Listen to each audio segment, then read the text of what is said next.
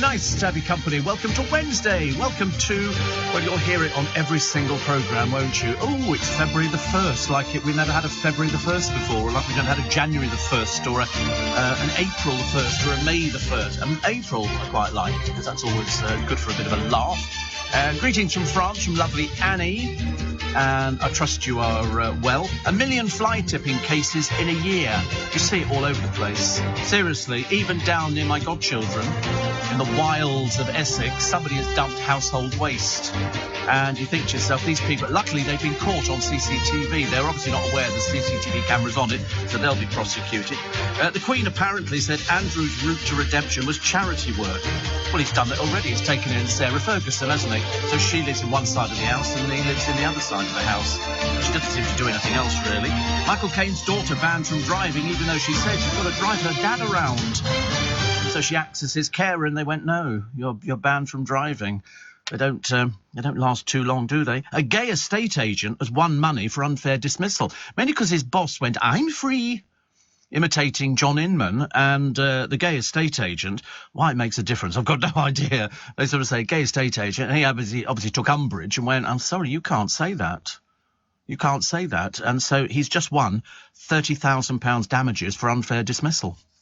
30,000. That's what it comes down to now, isn't it? It comes down to, to money. You can't say something which is going to upset somebody. Also, do you remember the Just Stop Oil protesters, the pathetics, as we prefer to call them? Oh, we don't work because Mumsy and Dadsy look after us, and we change our names to make us sound posh and everything else. These were the ones who slapped cake on King Charles's waxwork. They've been ordered to pay £3,500 in damages to Madame Tussauds. Hurrah! Or off to prison. What a brilliant idea. Only Fools and Horses stage show closing after 4 years. Had a good run. Had a very, very good run. And what else we got? Oh, boffins believe they found evidence of 8 alien civilizations. Why they all have to have sort of big staring eyes and big round heads and sort of glow phosphorescent green, I have no idea. But that's the way it goes. Naomi Campbell visits a mosque in Abu Dhabi with her child. All a bit peculiar, that one. What else have we got? Oh, the disabled TV presenter, Sophie Morgan. Her wheelchair was damaged. Now, I don't know how it works on a flight. I don't know whether or not they get her onto the flight in a wheelchair and hers goes into the hold. I don't know, because you couldn't get her up the stairs, so you'd have to put her on the lift. And then, I really don't know how it works, actually. There must be some way of doing it, mustn't there, really? Perhaps they sort of push her, and then in a BA wheelchair, hers goes into the hold, and then they put her in the seat. She would obviously be put on the plane first and taken off first. And then they fold the chair up, and then they take it back off again. That's the only way I can think it would work. But anyway, she reckons that the wheelchair's been damaged. It's worth about £5,000, this wheelchair. It's electronic. It's got batteries and everything else. The nurseries fighting to stay open, although today 7 million children are going, oh, what a shame. We'll have to miss our lessons because the teachers are on strike. There you go. You can't take your own wheelchair into the passenger cabin of a plane. It will be there you go. I was right, actually. And you tell the airline, and what they do is they've got their own wheelchairs which they take you onto the plane in. You can't take yours on.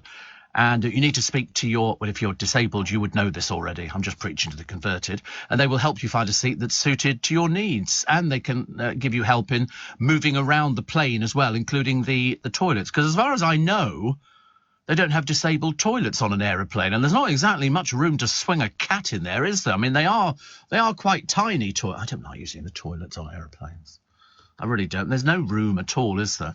But so you could check the wheelchair in as check-in baggage with most airlines, but you can't take it onto the plane. But you will know that. But she says they actually damaged it. And their advice from BA was, well, if you'd like to email in. And you think, she's in a wheelchair. She's on loose women. What do you mean she's got to email in? I mean, don't they have a faster system? Can they not do that? Would that not be a lot easier? But obviously not.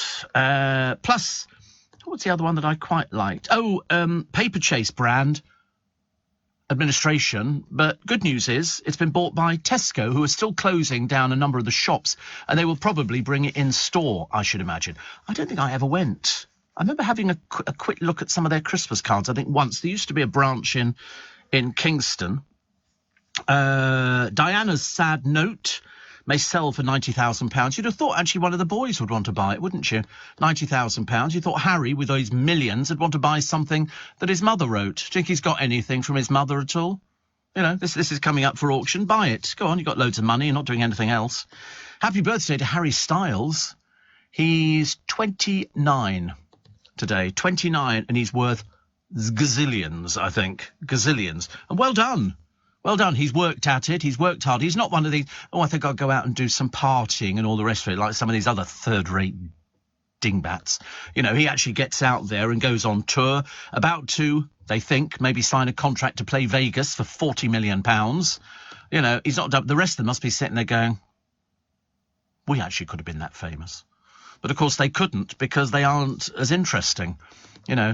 It's a shame, really, because as a group they were very successful. I remember when they appeared in Leicester Square, I looked out of the window and there were thousands of girls, a few boys, but thousands of girls out there and just waiting to see One Direction. It was absolutely amazing. You know, in the days when Harry Potter and the cast appeared down in Trafalgar Square, all the girls who were out to see the cast were herded into cages. Seriously, like fenced-off bits. If they wanted to go to the toilet, they had to sort of be let out individually to go down to the toilet, then come back in again to the cage. And they stood there, best part of 2 days, I think, until the Harry Potter cast appeared. I mean, it was quite something to watch. I used to see it, you know, all the time. I think it was amazing. Steve, love the aliens. Can't wait for them to come down and save us, so they'll probably go on strike. Well, they will do, because they'll have nowhere to land. You know, it'll be a case of, sorry, we brought our spacecraft down. Hello? Anybody listening to us? You know, and then all of a sudden, you know, they can't find anywhere to put, well, they'd be on strike immediately, wouldn't they? Because today is the day when everybody's on strike. In fact, I'm feeling about going home myself in a minute, because I'm not sure. Although my train, South Western, we might be okay. Waterloo Station might be okay, because we love South Western. We love South Western. I mean, there might not be as many trains as we were expecting, but even if we've got a few, I'll be quite grateful for that, because Abellio, the buses, although we have 2 buses that serve our area, Abellio is one of them, then there's another one, and that one I can generally... If I can get to Twickenham railway station this morning, because you've got the buses out, you've got the... I mean, just about everybody's out today, I think, and I think it's for 2 or 3 days, something like that, 2 or 3 days... I think they were definitely going out for a little bit more than we were sort of thinking, although we don't seem to be achieving anything. You know, people sort of put in a price of what they want. There's a piece in one of the papers today, and it's in... Wait a minute, let me just find it. I don't want to get it wrong, actually. Marina Hyde, writing in The Guardian today, talks about Prince Andrew's wince-inducing comeback. He is creepy, isn't he? He's very creepy. And... somebody writing in The Telegraph today, this is Alison Pearson, says Harry and Meghan would only turn the coronation into a tawdry family drama. Yes, I have to agree, actually. I think that's what exactly they would do. So you've got Abellio bus drivers striking for 3 days from today up to Friday. And then you've got train drivers represented by ASLEF. And the RMT will strike on February the 1st and 3rd. No rail strikes Thursday. Strikes on the Bakerloo line Saturday, Feb the 4th, and Saturday, Feb the 11th. The Unite Union, representing bus drivers... Sorry to bore you with this. The Unite Union, representing bus drivers, is calling for a pay rise to reflect the cost of living. What about is anybody thinking about us? Hello? Hello? There are other people out here who pay tax, other people who go to work and having to sort of get round it, and all they're after is a load of money, which is not coming from us. It's coming from, you know, from why are we suffering? Nobody spares a thought for us, do they? They just go, sod you, we don't really care about you. Apart from South Western Railways, who are thinking about us all the time, which is very nice indeed. So thank you very much indeed. But, you know, you just have to make the best of it. You've done it before. You can do it again. And also, the other thing I better tell you to do, if you are going to drive today, put petrol in the car. The reason I tell you that is because the price of petrol is going up. Okay, the price of petrol is going up, and so I've got to put some petrol in today. I should probably put about 80 to 100 quid's worth in, because I've got about a quarter of a tank left, which is not enough to get me to my brother and back again. So I'll put about 80 to 100 quid in, and that'll be. I don't need to worry about it then for a few weeks, because I've not really got anything else, which I can't do by getting on a bus. So that's fine. But just make sure you sort of get everything sorted out. I've also got to arrange a doctor's appointment today and get a haircut. I mean, honestly, you think your life's complicated? You want to be in my shoes? Well, you don't really, because they're 10.5 and they probably wouldn't fit you at all. Shane says Harry Styles is coming down to Australia in a few weeks. I think all the tickets have been sold. Yeah, I mean, he's phenomenally successful. Phenomenally. And I couldn't name any of his hits. Surprised, says Roger, to hear that Fools and Horses at the Haymarket is to close, because last Saturday night the queue to get in was humongous. Yes, I don't know whether or not it's like that throughout the week. It's no good having... Saturday night, one night does not keep a show going because there are costs and stuff like that. So I don't know. There must be a reason why they're closing it. Unless it was only ever... But it's been in there for 4 years. I remember when it first opened. And I think Les Dennis is playing Grandad, isn't he, at the moment? So he would pull in an audience. And I think people like it. People want to laugh in this day and age. They want sort of something that gets them through it. So you don't kind of feel that, it's all collapsing. The price of food is up 16.7% or something, and your bills are coming in. And you read these horrendous stories of people who... There was one woman the other day, and she had mental issues, but she was so frightened about opening bills, she didn't open the bills. She didn't want to open them. She didn't want to know how much her electric and gas were. She had a partner and everything else, and she just decided that she would take her own life because she thought it was the only way out, but she never opened the bills.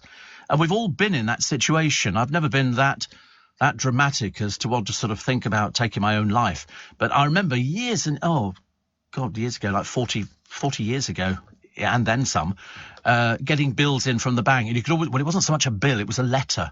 And if it was a letter from the bank, you knew it was a letter from the bank, and you knew what it was about. And I used to leave them on the mantelpiece thinking, perhaps I won't open it just yet.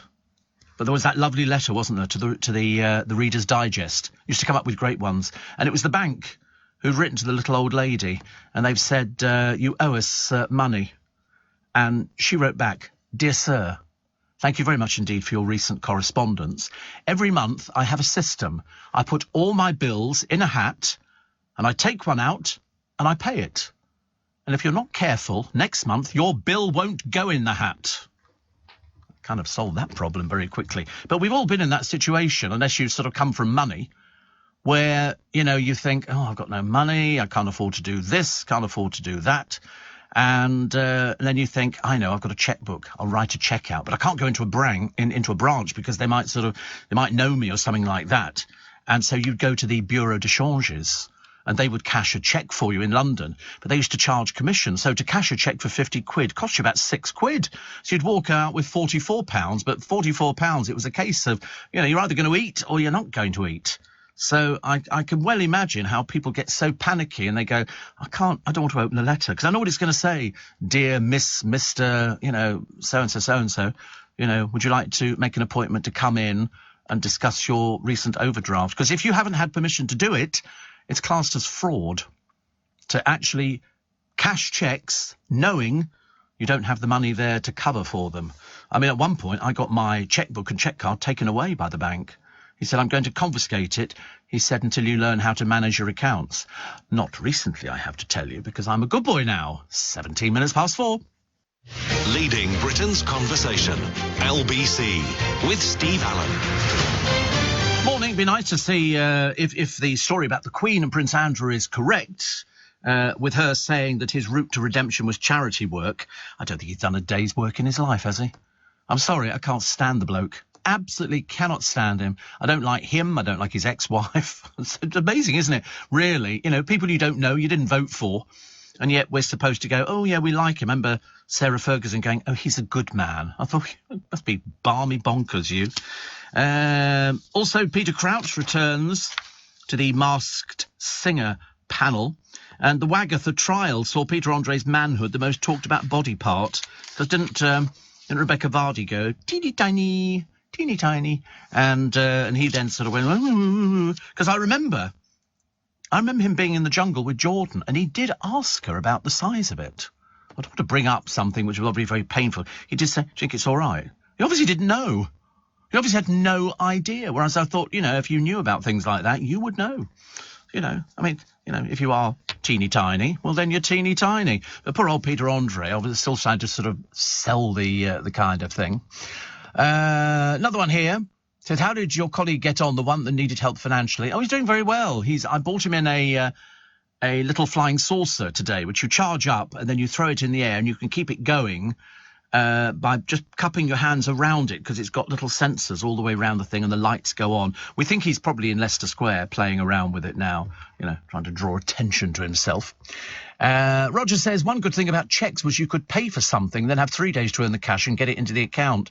Yes, it was a bit of somebody told me, and I think it was one of those money men, he said the only way to play a credit card is at the end of each month, pay it off.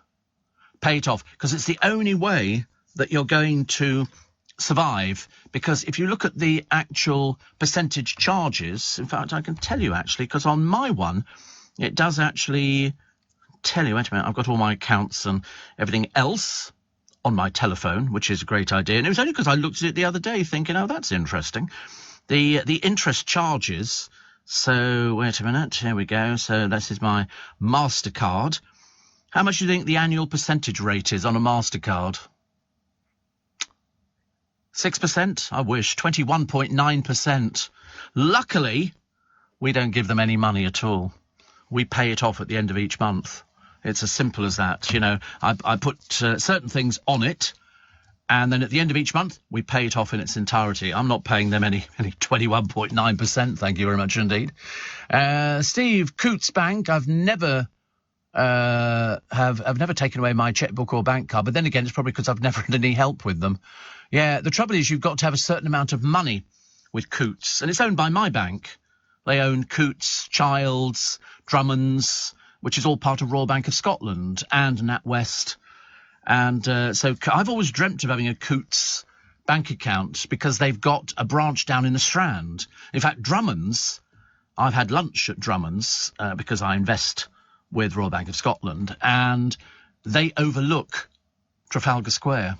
And they've got all their records, because everything in the early days was all written by hand into the ledgers. You'd go in there and the ledger, I used to like going in there just because it's an old-fashioned bank, whereas Coutts is very modern. It's directly opposite Charing Cross Station, and it's got a huge window frontage. They always have great it's almost as good actually as, what's that clothing shop where they have really lovely window displays, but Coutts are so big, their window displays at Christmas have got all lights that move and bits of it. It's really good. But there is that clothing shop owned by Eric Clapton, and I can't remember what it's blooming well called now. It'll come to me in a moment. I pass the blooming thing every day. And it's got, all those old hunting, shooting and fishing clothes. That's what it's got, actually, in Cordings. That's right. See, I love all their window displays. I love them. They're good. Very good indeed. And one here. This is Darren and Adam in a place called Ropley in Hampshire. They say, we often talk about how we wish every presenter was as honest as you. Are you on drugs? What a bizarre thing to say. Every presenter's very honest. Every single one of them. I've never heard of any presenter that isn't honest. I mean, you could spot people's voting now just by listening to somebody's programme for 5 minutes, and you will sort of work out quite quickly what everybody votes, except on this programme.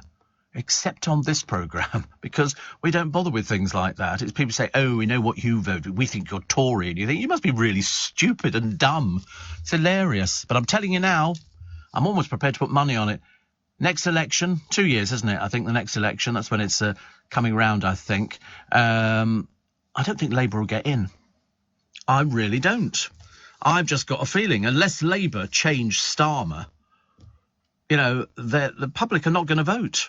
They like the idea of having a change from Conservatism, but they've been in for 12 years, for God's sake.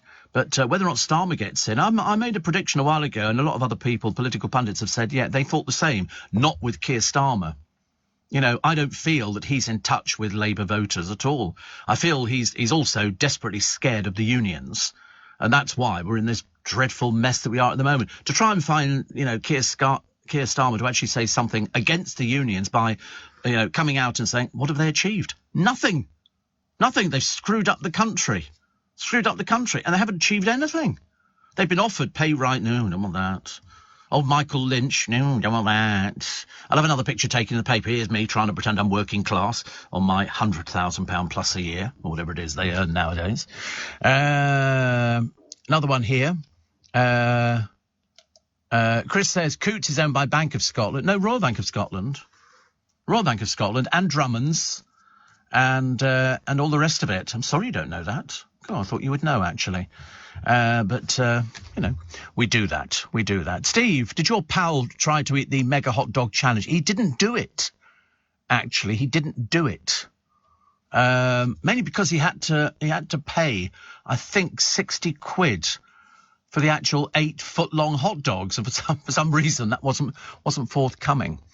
And Steve, I went for £1,000 bank loan to buy a used Renault 16. My pride and joy then was involved in a car accident. The car was written off, but I made the mistake of only having third-party insurance. Oh, and also the other thing, when you buy a car, and so I've obviously got fully comp insurance on my car. If I have an accident and the car's a write-off, they won't insure you for what you're paying for. They will only insure you for what the car is worth. So if they say your car's only worth £85,000, but you think you're insured for £150,000, well then you're only going to get the 85. It's a bit of a swizz, actually, because you do need to have insurance, because you can't drive it out on the road unless you get the insurance, and they hold you to ransom. They go, oh, we're going to put your insurance up. And you go, why? I always threaten them. I say, well, listen, I'm not putting up with it. I don't want to be with you anymore. I'm going to find another insurer.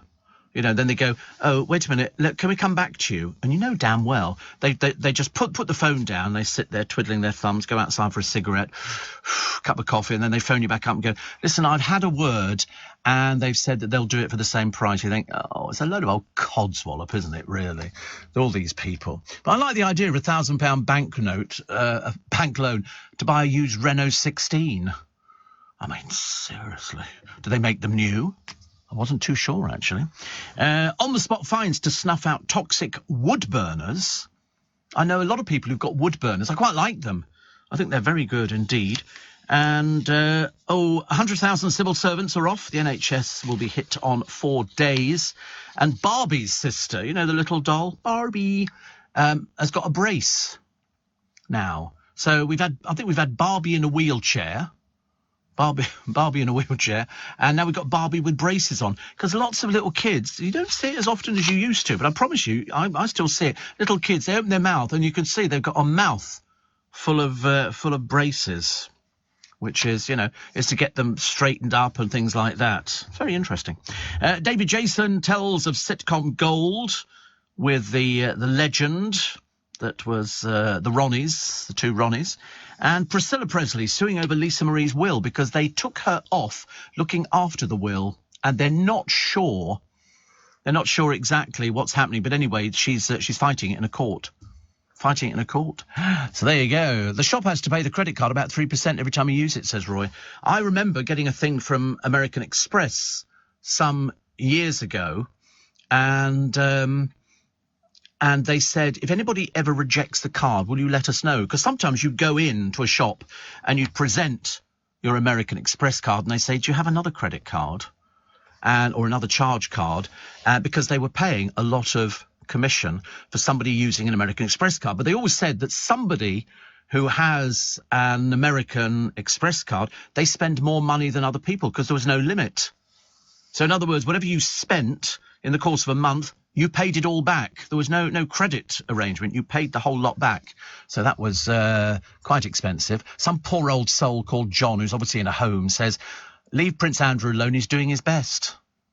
You really are stupid, aren't you? I always makes me laugh, people like you, because sadly you vote, which is always a little bit embarrassing, isn't it, really? But you probably don't understand what it's simple, isn't it? Just put a cross in a box, because you obviously can't write your own name. Kate fights back tears as she confronts Matt Hancock. He doesn't get it. He really doesn't get it. He's not interested.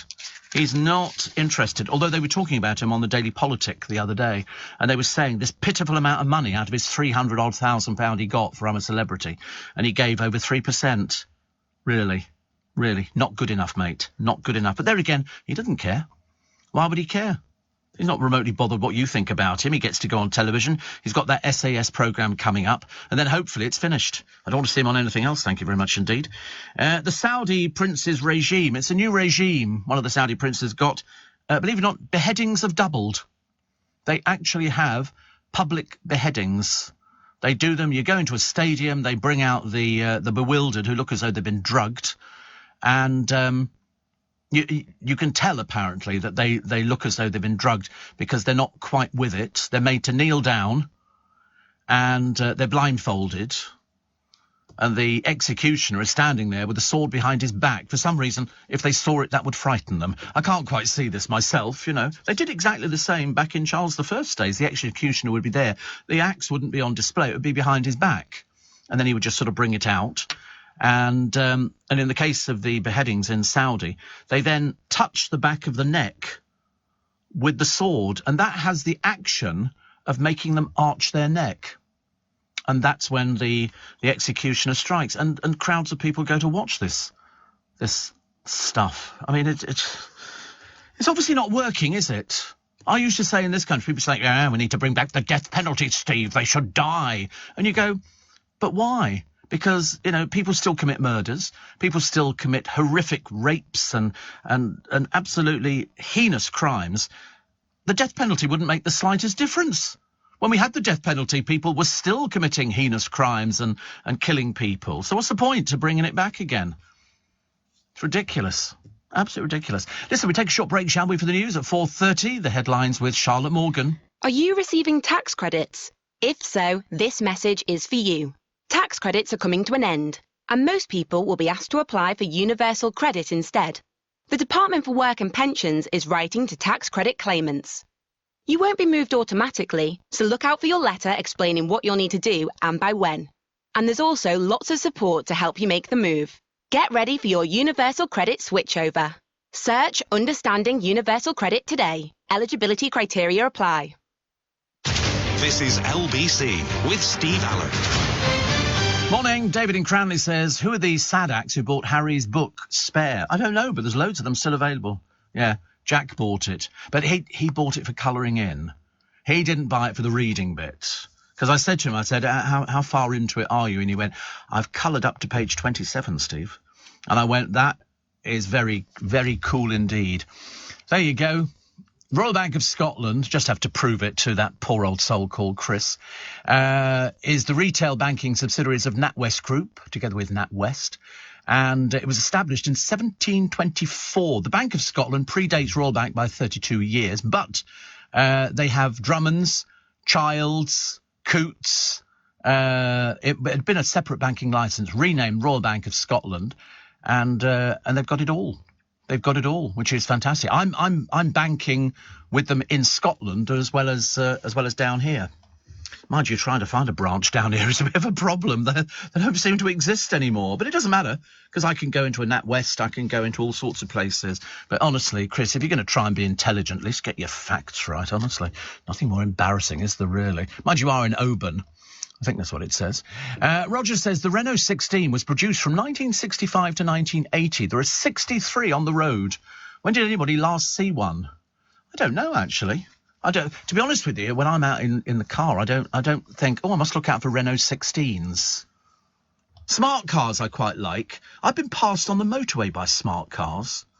You know, I'll be sitting there and some little thing powered by two old ladies and a gyroscope disappear past me, and I think, wow, they move a bit. I wouldn't want to be involved in an accident with them. Thank you very much indeed. But there you go. That's a Renault 16, is it? Wow. God, they're unattractive. But at least they were a four-seater car. And they have festivals. They had one in 2021. And people take their cars there and they all look lovely because people like looking around cars. But I'm not really a car person. What do they call them? Petrol heads. I'm not a petrol head. I know petrol goes in the car, But I couldn't tell you. My friend Chris knows everything about cars and could tell you this and the torque and, speed, 0 to 60 and whatever it happens to be. Mine's fast. I know that's true. It's very, very fast and it's very reliable and it's very nice. I like the thing that I've got, and I obviously pushed the wrong button the other day. And so you've got windows in the car, but I pushed a little button and black screens come up against the back windows. Which is really cute, actually. It's so that people can't... There's nobody in the back seat. I'm just sort of telling you. It's sort of one of those things. But, well, you know what the paparazzi are like. They try to take a picture and I go, listen, boys, not now, mate. Not now. Wait till I do something that's interesting. Then you can come and take a picture. Poor old souls. I like the story of the Auschwitz survivor who receives the MBE for the educational TikToks. And I watched a film the other day and I now can't remember what it's called. It is a most bizarre film. It's coming up on the television, and they showed clips on the television a short while ago. And I remember looking at the clips thinking, oh, that's interesting, but I'm not going to be around when this film goes out, so I'll buy it. And so I bought it, and I watched it yesterday. Let's see if I can remember what it was called. It's got a very, very odd title of this film. Wait a minute. It takes you forever to sign in to Amazon now. You've got to put in this password, that password, then it's got to do the face identity and everything else.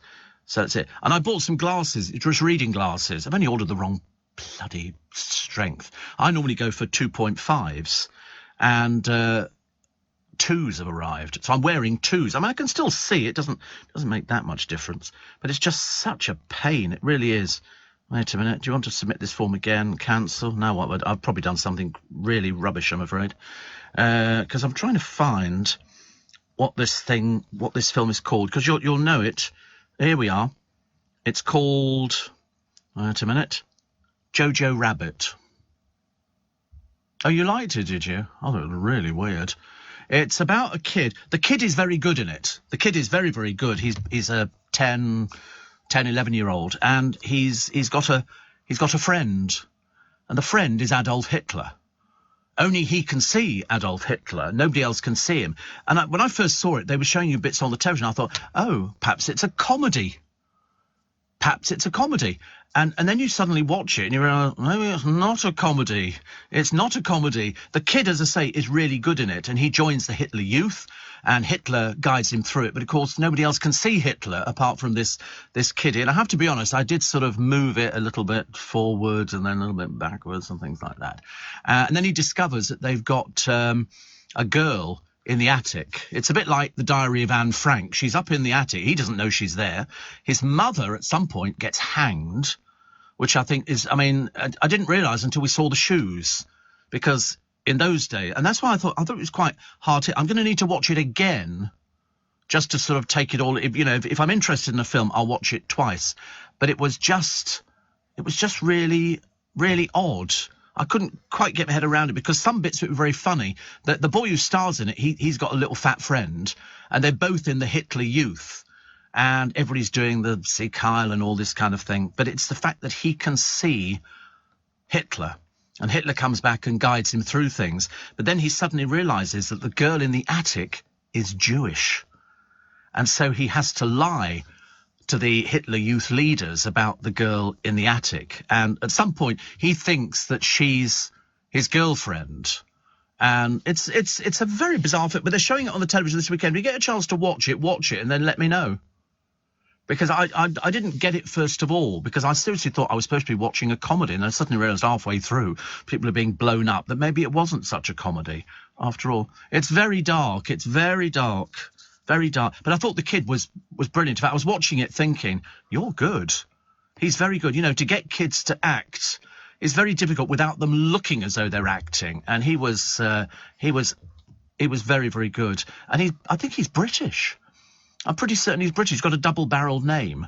And I remember thinking, where do they find these kids from? Is he from an acting school? Because I remember that there's an acting school in Richmond. You could always tell when they were at the station, because everybody from acting schools, it's terribly loud. Everybody's very loud. We've got to do this. Yeah, oh, it's great to see you. And you watch all the school kids on the station, if they haven't seen each other since, 2 days over the weekend, and they all hug each other and high-five and all that. I think, ghastly, ghastly. Steve, I had a Renault 5. I called it Ritz because it was a little cracker. Oh, I like that idea. Thank you, Phil. I never understand the people who name cars. I never understand why you'd ever want to name a car. Jack doesn't drive. Merciful. That's a blessing to all of us, I have to tell you. I don't, I wouldn't even trust Jack out on his, learning curve. It just wouldn't be happening, actually. And you got a licence? Yeah. Well, you passed a driving test? Oh, dear God in heaven, please don't drive. Please don't drive. I couldn't bear it. You imagine. I used to get people at traffic lights and they'd see me sitting next to them and they'd start revving their car up. And I used to think, oh, please don't embarrass yourself. It's so silly. Somebody tried to do it once and they stalled the car, which I thought was hilarious, actually. Gaz says the film is Jojo Rabbit. This Saturday, Channel 4, 9 p.m. Young boy in crumbling Nazi Germany has an imaginary friend called Adolf Hitler. It's dark. There are certain bits of it where, the boys are running through and they're blown up and all sorts of things are happening. But it's the hanging of his mother. And I never quite got. I had to go back to find out why they hanged his mother, because she was glamorous and lovely and just looked the part. And then he sees her. He's out there. And it all starts really because he's in the Hitler Youth and they go to him, "You're a coward." He goes, "No, I'm not. He's only 10, little lad." And they give him a rabbit. Kill it. Kill it. He's expected to kill. I thought, please God, he's not going to kill the rabbit. And they give him this rabbit and he's holding it. They go on, kill it. You're obviously frightened, aren't you, to kill it? Because they wanted to see whether or not he was up to it. And in the Hitler Youth, they gave you all knives. You had these knives. They want to know where's your knife? Why have you not got it with you? And anyway, he couldn't kill the rabbit. So the leader of the Hitler Youth picked it up, went, broke its neck and threw it into the woods. Very bitter in those days. Very bitter. Very bitter. But Jojo Rabbit. So check it out, actually. It's interesting. 84850 steve@lbc.co.uk. David said, "You ever go to the Anne Frank Museum?" I didn't. I know where it is. It's in Amsterdam. And it is, I think it is the top tourist attraction in Amsterdam. I think so. But in fact, they used to do the Diary of Anne Frank on stage. And there was an actress. She was married to a very famous filmmaker, and her name was Pia Zadora. Apparently, she was so bad at acting that when the Germans arrived on stage, the audience shouted, "She's in the attic!" It was as bad as that. But I'd like to go there, actually. I'd like to go and watch that. I'd like to go and go to the museum, because I have been to Amsterdam, but for some reason, I don't know why. Mind you, we arrived in Amsterdam in a car, and within 2 minutes, we were offered drugs. I said to the bloke, I said, "You've not got Halib Orange, have you?" And he went, "No." And they sell drugs openly. There are cafes where you can smoke drugs legally in Amsterdam. Admittedly, you don't want to get in any of the cars driven by taxi drivers around that neck of the woods. Very dark, says Shane. That film, Jojo Rabbit. Everybody knows about it. Yeah. And Kim says, "I liked it, great acting, but look at the director, you'll see why it's an odd film." It was certainly bizarre. I'll tell you what I did like. They've got a song by the Beatles sung in German. The Beatles are singing in German, and then there's another act later on in the film, and I think it's David Bowie who is singing in German. Because when I first started hearing, I thought, was it, "Oh yeah, I tell you something," but it's sung in German. And I thought, I'd forgotten that the Beatles recorded in German because the German market was a huge market, and they were singing it, and I'm thinking, I know this song. Why don't I recognise the words? Sung in German. And then David Bowie, "We could be heroes just for one day," but sung in German. It was an odd film. I agree. Steve. Oh, I'll have to tell you this one in a moment, because it's to do with pants. And very important. If you're buying pants nowadays, they're so expensive. Seriously. Apparently Richard Madeley goes commando. I don't think it's possible to go commando. I really don't. It might be all right for old Rich, but not for many of us. Let's take a short break, shall we? 4 to 5. Leading Britain's conversation. LBC with Steve Allen. Do you know what they're bringing back onto the television? Gladiators. It was rubbish first time round. Ladies and gentlemen, Wolf. And on with this peculiar man who's back in the papers again because he said he wants a bite of the action. The kids loved it. They had these hands. They were doing all sorts of things. I never kind of got it. People fighting each other with giant cotton buds and stuff like that. But it's coming back onto the television. They'll probably be sort of putting it putting in there. You'll see loads of things of all the people who on it. Jet. I can't think of any of the names. Oh, one of them went out with Ulrika Johnson, but there again, everybody went out with Ulrika Johnson. But it was the revival of Wolf, who wants a bite of the action. Now he's completely bald. Before he didn't have much hair. It was sort of long, but it always looked like a toque or something like that, which wasn't very good. What have we got here? Barbie's Sister and the Brace, I quite like, actually. And The Crypt, found under a shop. They go down into the cellar of this shop, and it's in a historic market town, and they discover that underneath their cellar is a crypt from the 1300s. Now, in Fleet Street, when we used to be in Fleet Street, there is a pub called Ye Old Cheshire Cheese. And Ye Old Cheshire Cheese has not changed for donkey's years. Dr. Johnson used to go in there, and it's all booths upstairs. The actual front bar, tiny, tiny, tiny. But in the back part of the Cheshire Cheese, we had some parties there. You'd go down the steps, and it was an old chapel built in about the 1100s or something. I can't remember what it was. And you went down and it was just a fantastic place to go to. You know, there was so much history in Fleet Street. I loved it. I thought it was absolutely brilliant. But this crypt found under the shop, I need to see things like that. So Paper Chase in administration. Also, what was the other one? Naomi Campbell. Oh, yes, there's a little boy called Luke. Luke is 11. He made £1,000 so far. He buys loads of Haribo in the big boxes, which you get in Costco, and then he puts them into little packets and then sells them to his school friends. I quite like Haribo. I don't have them very often because obviously it's just sort of sugar and stuff like that. But they do them in Costco in big plastic boxes. You either do the sour Haribo, which I quite like, which have got sugar on it. It'll be like that. You know, you can't bear it. And then they do the little packets of Haribo, which are very nice, actually. Chris says, anybody who likes Jojo Rabbit will like The Birdcatcher, a film on a similar theme but much darker. Oh, it can't be darker.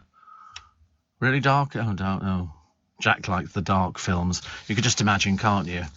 Going round to Jack's place on a Saturday night, he opens the door, you know, he's got the monk's cowl on, holding a small candle in his hands. Yes. So I'm here for the film. Come this way, Steve. We've got your seat at the front. And you go in, and it's all candles and everything. Oh, no, thank you very much indeed. Steve, anyway, says James, heard you discussing the cost of M&S pants. I agree, they often have a nice choice and are increasing in price, but have you ever looked at TK Maxx? They've got an amazing selection, mostly designer labels. You see, I don't get this designer label pant thing. Who cares? What do? You go to somebody, hey, designer pants. You know, you show somebody and they go, what are they? And you go, McQueen, Calvin Klein. You know, and you go, listen, they're pants. If you're a multimillionaire, I mean, I don't think it would make any difference what pants you were wearing. Although, as your mother used to tell you, you know, always put clean pants on just in case you get run over. I thought, well, I don't think the firemen are going to go, well, he's been run over. Oh, thank God he's got clean pants on. You know, they're not going to worry about stuff like that, are they? I don't think so. Because when you're younger, you don't really care, but they're just pants. But as you get older, people have got to have... I remember when my godson was growing up, he and his mates used to go to this shop in... I can't remember where it was, actually. But they sold pants for sort of, you know, young trendies, which had sort of patterns on and Superman and all the rest of it. And he said, oh, they're really flash, these sort of things. And I remember thinking, it's a pair of pants. Who cares? But you've got to have the right pants on. And also, if you're in a boy band, you have to make sure your pants are showing over the back of your trousers, which is the most peculiar thing I've ever heard of. I remember a little boy called Abs, not the brightest penny in the box, used to have his pants, but they were sewn into his trousers. So that, because he went to Dale's wedding, and I remember thinking, why don't you just pull your trousers up? You know, because you've got your trousers, and apparently, I'm told, it's based on prisons in America where you show your pants. So your trousers are halfway down your bottom, and then your pants are sort of showing for the other. It's the most stupid thing. I always said, pull your trousers up, for goodness sake, honestly. So annoying. Donnie Darko had a rabbit in it, and that was confusing, says Sula. I think I bought Donnie Darko. I'm pretty certain, actually. Steve, Sue in Hackney, still currently residing. My first car in Morris Minor, called Boris. Yes, Boris. Boris, the Phantom Killer car, 73. And then every car after that has been named. Polly Panda. My latest car is called East because of the number plate, a Mini Cooper. Name your car. I've never called a car a name. It's just a car. That's all it is. I don't even think it's a particularly special car. I like it to be clean, and that's about it. And I put petrol in it, and then it just sort of vanishes. But I never think about it as being a car. I don't do automatic car washers. No, I do the hand wash. No, the hand wash. Because the car ones are plastic, and they can whip your paintwork, and I don't want swirls on my paintwork, thank you very much indeed. You know, it's got a nice expensive paint job on it.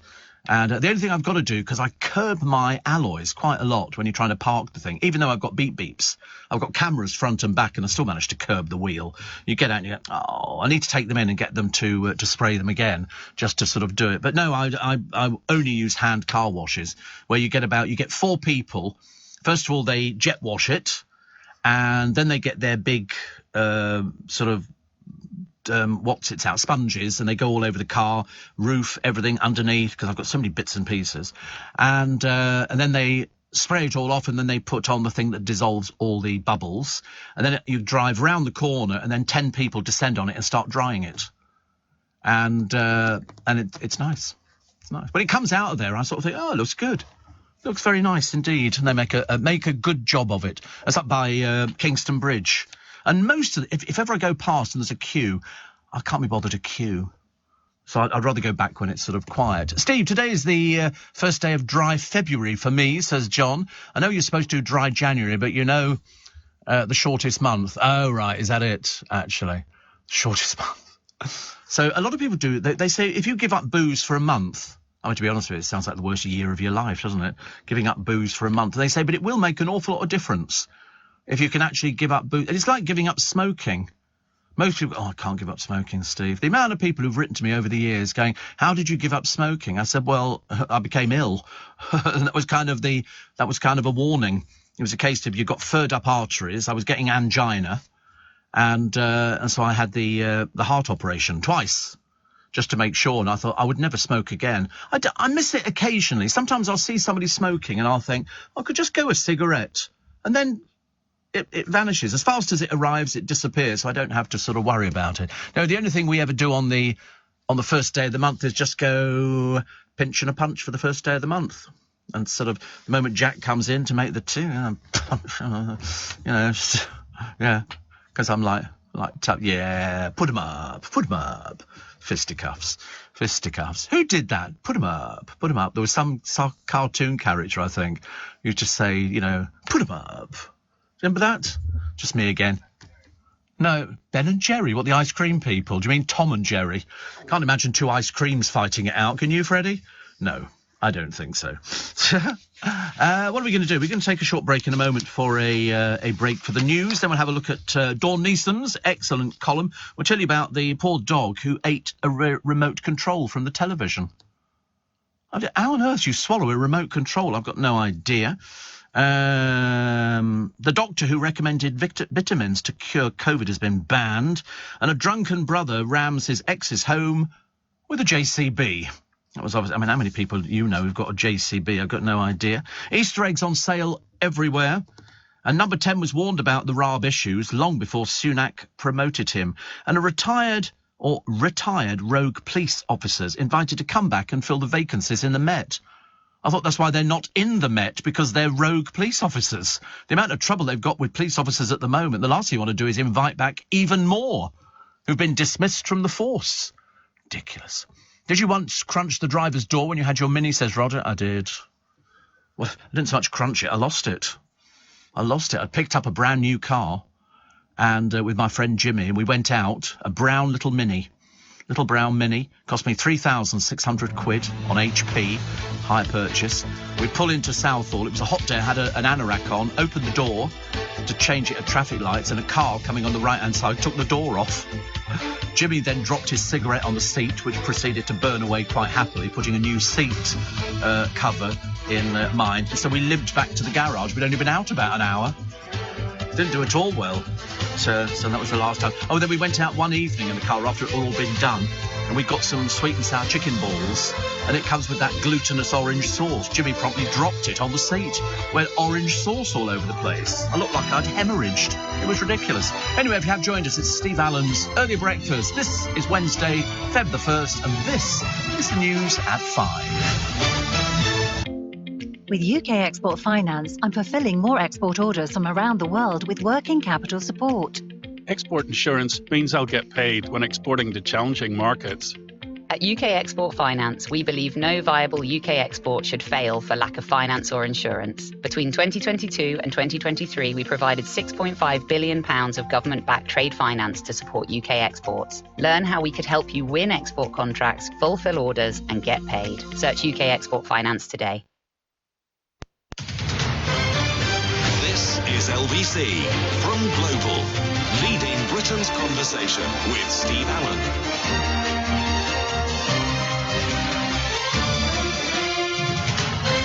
Morning, nice to have your company. Welcome to the first of the month. Welcome to Wednesday, February the 1st. It's only 28 days. It'll whiz through really fast. And apparently we're heading to spring. That's what they say. And the one who said, put 'em up, was the Cowardly Lion in The Wizard of Oz. You are right, Kathy, and everybody else who said that. Thank you, Donald. I forgot, I could see it. I just couldn't remember what it was, which is good. And Steve says, Kevin, talking of underwear, I remember the time I forgot my PE kit. Yes, we had that at our school. If you forgot your PE kit, they would make you do PE in your pants. And it was, I mean, when you look back on it, you'd have sued them. Absolutely sued them. But he says, I forgot my PE kit and had to do the lesson in my pants. The headmaster wasn't impressed. And I never taught at that school ever again. No, we used to have kids who would deliberately leave their PE kit at home because they didn't want to do it. Or they'd forge a note from their mother saying, I'm terribly sorry, little Jack can't do things today because he's not very well. You know, and so you never skip PE. Oh, I liked it, especially when it was raining, because then we were in the gymnasium and we used to play Pirates. Did you play Pirates? That's where you brought out all the gym equipment, the boxes and the ropes and everything else, and somebody was it. And you would have to jump on all these boxes. If you touched the floor, you were out, or if they touched you. So I used to climb ropes and sit at the top there, and they'd just climb up after me. I was dead easy to catch. But I do remember, you know, certain people in our class who didn't bring their PE kit in, and they made them do the thing in their pants. In the same way that at our school, if you didn't, because a lot of boys, we were sort of 14, something like that, you had to have a shower after gym. There was no way getting out of having a shower. When you think about it, it seems like masochism. But you had to do it with nothing on. So if you went into the showers and you were wearing swimming trunks, something like that, they'd make you go take them off. Because there's something about having a shower, don't ask me why, having a shower in your swimming trunks, you're not as clean as you should be. Well, we thought it was bizarre, but they made you, so of course you'd run around the showers as fast as you could. Oh, shoop. No hanging around there, ladies and gentlemen. Anyway, I trust we find you well. Car names. I've got a 1951 Ford Mercury, says Todd, which looks like the Black Scorpions car in the film Grease. Grease Lightning. It's a Grease Lightning. Oh, Grease Lightning. Oh. I could have been in that gang. Not quite the butcher's side of it, you know, but I'd have been, oh, Grease Lightning. It's got flames down the side, and my wife named it Bernadette, as with the flames. Bernadette. And it cost a bomb, so debt. It does do well occasionally getting TV work. It was on the Paramount Plus adverts with Uma Thurman, and on Top Gear last Christmas when Freddie Flintoff drove it. Roll on the summer to get it out more, says Tom in Basildon. Oh, people who love their cars. I don't get it over cars. But when I got my latest one, when I went down to my godchildren's, they all had to go in it. They all had, and they want to play with it. And my youngest's boyfriend, Dan, he was trying out, because I've got a remote control in the back for the television, and it will do all sorts of other bits, and they're all playing and doing this. And luckily, my godson is very good at things, so he programmed my phone into the car, so it's got all my numbers in my phone in the car's memory bank and stuff like that, because I don't know how to do that. I just have to rely on other people. It's like, you know, I've got a friend of mine who does computers. he knows all about computers. So every so often he'll go onto my computer and he'll say, oh, you've got 7 million viruses or something. Luckily, I haven't had any problem with my computer for years now. Sometimes it would occasionally switch off, or you'd go and you think, oh, what the dickens is going on? But I haven't had any problems. But I need friends who know how to do these things remotely, so I give them remote access, and they can then sort of check all sorts of things. It makes it much easier for me. And then when I see them, I buy them breakfast or something like that, you know. Bit of a generous soul. Steve, putting them up with Scrappy Doo. You think? I think it was the Cowardly Lion, Taffy Nige, from Pontyclun in South Wales. I don't know whether Scrappy Doo did put them up. You think he did them as well? Yeah. Jack thinks so obviously it's not right. And because whatever Jack says, we just go completely the opposite. Stella from York says, my first car was a VW Beetle. Oh, my goodness. The plastic seats, when they got so hot, they'd burn your bum. Love my little car. Cost me £800. Yeah, you see, I've had all sorts of stuff. I've had plastic seats. And you're right, sometimes in the hot weather, you get in the seat, it was too hot. Especially if you're driving in shorts, which I wouldn't recommend at all. And I've got heated seats. Oh, yeah, I've got heated seats, yeah. Standard, mate. Standard. Wheels heated, engine heated, everything. I mean, it gets so hot. I mean, you can't believe how much heat is pumped out by these cars. I mean, the front of the car, I'm surprised the tyres never melted. Steve. It was somebody said it was the Hair Bear Bunch. I don't think it was the Hair Bear Bunch. Somebody was coming. There was a quiz question the other day, and it said, "Who are all these people?" And it turned out to be the Banana Splits, with a theme tune that went na na na na na na na na na na na na na. 1 banana, 2 banana, 3 banana, 4. All those stupid programs that we liked. We need a laugh. I've often said, where would we be without a laugh? Here, every morning. Every morning, 4 till 7. It's as simple as that. Steve, a lot of people have got some very interesting cars. There's obviously a lot of petrol heads listen to this programme. Which I say, I'm the least car person you would ever find. If I see a car, I like it. If I'm in the market for a car, I will go out and I'll go to the garage and I'll have a look and see what they've got. And if I see one I like, I buy it. It's as simple. I don't even road test cars.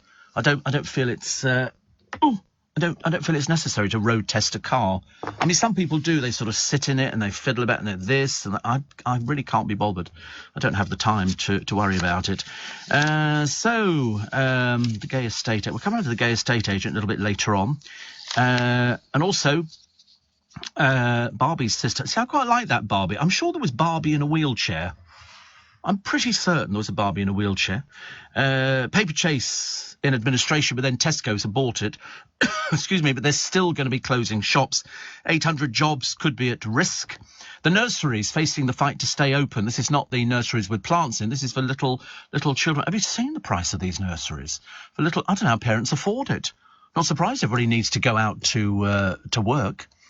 John says, when Meghan's books are due out? No. I have no idea, and no interest either in her book. She's kept very quiet recently, mainly because we've been too busy being bored with Harry. Perhaps what he could do if he goes to the coronation, he could get a whole tanker load of these books in and put one on each seat. Then you could capitalise on it. You could have people in the crowd outside the cathedral waving books, going, Harry, Harry. And then people will be going, oh, it's good, isn't it, really? So I'm not sure, actually, whether or not Meghan's got a book out. I certainly hope it's better than her podcast. Steve says, Roger, I bet your friend Christopher has names for his fleet of cars. I mean, actually, he doesn't really have a fleet of cars at the moment. He got rid of a load of them. But he does have some cars. But I thought he had them all sprayed white. I think he likes white cars. But he spent a fortune in the past on cars, but he doesn't have as many as he used to have. He's very disciplined like that. He's very disciplined, but he does like cars. Well, he has Carfest, which is phenomenally successful, very successful for him. What else we got? We've got here a couple have taken their millionaire neighbours to court over a 6-foot fence, and they say it prevents them using their front door. The fence, they say, has wiped £100,000 off their home. Because people do that. It's either that or years ago it used to be people had planted these trees which grew like topsy and you lost light and all sorts of things, which was not very good. Not very good at all. Neighbourly disputes. Bad news. Very bad news. Colin says, am I the only kid who used to watch Scooby-Doo and used to have butter and sugar on bread? Yes, you were the only child who used to watch Scooby-Doo.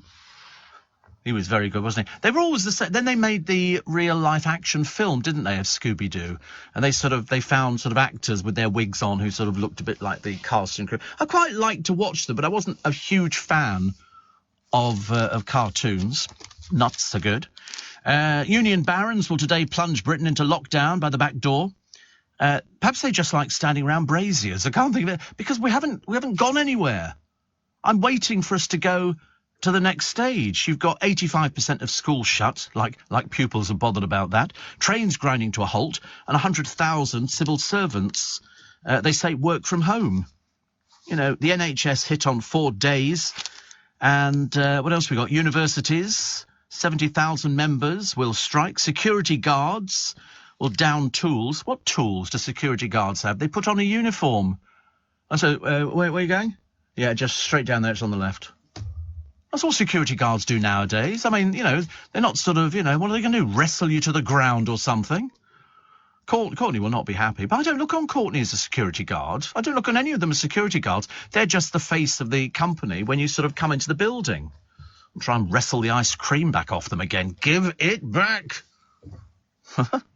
Trains, thousands of drivers are striking, except they're hoping on South Western to sort of run, as much of a service as they can. 100,000 teachers will be affected.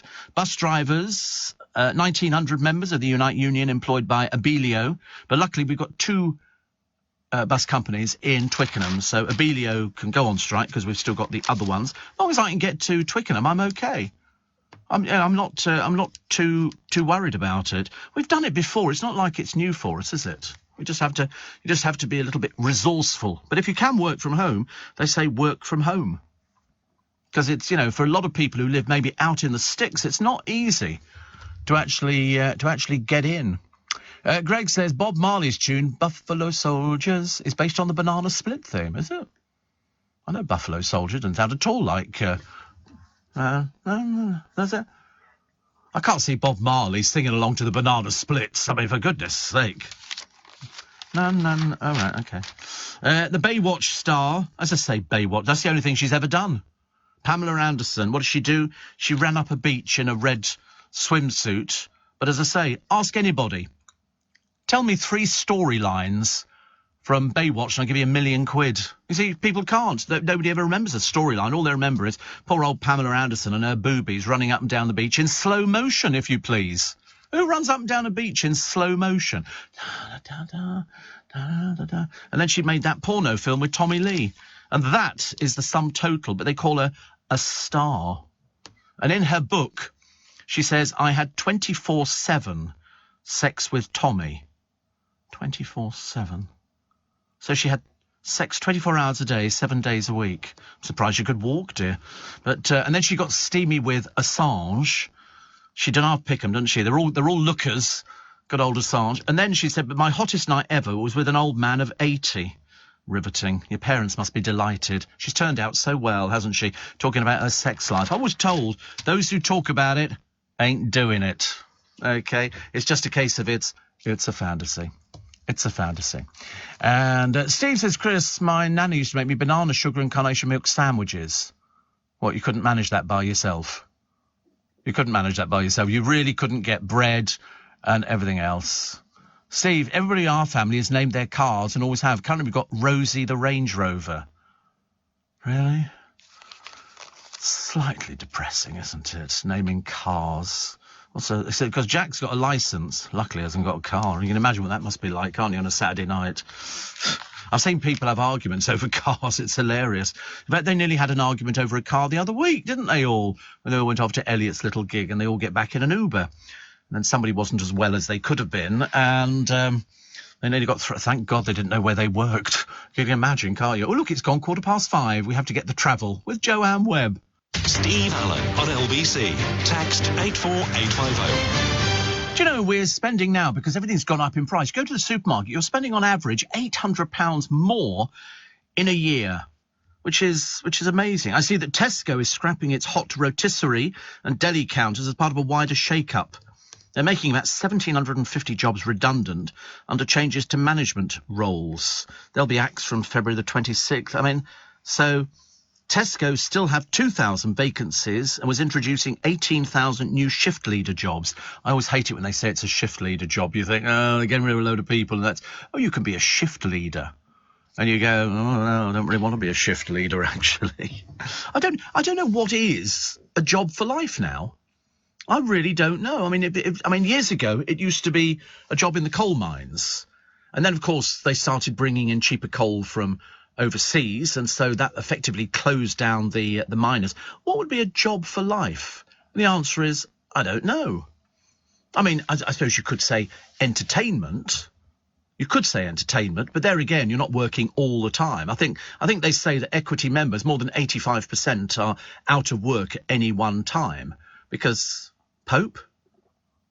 I suppose it is well, I don't know. Yeah, it is a job for life because you stay there till you die. So, being in a band, bands break up. They never last, bands. Yeah, but there's only a few members. They all drop dead, don't they? By the day they go, oh, look, we open the door. There's another dead pop star. They don't last as long as they did, because the trouble is, if you're a pop star, I mean, the only people you get that Irish group which Bono heads up. What are they called? Bono's group, U2, and they're still working. But then the Rolling Stones are still working, and even Paul McCartney's still going out on tour, and occasionally S Club 2 go out because they haven't got anybody else. And I think you find Steps go out occasionally when they need a little bit of money. But nowadays you find all these people going on to reality shows because that's the latest thing. And they go, oh, look, here's, like the other day when I was watching this cooking programme, and ABS was on it. I mean, seriously. I mean, what are they doing? They're going through agencies going, I'm sorry, have you got anybody who's really cheap? And so we can use them. And they go, we've got ABS. And you go, yeah, but most of the audience won't know who he is. That's the problem, isn't it? It's like, who was that group? Baby, when you go another day, don't stay another day. What were they called? Christmas #1 they had on numerous years. Stay now. Baby, if you go. What were they called? Stay now. E17. I mean, where are they? Once you've been in a group, what do you do when your money runs out? And you don't have the money coming in because you never wrote any of the hits. It's only if you write the hits that you make the money. So George Michael wrote the hits and then reaped the benefits. But there's loads of these groups who don't write. I don't think Steps write anything. So they must be surviving just basically, on their sort of gigs and stuff like that. But it's so expensive. I mean, the Spice Girls managed to get themselves down as the writing people on every single hit single. So they make money coming back in on that. So that's obviously the way forward. But for many of these groups, like the Westlifes of this world, they don't write anything. So what do? They sort of sit there. I think Lee Ryan lives in Spain now. I bet if you went over to Spain, you'd find he was living in abject poverty because he can't have made any money. Although he managed to get enough money to get drunk at the airport, didn't he? We remember that. Do you know who I am? I think you used to be called Lee Ryan, didn't you? Love Island has been plunged into chaos. As I pointed out to somebody a short while ago, they're not on an island, they're in South Africa. I thought Love Island was going to be in the middle of the Atlantic Ocean or the Pacific Ocean or something else with palm trees and then this sort of building in the middle of it. Apparently just 2 of the dating show's original pairings are still together after a fortnight because it's fake. They're only pretending to be within each other. And ITV bosses are now desperately rethinking plans for the villa in a bid to fan the flames of passion. A show is all about falling in love. Is it really? Good Lord, you could have fooled me. Pile of old dross as far as I'm concerned. Only Will Young and Jesse Winter and Shaq Mohammed and Tanya Mananga are in romantic couplings. Of course they're not. Don't be so stupid. Of course they're not. It's just a fake programme. They have to say that because if you don't get into a relationship, there's a chance of being evicted and there's nothing. Can you imagine the humiliation, the shame on the family? A failed Love Island contestant No hope of anything. You have to go back to standing in line at that little office going, are there any jobs out there for me today? And they go, well, what have you done before? I was on Love Island. Oh, right. What did you do on that? Nothing. Oh, right. So did you find a boyfriend? I didn't, no. I didn't. I was saving myself. A little bit late at your age, loving it. You know, these people do it, though. Apparently in last night's show, Ron Hall and Lana Jenkins were struggling after he said he wanted to get to know Sammy. She was also seen coming between Kai and Tanya. Apparently Kai and Tom both then slept alone outside. Anybody any the wiser? No, me neither. But they go, oh, it's getting a really good audience and everything. But it's just rubbish. You just feel sorry for these shallow people. Honestly. So how much did Elton John make on his last tour? Or the tour which still seems to be going on and on. 40 million? 40 million. Oh, no, you're way out. How much? 130? 330. Oh, no, way out. 663 million. 663. I mean, he's doing very, for an old man with a dead ferret on his head, he's not doing badly. Followed up by Ed Sheeran, 630 million. You need to write some songs, boys, really. U2, 597 million. The Rolling Stones, 453 million. Coldplay, 425 million. AC/DC, one of Jack's favourite, he loves AC/DC. 359 million. Madonna, 334 million. And U2, well, they get in twice, actually. U2, Vertigo, 32 million. Their other, 321 million, I beg your pardon. The other one was 360 degrees, 597 million. It's a lot of money, isn't it? When you think about it. A lot of money. Perhaps I should go on tour. What else have we got? Scissor Sisters frontman Jake Shears might be posing in his boxer short in the papers with his new record as anything but pants, because he's announced his first solo album featuring a collaboration with Kylie Minogue, who is currently riding high in the charts with her Rosé Prosecco. She's done very well out of that, and yet there's loads of people who actually got their own booze out. I mean, Cliff Richard's had his wine out for years, and loads of people have got their wine and stuff like that. I wouldn't ever buy anything because it had a celebrity's name on it. I'd buy it because I like the taste of it. I mean, I realise that people go, oh, have you? But I do have, certain celebrities. Job for life, Steve, funeral director. Yes, you might be right there. I mean, put it this way, you're never going to go out of business. But, I mean, what a job. I don't think I'd want that job. I mean, it's, I don't think it's as nice and as pleasant as people might think it is. It's, I mean, you're right, it's a job for life, but you have to wait ages for the money, because you've got to wait for probate to be granted before you get paid. So, and the rest of it, it's not the most stimulating job, is it really? Not the kind of thing. I mean, to be honest with you, if it was just somebody who had died of natural causes, well, I could understand it. But if it was somebody in a road accident or drowning or something like that, it's very difficult. They had a woman the other day, it was one of these 999, what's your emergency? And I thought, who cares? It's hello, help. And it was a woman who was trapped in a car, and they were giving her all these injections to try and numb the pain, but her foot had got jammed in the well, and they had to try and cut the front of the car off to get her leg out again. And she was screaming the place down. Seriously, I was screaming the place down as well. I wasn't even there. I was just doing it because I felt her pain. Dreadful. Steve, surprising, says Roger. Madness is still performing. Must be over 40 years by now. Yeah. Yes. Job for life, House of Lords, says Guy in the Isle of Man. Working for the council, says Richard. That's a job for life. It is, actually. And Steve, who's the lead singer of AC/DC now? The lead singer is Brian Johnson. Yeah, that's the lead singer now. But I've never seen them live, but big fan. Jack, big fan of them. He's got posters up in his bedroom and all the rest of it, which is good. I've a job for life, or put it another way, says Pete. I've got 2 hot tubs and 6 money pits today. He says, here I go, servicing your pool, whatever is the weather. See, I don't like hot tubs. Have you done a hot tub? Yeah, I don't like them. I don't know, you're just sort of sitting in the middle of a field, aren't you, in sort of all this gurgling water, which doesn't kind of appeal to me in the slightest. I'd rather a heated swimming pool. Heated swimming pool, I think, would be much nicer. But, so you have a good day, Pete.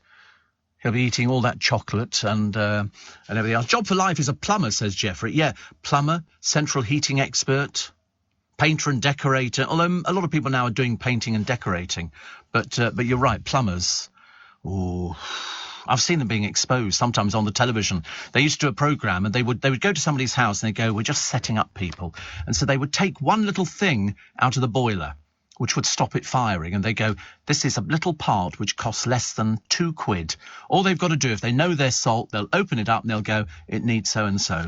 And I think every one of the people that they called round went, well, I can have a look at it. And you could see, you think, oh, God. And then they go, I've got it going again, but it might go again. You really need another boiler. And you think, no. And they would have them on the hidden cameras.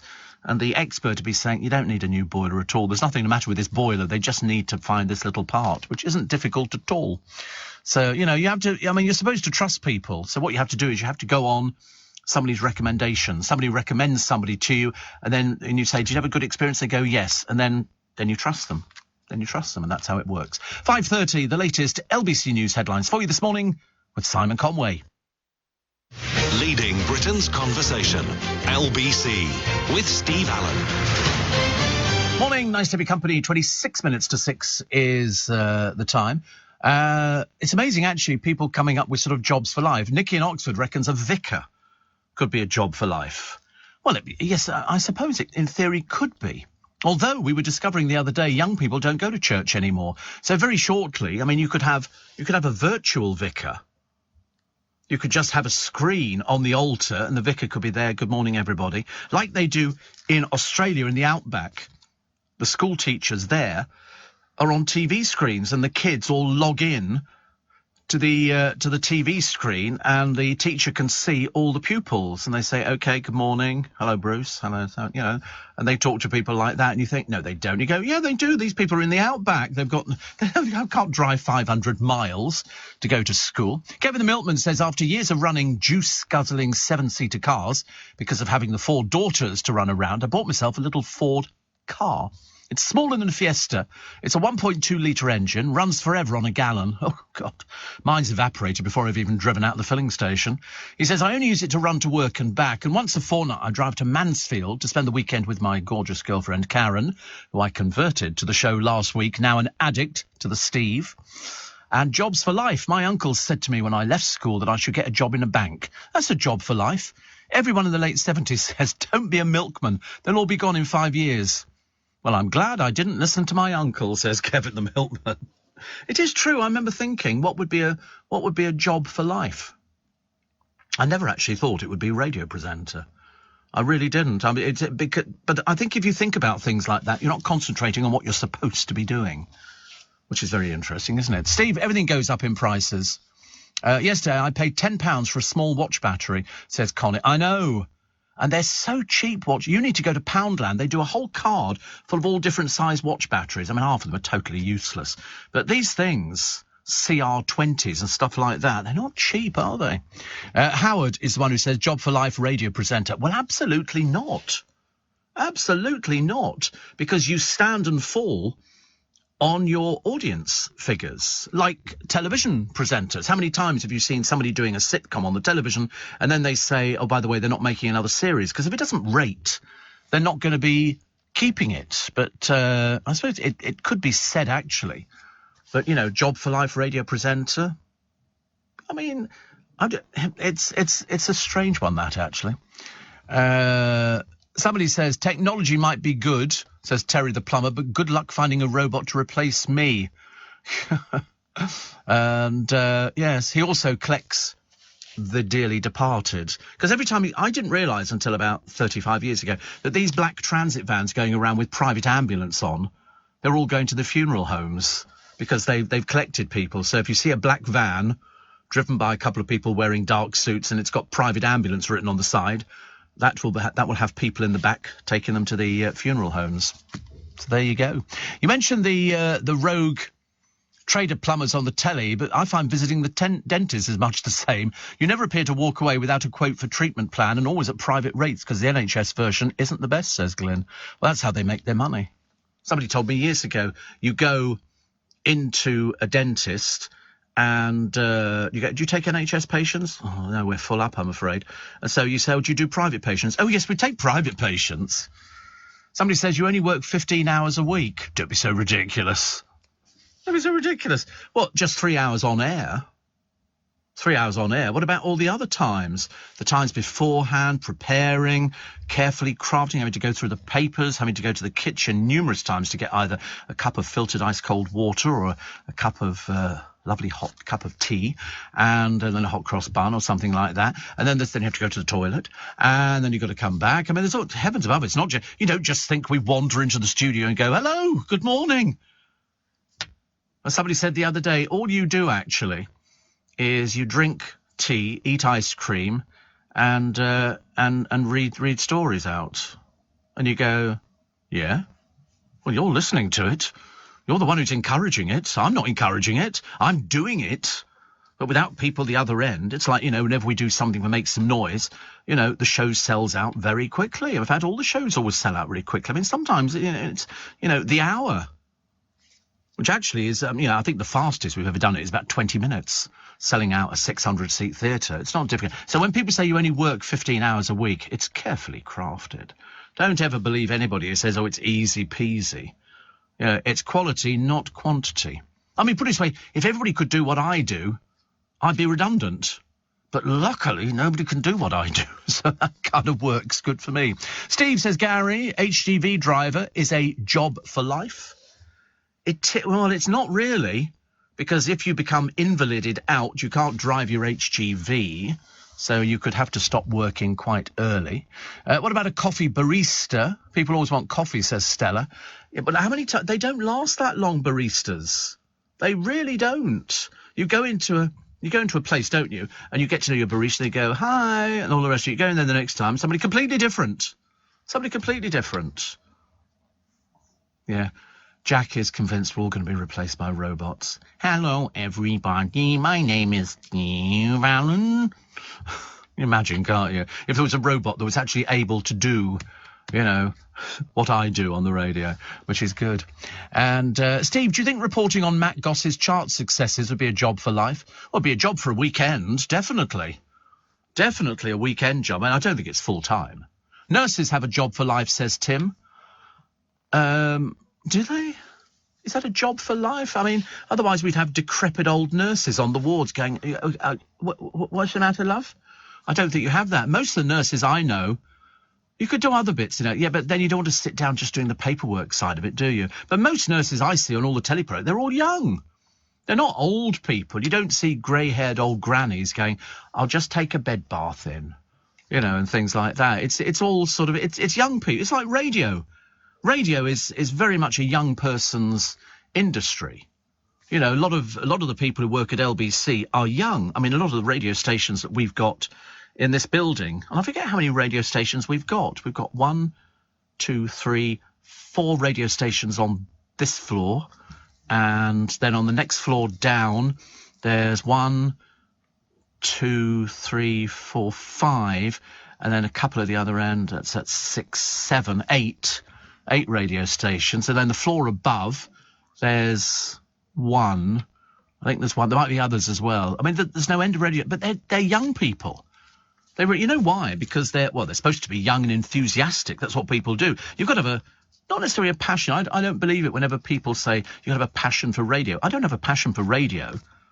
I have a passion for sitting in a studio and talking, into a microphone and hopefully trying to make it interesting. But I don't have a passion for it. I don't go home and go, oh, got to listen to the radio. Oh, that's good. I wish I'd thought of that line. Because I only got to listen to James O'Brien. It's like a repeat of my programme. All the stuff I'm doing. I was doing Brexit long before he was even thought of. People talk about Brexit and Keir Starmer. I was doing this. I was doing it. Steve, window cleaners, jobs for life? Not necessarily, Robert. A lot of people... you can get stuff now that you put on your car windscreens, and it means you don't ever need to wash your car windscreen ever again because the water runs off it. You coat it with something. I've never bought it.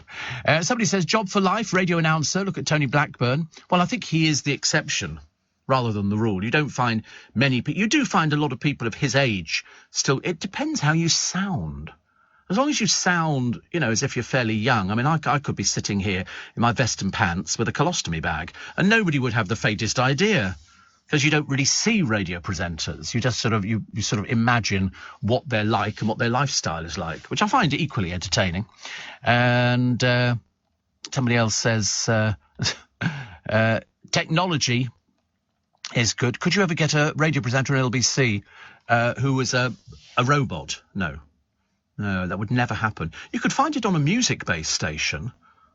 In fact, there are stations in America. They don't have radio presenters. They've just got somebody who has recorded all the links. You're listening to WKFE Cincinnati, and that would play out every so often. You just program it. I used to know somebody who used to program one of our radio stations after he finished doing his own program, and it was all programmed in there. And you'd go past going, "Where's the presenter?" And that was, you know, but you couldn't do it on a speech radio station. It doesn't actually work. The greedy hand of God referee who tried to net £3 million for the match ball faces a hefty loss in his second attempt to sell it.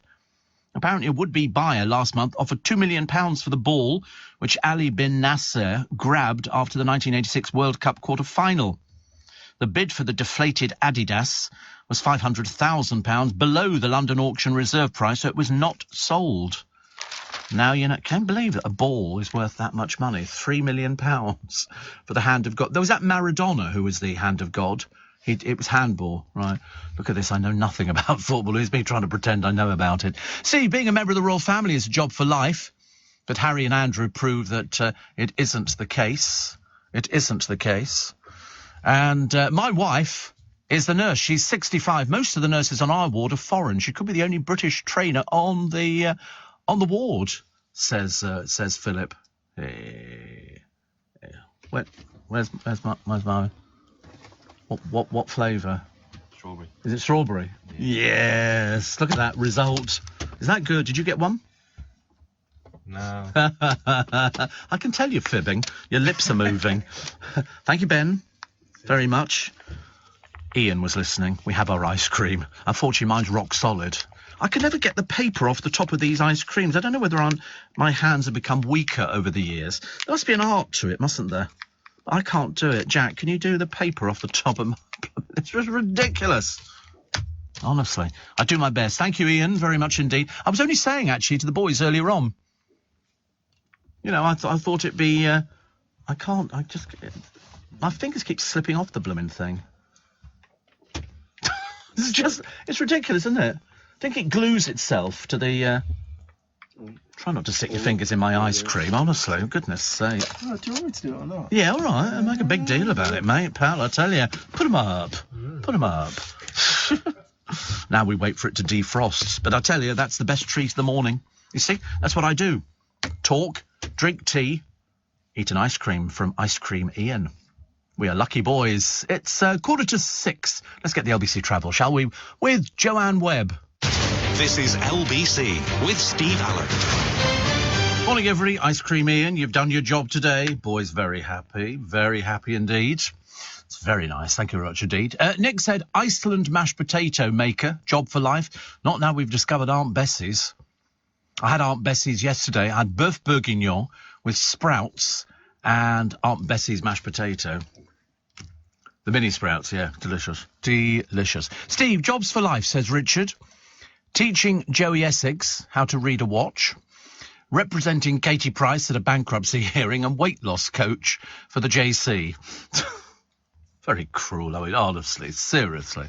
That is so naughty, so naughty. But all you're quite right, jobs for life. Steve, a job for life would be a cobbler. And that's coming from John, who's a tower crane operator from London Central. I can't think of anything worse than going on a London crane. Have you seen them? These things move. They move. And also you've got to climb up it. I mean, I feel ill even thinking about climbing up it. I mean, why don't they have a lift? What do you do about toilet? You know, do you have to take a bottle up with you or something like that? Because once you're up there, you can't go, we'll need to go to the toilet now. So you have to climb all the way back down again. Because they're very, very high, these things, aren't they?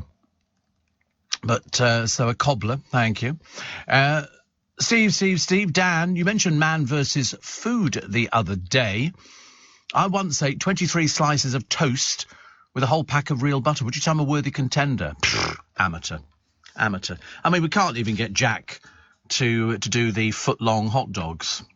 You know, you haven't done it. You haven't done it because you won't do it. It's 60 quid. It's £60 to win 100, but then you're going to be spending all the time in hospital having your stomach pumped. You know, I mean, you don't want to risk it. It's just it's not at your time of life. It's ridiculous. It's for younger people. When you get to your time of life, you just sit down and have everything liquidised. Makes it so much easier. There are a whole lot of food combos in the paper today which boost your health. So red wine in a casserole apparently is very good. Dark chocolate into chili. I've heard of that one. A cuppa with a drizzle of honey. I never know what a drizzle's supposed to be. Scrambled eggs and a dollop of hummus. Lentils into spaghetti bolognese, or as they call it now, which drives me mad, spag bol. I really hate that. Vegetable stew with peanut butter. Totally nuts for porridge and a dash of black pepper on chips. Oh, crinkle cut chips. My favourite. Very nice indeed. The maker of Barbie is releasing a doll with a curved spine, which is scoliosis, to reflect the world that kids see around them. Mattel's new 6-inch Chelsea doll, who is Barbie's little sister, also has a removable back brace. That's quite a good idea. How many are you going to sell? I don't know. But I think it's quite a good idea. I mean, it's taken them long enough, for goodness sake. It's not like, we haven't heard of scoliosis before. What have we got here? There's a man who's just spent 47 years in prison, and he's the forgotten serial killer.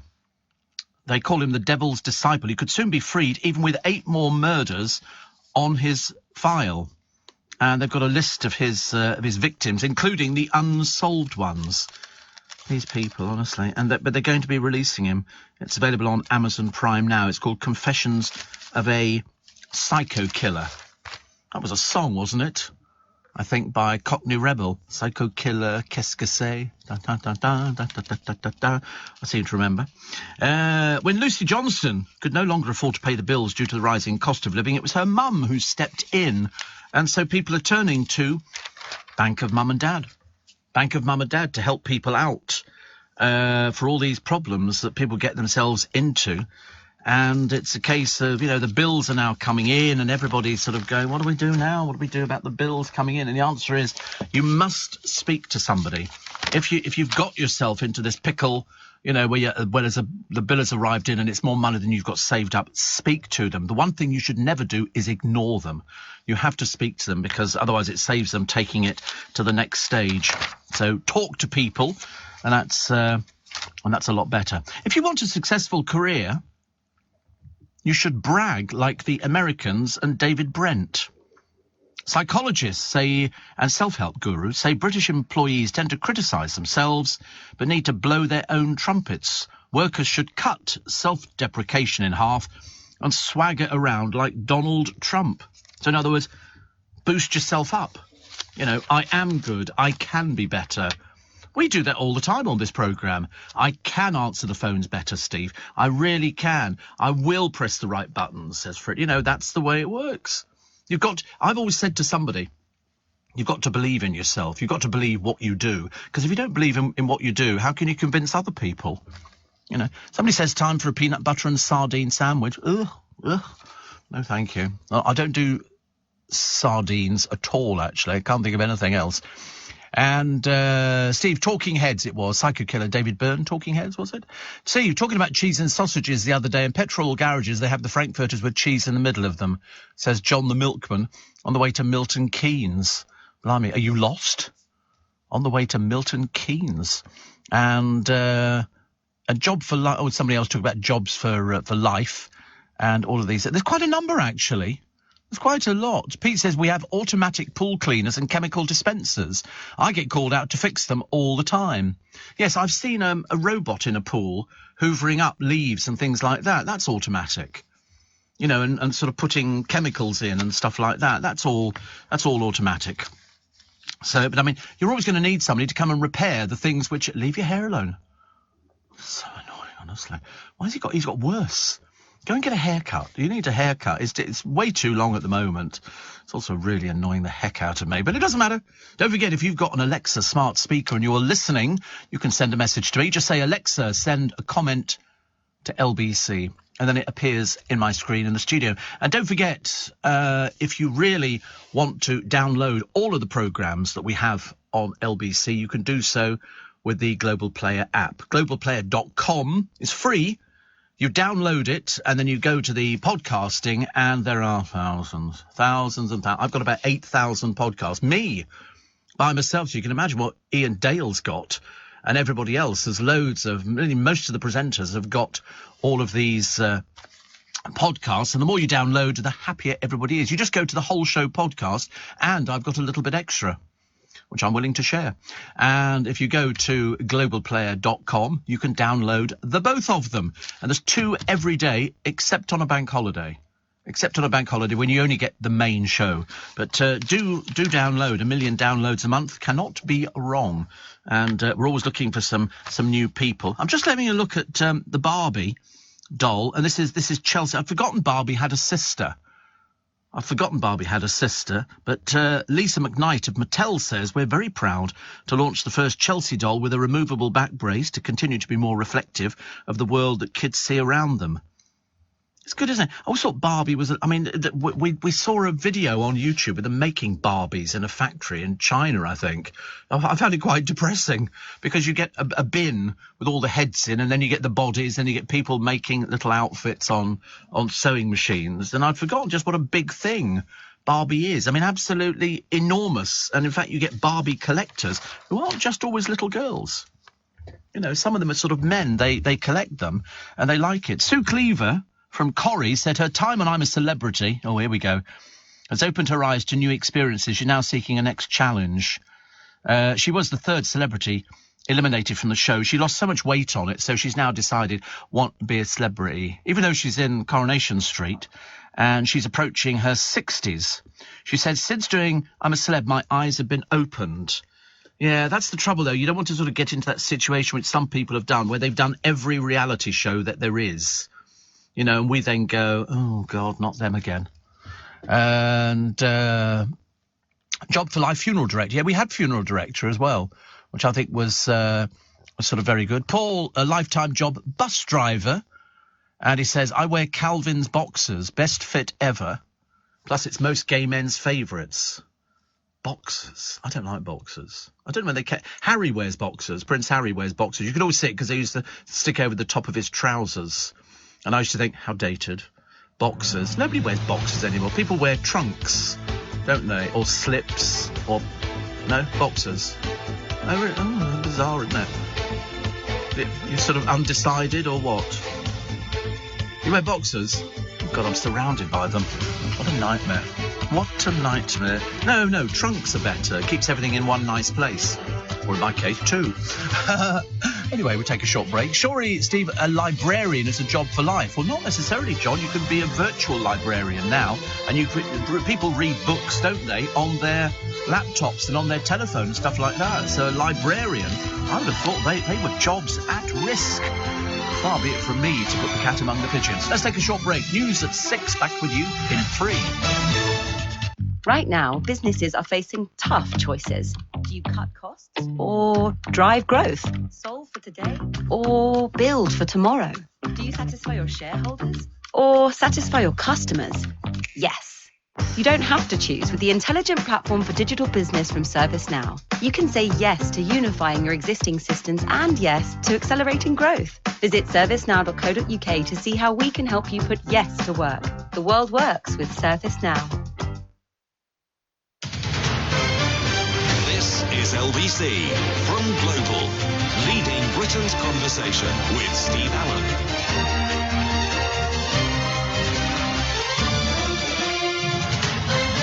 Morning, nice to be company. Welcome along for Wednesday, February the 1st. So it's pinch and a punch for the first day of the month and no returns. Former EU Brexit chief negotiator Guy Verhofstadt has blamed Britain's exit from the EU for Russia invading Ukraine. He claims that the splits caused by Brexit weakened Europe in the face of Putin's aggression. But the other one, which is even more bizarre, is John Barnes. The ex-Liverpool ace has sparked a debate after suggesting World War II would not have broken out if Hitler had invaded African countries. I don't know what planet John Barnes is on, actually, but there he is. Dawn Neeson's excellent column today talks about Sam Smith's controversial new music video was designed to do exactly what it's done.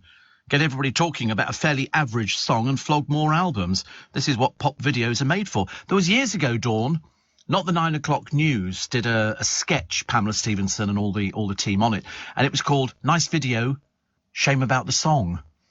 And it went, nice video, shame about the song. Because if you had a really good video, the song was immaterial. You just went on the video. Her name was Rio, and it was done on a show. Oh, nothing to do with it.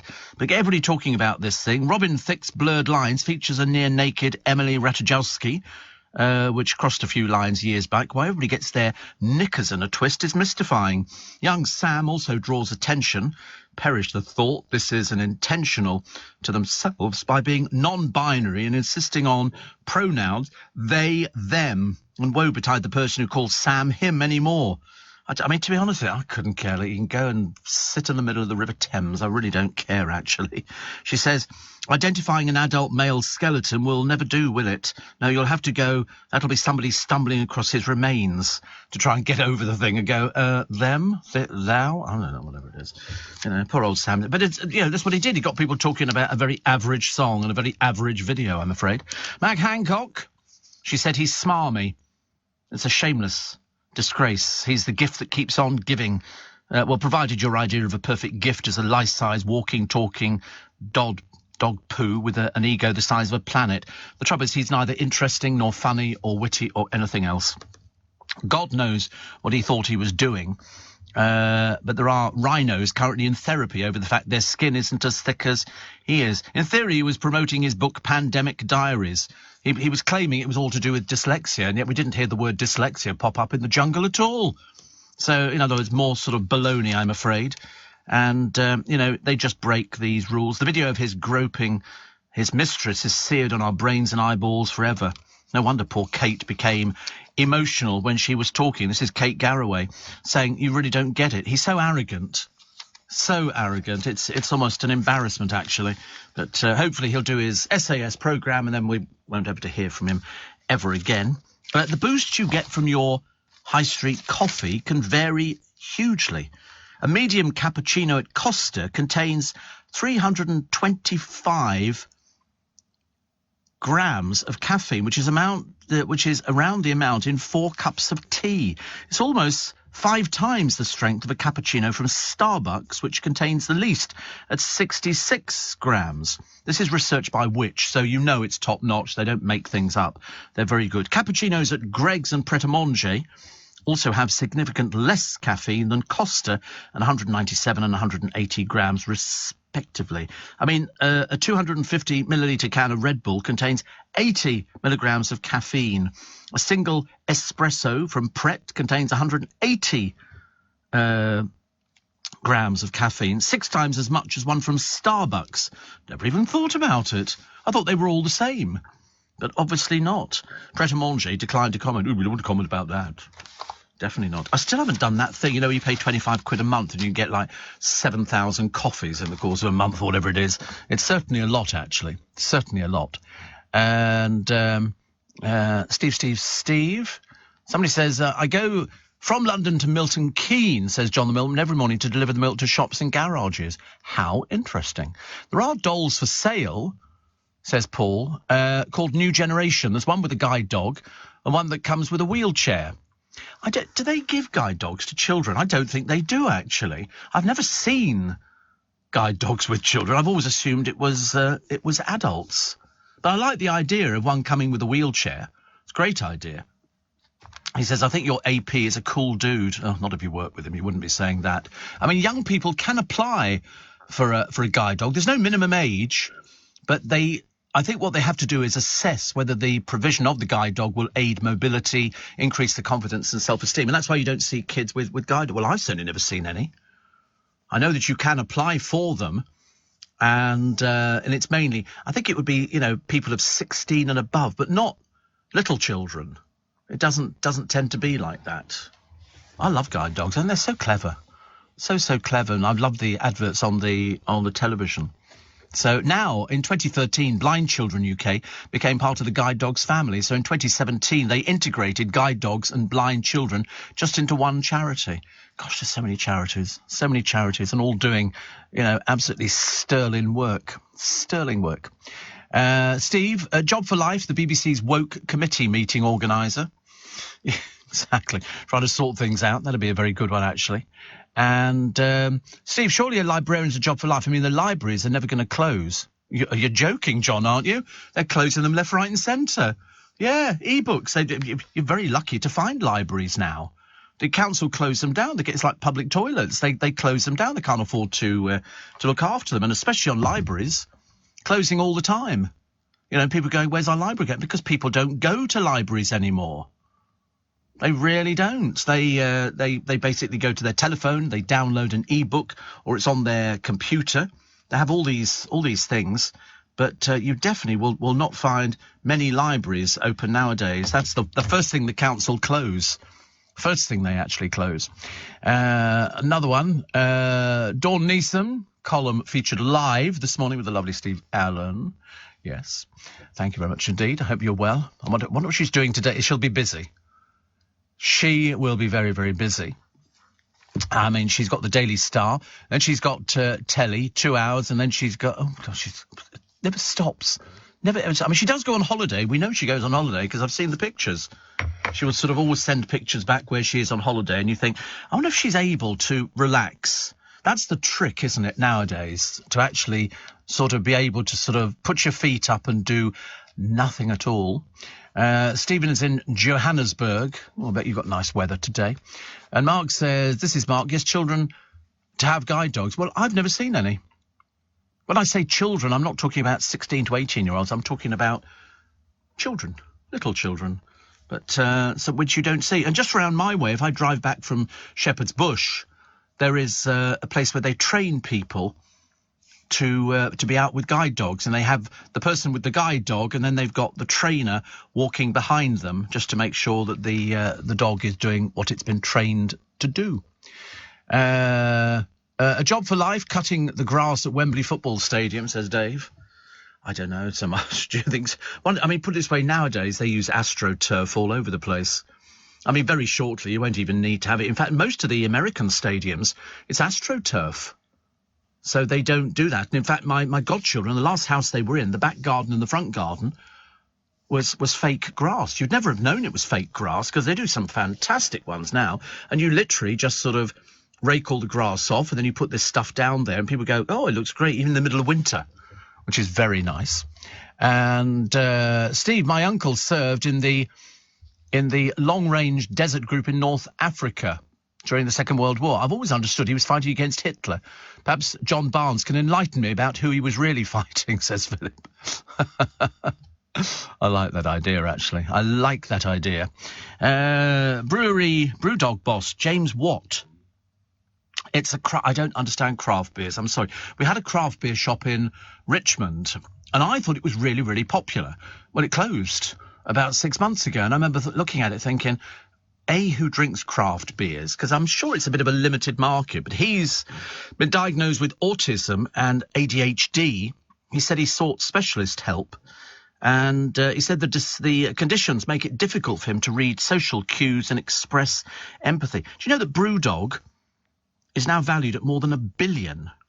$1 billion, but I can't believe it. It's amazing. They launched with a bank loan and a grant from the Prince's Trust because they couldn't find anything they wanted to drink. I've never drunk beer. It's the only thing I've never done. I've never drunk beer, never drunk lager, bitter, none of those sort of things. No, I've worked in pubs before now. I've worked in bars, but never, it just doesn't appeal to me. Every time I remember somebody in the middle of summer, people had come into a pub I was running. Well, not really running, but I was working there full time. And they'd go, oh, pint of lager and lime, Steve. And so you'd sort of pull it off and then you'd sort of put a splash of lime in there. And it used to look quite nice. And it was cold and it sort of misted up the glass and all the rest of it. And I tried it just to say I had tried it. I thought it was horrible. It was really horrible. It didn't appeal to me the slightest. So I'm never going to be like one of these people who plays darts. I was watching a bit of darts the other day. What sort of people play darts? There was one bloke, he was carrying a bit too much weight, I thought, and he had a pink Mohican. And I remember looking at him thinking, is there something the matter with you?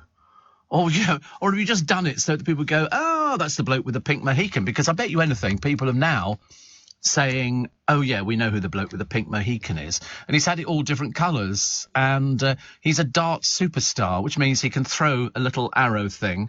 And he has, I mean, Mohicans went out with the Ark. Seriously, I mean, and he's also got a tattoo, but I think that could be fake, actually. On the, it might not be, actually. And then he did his hair blue. He does lots of different sort of colours. It's an insecurity. You know, if you have to sort of be like that, then you know, imagine going out and saying to somebody, I'd like to do a Mohican. I mean, you can't sleep in it. It would go all crooked and a bit peculiar, and then have to wake up in the morning and spike it up again. I mean, he must look hilarious after he comes out of the shower. 6:15 is the time. Let's bring you the latest LBC News headlines this morning with Simon Conway. Steve Allen on LBC. Morning, nice to have you company. Nice. The TV programme got you back art Lego to include wheelchairs as children want toys that look like themselves. Do you think Mattel heard about it? I don't know, actually, but I think it's a brilliant idea. Brilliant idea. Will is in Southend. He says, you'll love me. I'm an ice cream maker. It's a job for life. I've been working at Ross's in Southend for 43 years. I'm now 71. I love your show. He says, if ever you're down this way, pop in. Best ice cream ever. Love, love, love the show, says William. OK, that's where we're heading for, boys. OK, I'll get the car out. We'll nip down Southend. Ross's. We'll be in there. Ooh, all those different flavours. Mind you, because Ian is our sort of London ice cream supplier. You know, we have to sort of... And it was delicious this morning, I have to tell you. Strawberries and cream. Very nice indeed. They were all very, very pleased about it. Very pleased about it. Steve. What have we got here? Peter Snakebite Wright. Excellent dance player, says Rich. This is why he's got a snake on his tattooed on. Is it actually tattooed on his head, or is it just one of those? Is it fake though? Or is it a proper tattoo? How can you tattoo somebody's head? That sounds a bit dangerous, isn't it? Really, I don't like the idea of that one at all.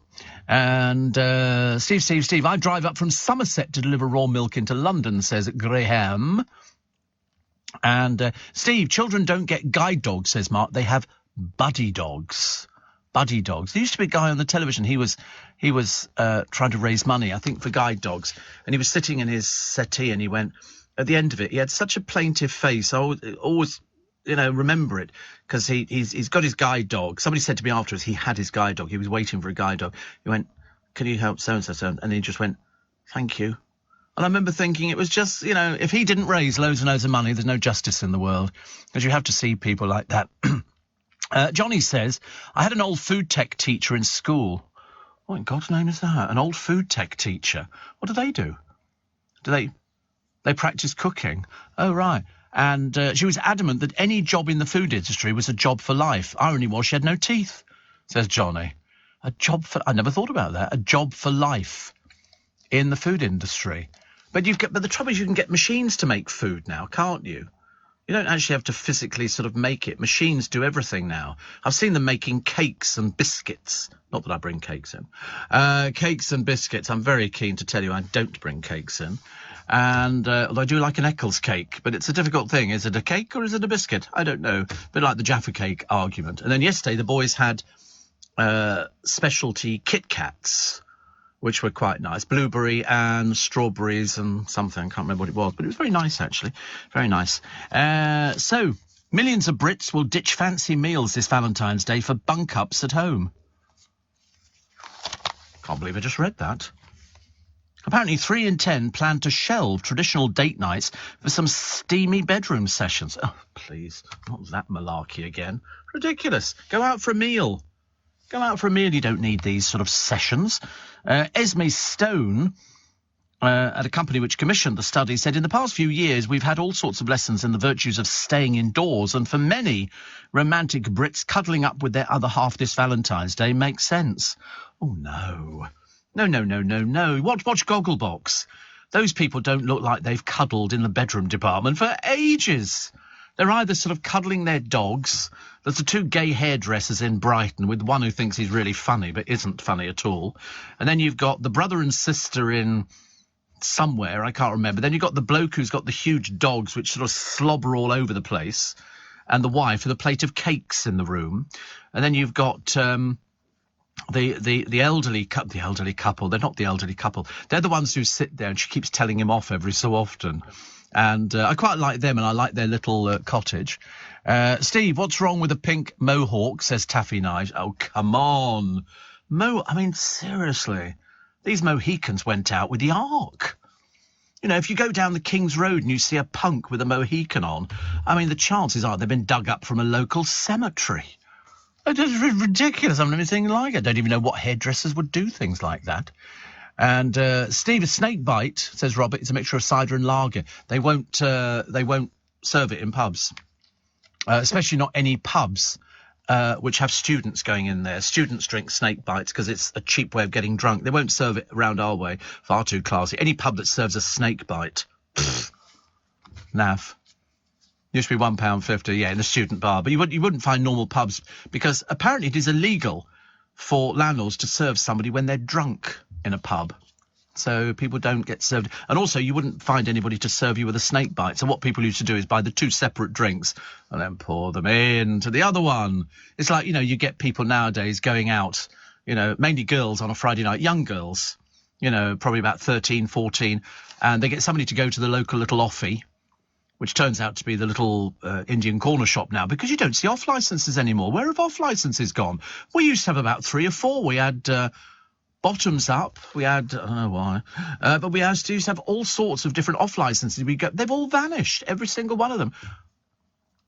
One Stop, I don't know what that was. That did food and everything, didn't it? Yeah, but the off licences, which just sold booze, you don't see anymore. Which was a bit of an odd one. But and they would go in there and they'd buy get somebody to buy them a little bottle of vodka, and then they'd pour it into a Coca-Cola bottle so it looked like they were drinking Coca-Cola. Which, of course, they weren't. They weren't. Steve, info on Guide Dogs, guidedogs.org.uk. Thank you very much indeed. Apparently, somebody says Peter Snakebite Wright, a very rich man. His wife does his hair for each match. Well, he doesn't look as though he could do it for himself, does he? Listen, I don't have any problem with it, but I mean, to be honest with you, 90% of the people who seem to go for watching darts on the television, they're going there to get blathered, aren't they? They're not going there to watch the darts, you know, because you see people chatting away. 180. The women, I mean, they look as though they've wandered out of sort of Texas from about 30 years ago. I mean, seriously, they sort of stand there jeering and booing and all the rest of it. Meanwhile, there's some poor bloke who does 180, and you think, oh, heaven. I can't remember, is it an Olympic sport, darts? The only reason I ask is because everything else seems to be an Olympic sport nowadays. I think even synchronised swimming popped in. I do synchronised swimming every time I go to a local baths, which is, I just don't go anymore. So is it a current Olympic sport? No. Thank goodness for that. Can you imagine the day they make it an Olympic sport? Good grief. Steve, you should be barred for not drinking beer, says Ed in Acton. Yeah, you watch yourself. Put 'em up. Yeah, we can do it. We can sort you out, pal.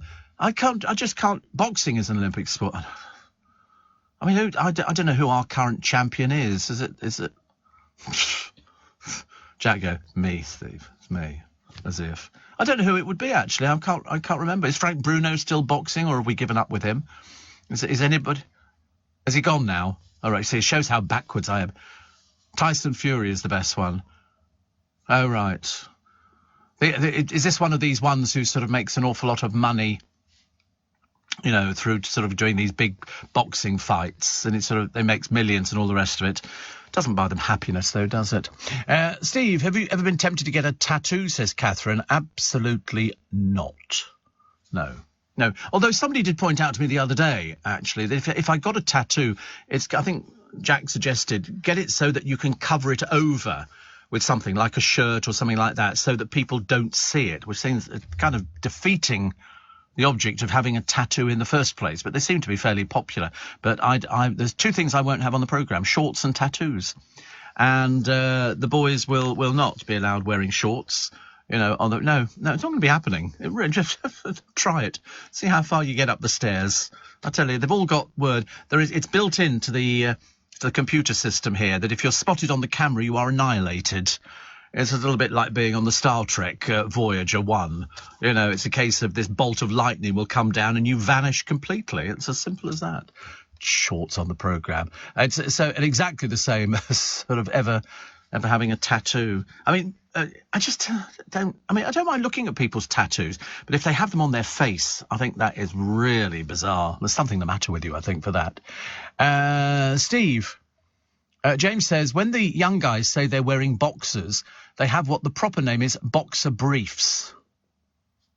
Boxer briefs. There's two different things, isn't it? Boxer briefs, I think. The same as trunks, but sexier. Cotton boxer shorts are the floppy things that fat old men wear in comedy plays. So they're like £18 a pair. Men's bamboo boxer brief. Look at this, £25 from Hugo Boss. 3 pairs for £25. Who's got that sort of money? Heavens above. So it's box. So they're separate. Boxers, trunks, and briefs. Trunks are tighter. Briefs are tighter. Yes. Or you can get slips. You ever seen slips? Well, they just look like a G-string kind of thing. Slips for men. There you go. Classic underwear. But I mean, no. To be honest with you, it just all falls out the side.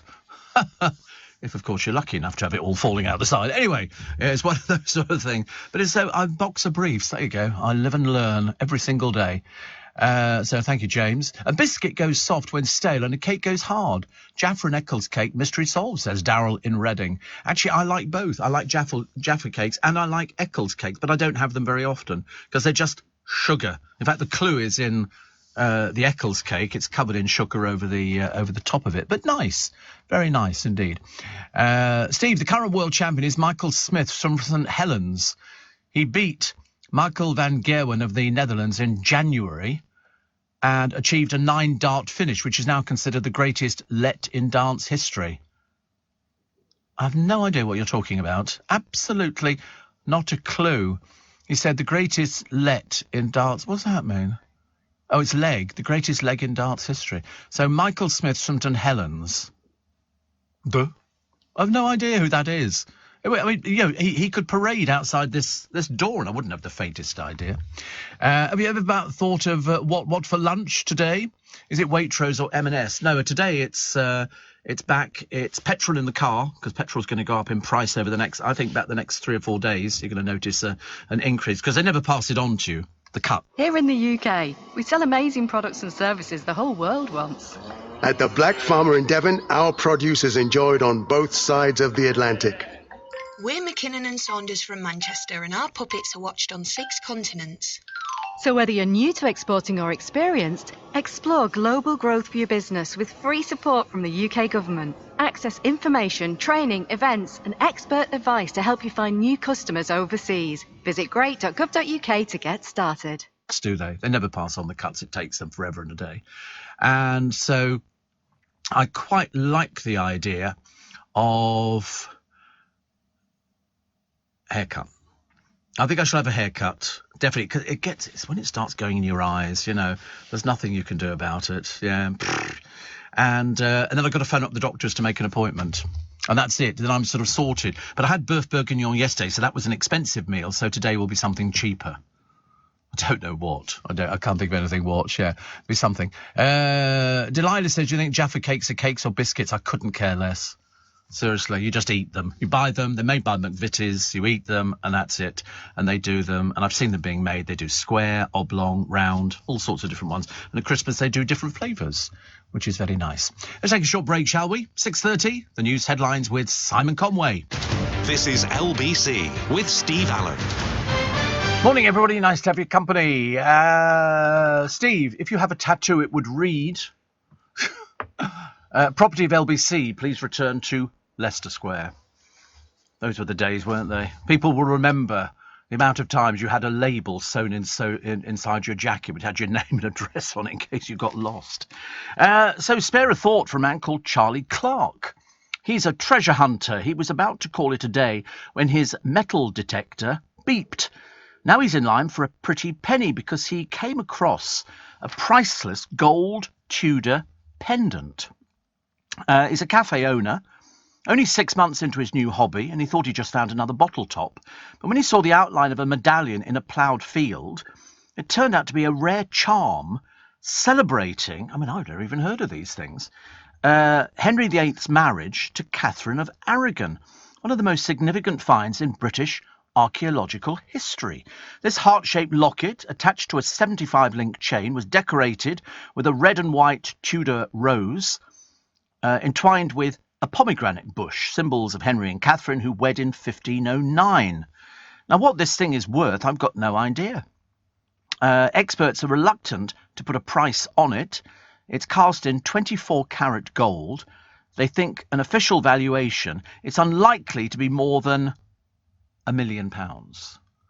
But even so, Charlie from Birmingham will split his yet-to-be-decided finder's fee with the Warwickshire landowner and use the rest to give his 4-year-old son, Charlie, the best education possible. People say it's like winning the lottery. He said it's not. People actually win the lottery. When was the last time a crown jewel was unearthed? It's quite beautiful. I didn't even know these things existed. Whether there's one for each of Henry VIII's wives, I've got no idea. But what a thing to find. He'd only been doing it for a little while. I always wanted a metal detector. I never got one. I used to sort of ask Father Christmas every year, can I have a metal detector? And I never got it. Never got it, which was rather a shame. Also, Kate's message on the day she shares the Valentine's secret, and she's at Leeds Market the other day. This is the Princess of Wales. She admitted that her prince is unlikely to buy her red roses. Well, where would he get them from? He can't just sort of go out, get on the bus, go down to town, buy some red roses. Somebody's going to go, you're the Prince of Wales, aren't you? They're going to go, yeah. So, unless he uses Interflora. Perhaps they just don't buy flowers for each other. I would have thought, there must be something. Because they must have florists within their household who put flowers out and stuff like that. So I'm sure she's going to get something nice. Well, I hope so, anyway. Anne Widdecombe, in her column, talking about Charles. She says Charles must tell Harry to stay away from the coronation. Do not let Harry steal the king's crowning glory. Yes, but the trouble is Charles can be quite weak at times. And so I think he might be thinking, well, perhaps this is a chance to... Because if Harry doesn't come over for this thing, that will be it. That will be it. It doesn't go any further than that. At the moment, we're a little bit, swings and roundabouts. We'll have to wait and find out. Rishi Sunak has been warned not to take a snowflakey approach to bullying claims as Dominic Raab came under fresh pressure. I've never known so many people make claims against Dominic Raab. It really is. It's almost unbelievable, isn't it, really? Junk food. People always talk about junk food. And a couple have launched a high court battle against a monstrous neighbours who put up a 6-foot fence around their country dream home. Gary Hambling and his wife Kerry claim the fence prevents them from using their front door.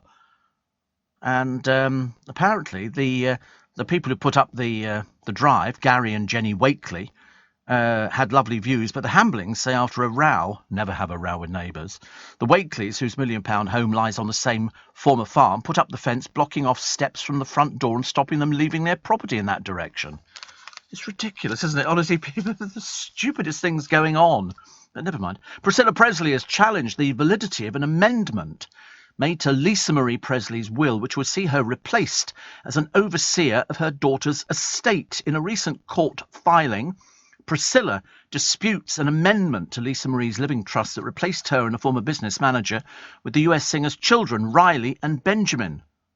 Lisa Marie died on January the 12th, age 54.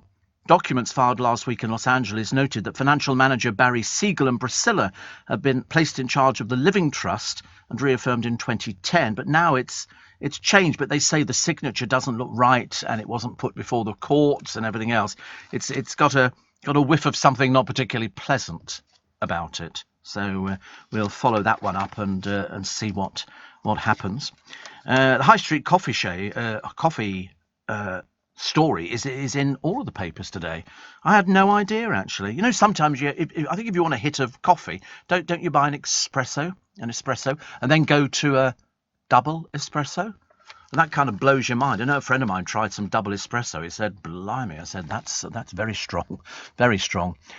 Steve, love Rossi's ice cream. There used to be a factory with a shop in Eastleigh when I was a boy in the 60s. I agree, it's the best ice cream, apart from the pistachio ice cream the boyfriend and I had when we visited Rome years ago, says Mike.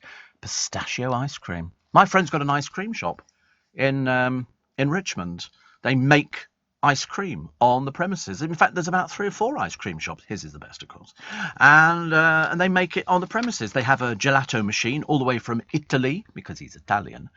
And he's been very successful for a long time now. This secret crypt discovered under a vape shop has unlocked a hidden world of tunnels and vaults. Discovered by Sam Jessup when he had to go to the basement to take a gas reading, he stumbled across a stone chamber believed to be part of an ancient priory. This is in Maidstone, and he said it was a shock. He said it was like walking into a church. Vaults have also been found beneath a nearby hairdresser's, a barber shop, and an estate agent. So it's obviously all underground. They were doing something the other day, and I didn't even know it even existed anymore. And it was a bloke doing one of these walking tours, and he was in Alexandria. And one of the 7 wonders of the world was the Pharos lighthouse at Alexandria. And he said it disappeared in an earthquake years ago. But in fact, if you dive down, you can still see the base of it. So he dived down, and there it was, all underneath. I mean, barring the flame and all the rest of it. But the Pharos lighthouse of Alexandria exists, but you've got to dive down for it. And I don't think it's just available for anybody at all to do it. Letters written by Diana, revealing her torment at a desperate and ugly divorce from Prince Charles set to fetch 90 grand. You see, I'd have thought that the boys would want to buy that. It's your mother's, you're buying part of your mother's history. In all, there are 32 letters and cards written by Diana to her friends Susie and Tariq Kassem, who have now decided to sell them. Oh, why do people sell these things? But anyway, the messages include veiled digs at the royal family for isolating her and show fears her phone was being bugged. So they're selling that in Penzance in Cornwall on February the 16th. The proceeds go to charities. But she also thanks the Kassems for letting her spend Christmas with them while William and Harry were with their father. But they're going to get rid of... What a shame. I'd had them all framed up. I don't know why. I wouldn't want to get rid of anything like that. And Harry, you'd think that they would... Actually, as opposed to selling them for charity, that they would offer them to William and Harry. As sort of a gesture. I mean, they obviously don't need money, because if they're giving it to charity... And I think it's a shame, but the letter's written in 96, and it's just got the thing on the top, the cipher that says Kensington Palace, and Diana's very distinctive signature. So all handwritten, all handwritten. But I would have thought that'd be something the boys would like to have. That's part of their mother's heritage. And it was when she was complaining about everything and saying, I've got nobody to talk to, because she didn't have anybody to talk to. Nothing at all, which was a great shame. So we're now looking as well for this dog walker, Nicola. And they've got no idea. Nicola Bully. This is now into the 4th day. They found all sorts of things. On the 27th, she dropped her 2 daughters off at school, left her vehicle in a car park. 9:20, she's seen walking east along the River Wyre towpath. 10:15, the alarm was raised by a walker who finds her Springer Spaniel Willow running loose. And then the dog's harness and lead are found on a bench along with her phone, which was still connected to a work conference call. And she's vanished. Vanished into thin air, and nobody knows. So that's the story that makes all the papers, as they're trying to unravel the mystery of people who disappear into thin air. Plus fly tipping. The number of fly tipping incidents remained above 1 million last year, despite levels falling from an all-time record during lockdown. It's just people who... I mean, the court issued fines tripling from 621 to just under 1,800 last year. People who come round and say, I'll get rid of that rubbish for you, go down the road, dump it in the middle of the road or by the side or in a park or anything else like that. Around Windsor, all the farms around there have got big concrete slabs to stop people putting all their rubbish there. It's people can't be bothered to even, to go to the local dump. They would rather drop their litter by the side of the road and, ruin the countryside. But that's what happens. That's what happens. People do it, which is a dreadful shame. But luckily, they are now finding people guilty because they've got them covered by little CCTV cameras. Once they found somewhere where one place, the whole road was covered in rubbish and industrial sites and stuff like that. People who are just idiots. The Queen says Andrew's route to redemption was charity work. I don't think he knows what charity work is. I don't know whether he's got his own charities or he's ever done any charities. Camilla at 75 is still working. She was visiting the barracks at Aldershot in Hampshire, presenting medals to 10 soldiers who've been picked for their exceptional service in Iraq. Meanwhile, Andrew is now said to be considering his legal options against Miss Giuffre. Where that one's going to go, God alone knows. 6:45 is the time. Let's get the latest news headlines, shall we, with Simon Conway. Steve Allen on LBC. Text 84850. Morning, nice to have your company. 6:50 is the time. Nick Ferrari with you at 7 o'clock this morning.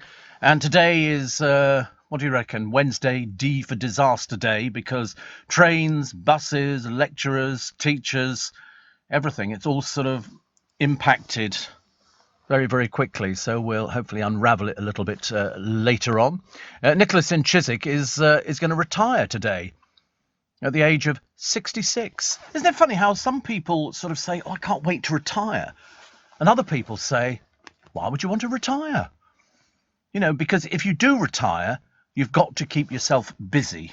Because it's very easy just to go, I'm going to sleep. Although they've done a huge feature in some of the papers today on sleeping. Do you know that babies can sleep for between 14 and 17 hours a day?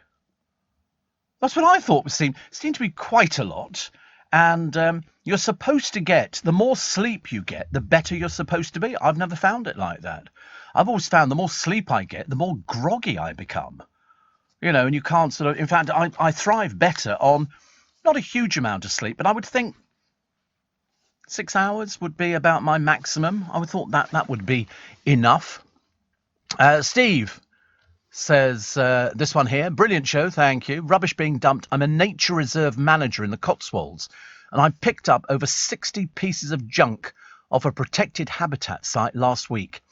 Febreze plug-ins, bottles, cans, drain covers, plastic, all dangerous to the wildlife and grazing animals.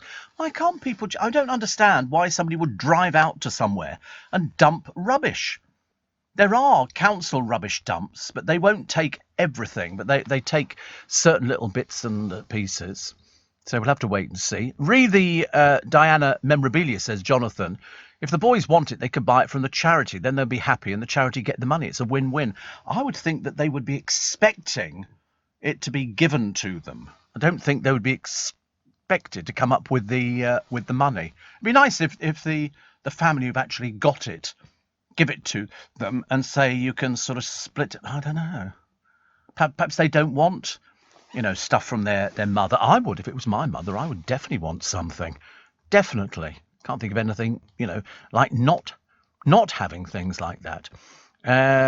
So Nick Ferrari today is going to be talking about 500,000 walkouts today. 500,000 walkouts. That's teachers, train drivers, civil servants. And so they've got Paul Novak, TEC General Secretary, taking your calls today. And also the Education Secretary, Gillian Keegan, joining live. Because today could be, I think it's going to be the most disruption, but you will make it from A to B. I've just got to hope that I can get it, because I think Southwestern trains, they seem to be running as near as they could get, but they say you can't guarantee it, but they're going to try and get trains out of the station, so that'll be good. And if we can get sort of part of it, plus we've got, I don't know where else Abelia runs. I think they're mainly West London, Southwest London. That's the buses, and they're going out. But we've got 2 bus services around my neck of the woods. So there you go. Penny says, Steve, retired at 57, husband 60, moved away from the UK, now reside in Gozo in Malta. Best decision we ever made. UK has gone to the dogs. You see, I still hold out for the UK. I still hold out for it. I know it's people go, oh, isn't it dreadful? It's this and that. But I like to be positive. I like to feel proud. You know, I feel proud every time I come into London. I think, I'm working in London. I'm working in London. Courtney's working in London. Yeah, we're working.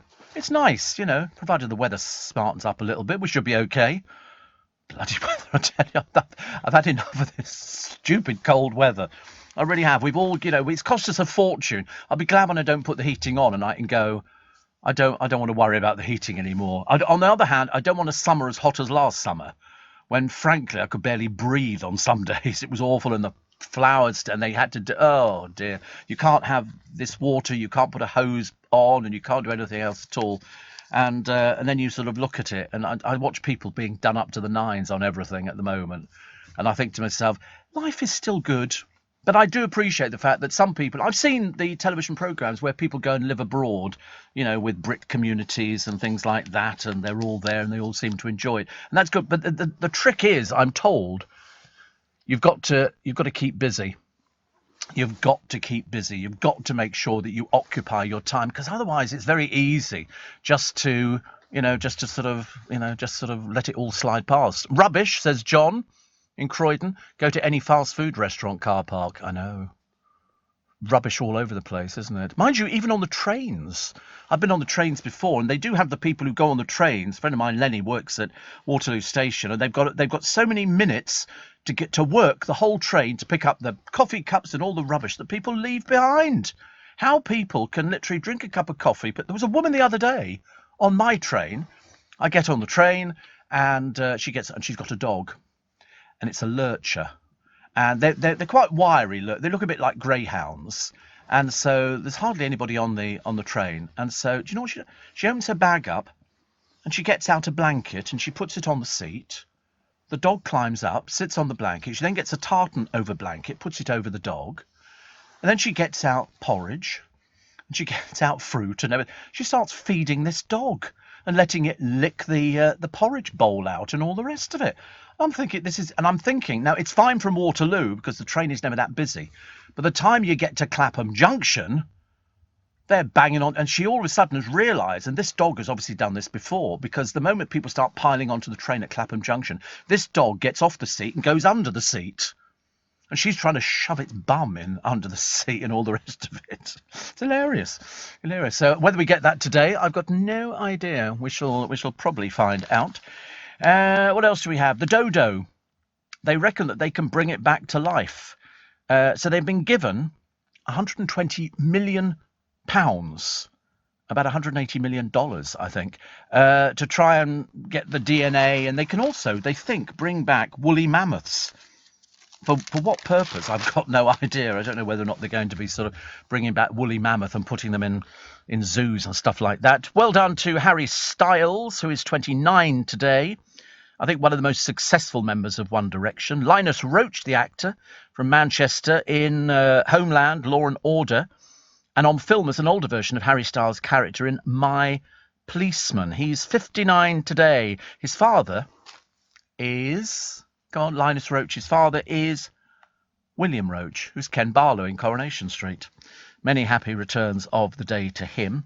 Also in 1966, the silent film legend who is Buster Keaton died at the age of 70. And in 2013, Netflix launched its first original series, House of Cards. And if you're celebrating your birthday today, I wish you many happy returns of the day. Hope you have a fantastic day and you get loads. Whether or not wait a minute, are the postmen on strike? I can't remember if the postmen are on strike today. I think the postmen are one of the few groups who aren't going on strike.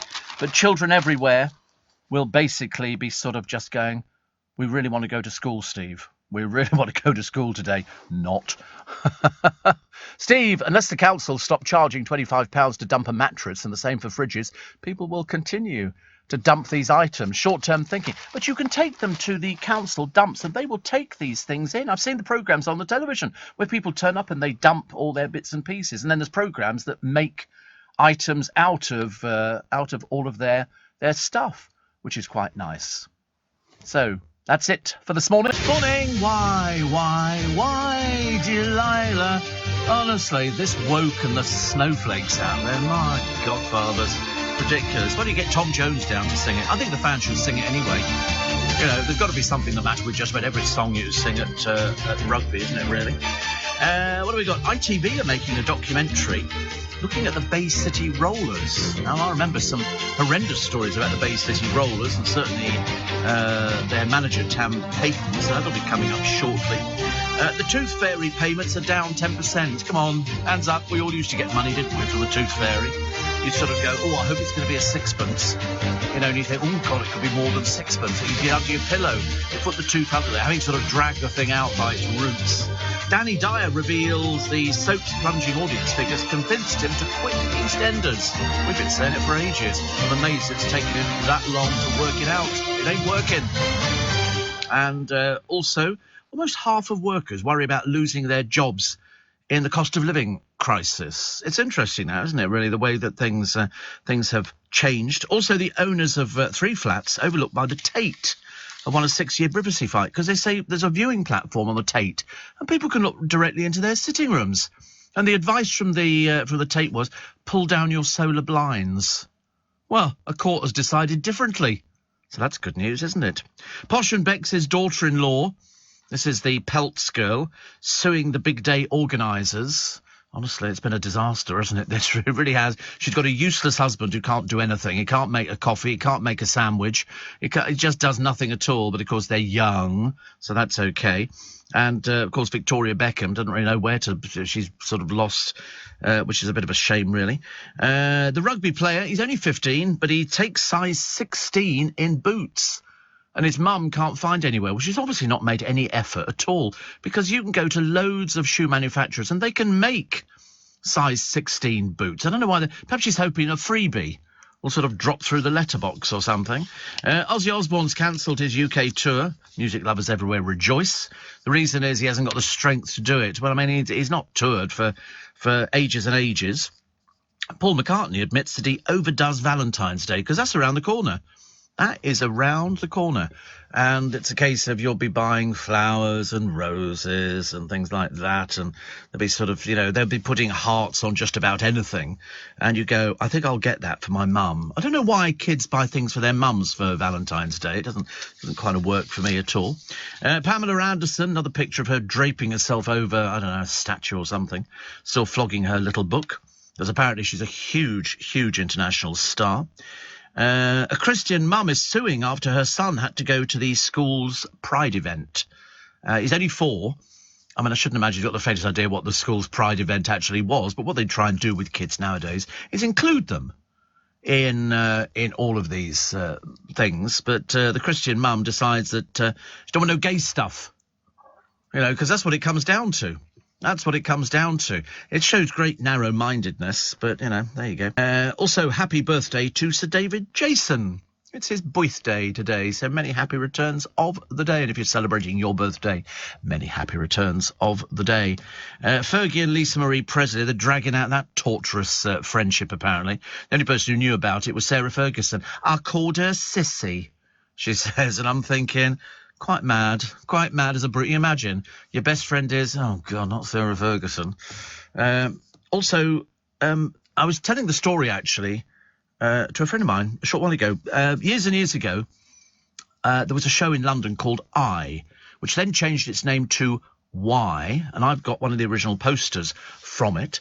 And it starred an Italian quick change artist called Arturo Brachetti, who's nipped in and out of London over the years. He had a show at the Garrick Theatre, which was very clever. He's a very, very clever quick change artist, and he does all sorts of... I mean, he's just very clever. They recognise this as an art in Italy, so he tours about all over the continent. But anyway, the show Y at the Piccadilly Theatre, they'd taken out half the seats in the stalls and put in tables, and they had food... And you could sort of order steak and bottles of wine and everything else. It was like a dinner show, but really, really good. And halfway through the show, they had a couple of people coming on to sing. A piano arrives on stage, and they had everything, including Arturo flying on the stage. I mean, just really brilliant. He was sort of playing a tragic clown, and he would sort of jump up in the air, and then music would rise to a crescendo, and then he really would jump up in the air and keep going. Seriously, I mean, it was one of the best shows I've ever seen. We used to go all the time on a Monday, irrespective of whether we got free tickets or not. We would go and see why, because you could buy cheapest seats in the house and they put you in the stalls. So it was very good value. But anyway, halfway through the show, they had an act on called Kit and the Widow. And I'd never heard of Kit and the Widow at all, but they used to do satirical songs. And it was Kit Hesketh Harvey and the Widow. And I can't remember the widow's name. It'll come to me later. But anyway, and they were brilliant. They were absolutely... They came on my programme on quite a number of occasions. And I just thought they were very, very good. Anyway, the show finished, and Kit and the Widow carried on touring. And they were a bit like... That's right, it was Richard Sisson. They were at the Edinburgh Fringe in West End Theatres. They've got a double CD album. They were a bit like Flanders and Swan. So 'twas on the Monday morning when the gasman came to call, and they were like that. And I thought they were brilliant, absolutely brilliant. The Widow, I think, lived in a windmill. They used to talk about each other, and it was brilliant. It was absolutely brilliant. Anyway, I'm sad to report that Kit Hesketh Harvey died the other day. He was only 65, and I sort of say only 65 because I think 65 is way bit too young. But I thought I'd mention him because there'll be a lot of people who went to see the show. Why? Because we talked about it on LBC, and I know loads of my listeners went along to see it. But yeah, Kit Hesketh Harvey has gone to join the great group of people who are in show business, all sitting on cloud. Oh, they'll be fighting over the clouds, won't they? I saw this cloud first. No, you go and do another cloud. My friend, says Jesse, Les Reed, wrote Delilah. He left me the original demos of the songs he sent to Elvis. Elvis recorded 5, including a song about Lisa Marie. Elvis adored the song. I tried my best to get it to Lisa over the past 3 years, but I failed. Yes, so well, they're not singing it anymore. They're not going to be doing it at rugby matches. Why? Because rugby fans apparently are a little bit woke and a little bit snowflakey. Actually, it's not their decision at all. I think it's the rugby union people who've sort of come out and said, we don't want it sung because... Well, they've been singing it for ages. You'll be telling me next, where it began. I can't begin to know it, but when I know it's going strong. Was in the spring, and spring became the summer. Who'd have believed you'd come along? Everybody sang the Neil Diamond song. Everybody sang it. You know why? Because it was just good. It was just... Was it racist? Which one? What, the Neil Diamond song? It was Sweet Caroline, whoever she was. I mean, God knows. I'd have to check in the newsroom. Somebody will say to me, oh, Sweet Caroline. What do you mean, Sweet Caroline? Yeah, but you should also ban Jolene from Dolly Parton, because she used to work in the local bank. And apparently she set her sights on Dolly Parton's husband at the time. And it's outrageous. There's no evidence to suggest this at all, apart from a story from a woman who sings with a variety of wigs on her head. Good though she might be. Steve, I've had my first closed pool opening up today, says Pete. So they close them and then they go, really? Oh, that is early, isn't it? That's a bit early for opening. I wouldn't go in a pool. They had this bloke on the television the other day. I don't know why I took an instant dislike to him. He builds Britain's biggest houses. Every other word is the F word. He couldn't string a sentence together without effing and blinding all over the place about these big houses where he sort of brings his sort of workmen in and they do it and they're in this area. This was one in Nottingham he was building. But it was the fact that it was effing and blinding all over the place. And I thought, oh dear. Then he had a party at his house, and we looked at the sort of people turning up. It was an interesting observation. I hope they don't show any more of it. I've had quite enough, thank you. This week saw the last ever iconic Boeing 747 jumbo jet delivered, says Roger. A total of 1,574 jumbos have been manufactured since 1969. I like the jumbos. I thought they were good. I like flying, full stop. I'm quite good at flying. As long as I can go to sleep, I'm okay. Steve, hope all is well, says Jake, my favourite Methodist pastor. He says another cold day in Minnesota, because that's where he is. That's where he's based, Minnesota, in the United States of America. Had office hours at the church, had a Lions Club meeting, and then taught confirmation. A busy day. Now off to Hutchinson to see Bree, who gets off her shift at the police station office in about an hour. And then they'll go home and consume probably a bottle of wine or something between the two of them and have some nice food. It all seems to be going quite well, doesn't it? And in my garden as well, it's all looking pretty good at the moment. It's all quite nice. We have a good day. Of course, everybody's waiting at the moment on the audience figures. That's what everybody's waiting for. You know, Gordon knows what they're... I mean, I was actually making a prediction. I think the BBC are going to hemorrhage, I think they're going to be down everywhere. I mean, local BBC radio, which they are going to axe. I don't know how it's working. I can't remember what the system is, but I just think their audience figures are going... As they get rid of presenters, you know, the audience will desert with them, I'm afraid. So, I mean, I might be wrong. I'd like to be proved wrong, but I have a horrible feeling I might be right. So we shall let you know about those a little bit later on. Neil Diamond apparently said he wrote Sweet Caroline about Caroline Kennedy. Oh, right. You've now got me singing Flanders and Swan songs. Didn't they have a very famous one called Mud? Mud, glorious mud, nothing quite like it for soothing the blood. So follow me, follow down to the hollow, and there we will wallow in glorious mud. Can you imagine if the Cheeky Girls released Touch My Bum nowadays? The world would implode, says Dan. Yeah, Cheeky Girls, you know, touch my bum, don't be shy, get out the charts, you talentless pair of ghastly people. Where were they from? Was it Romania they were from, or they were from Transylvania? They were certainly there from... One of them went out with Lembit Opik.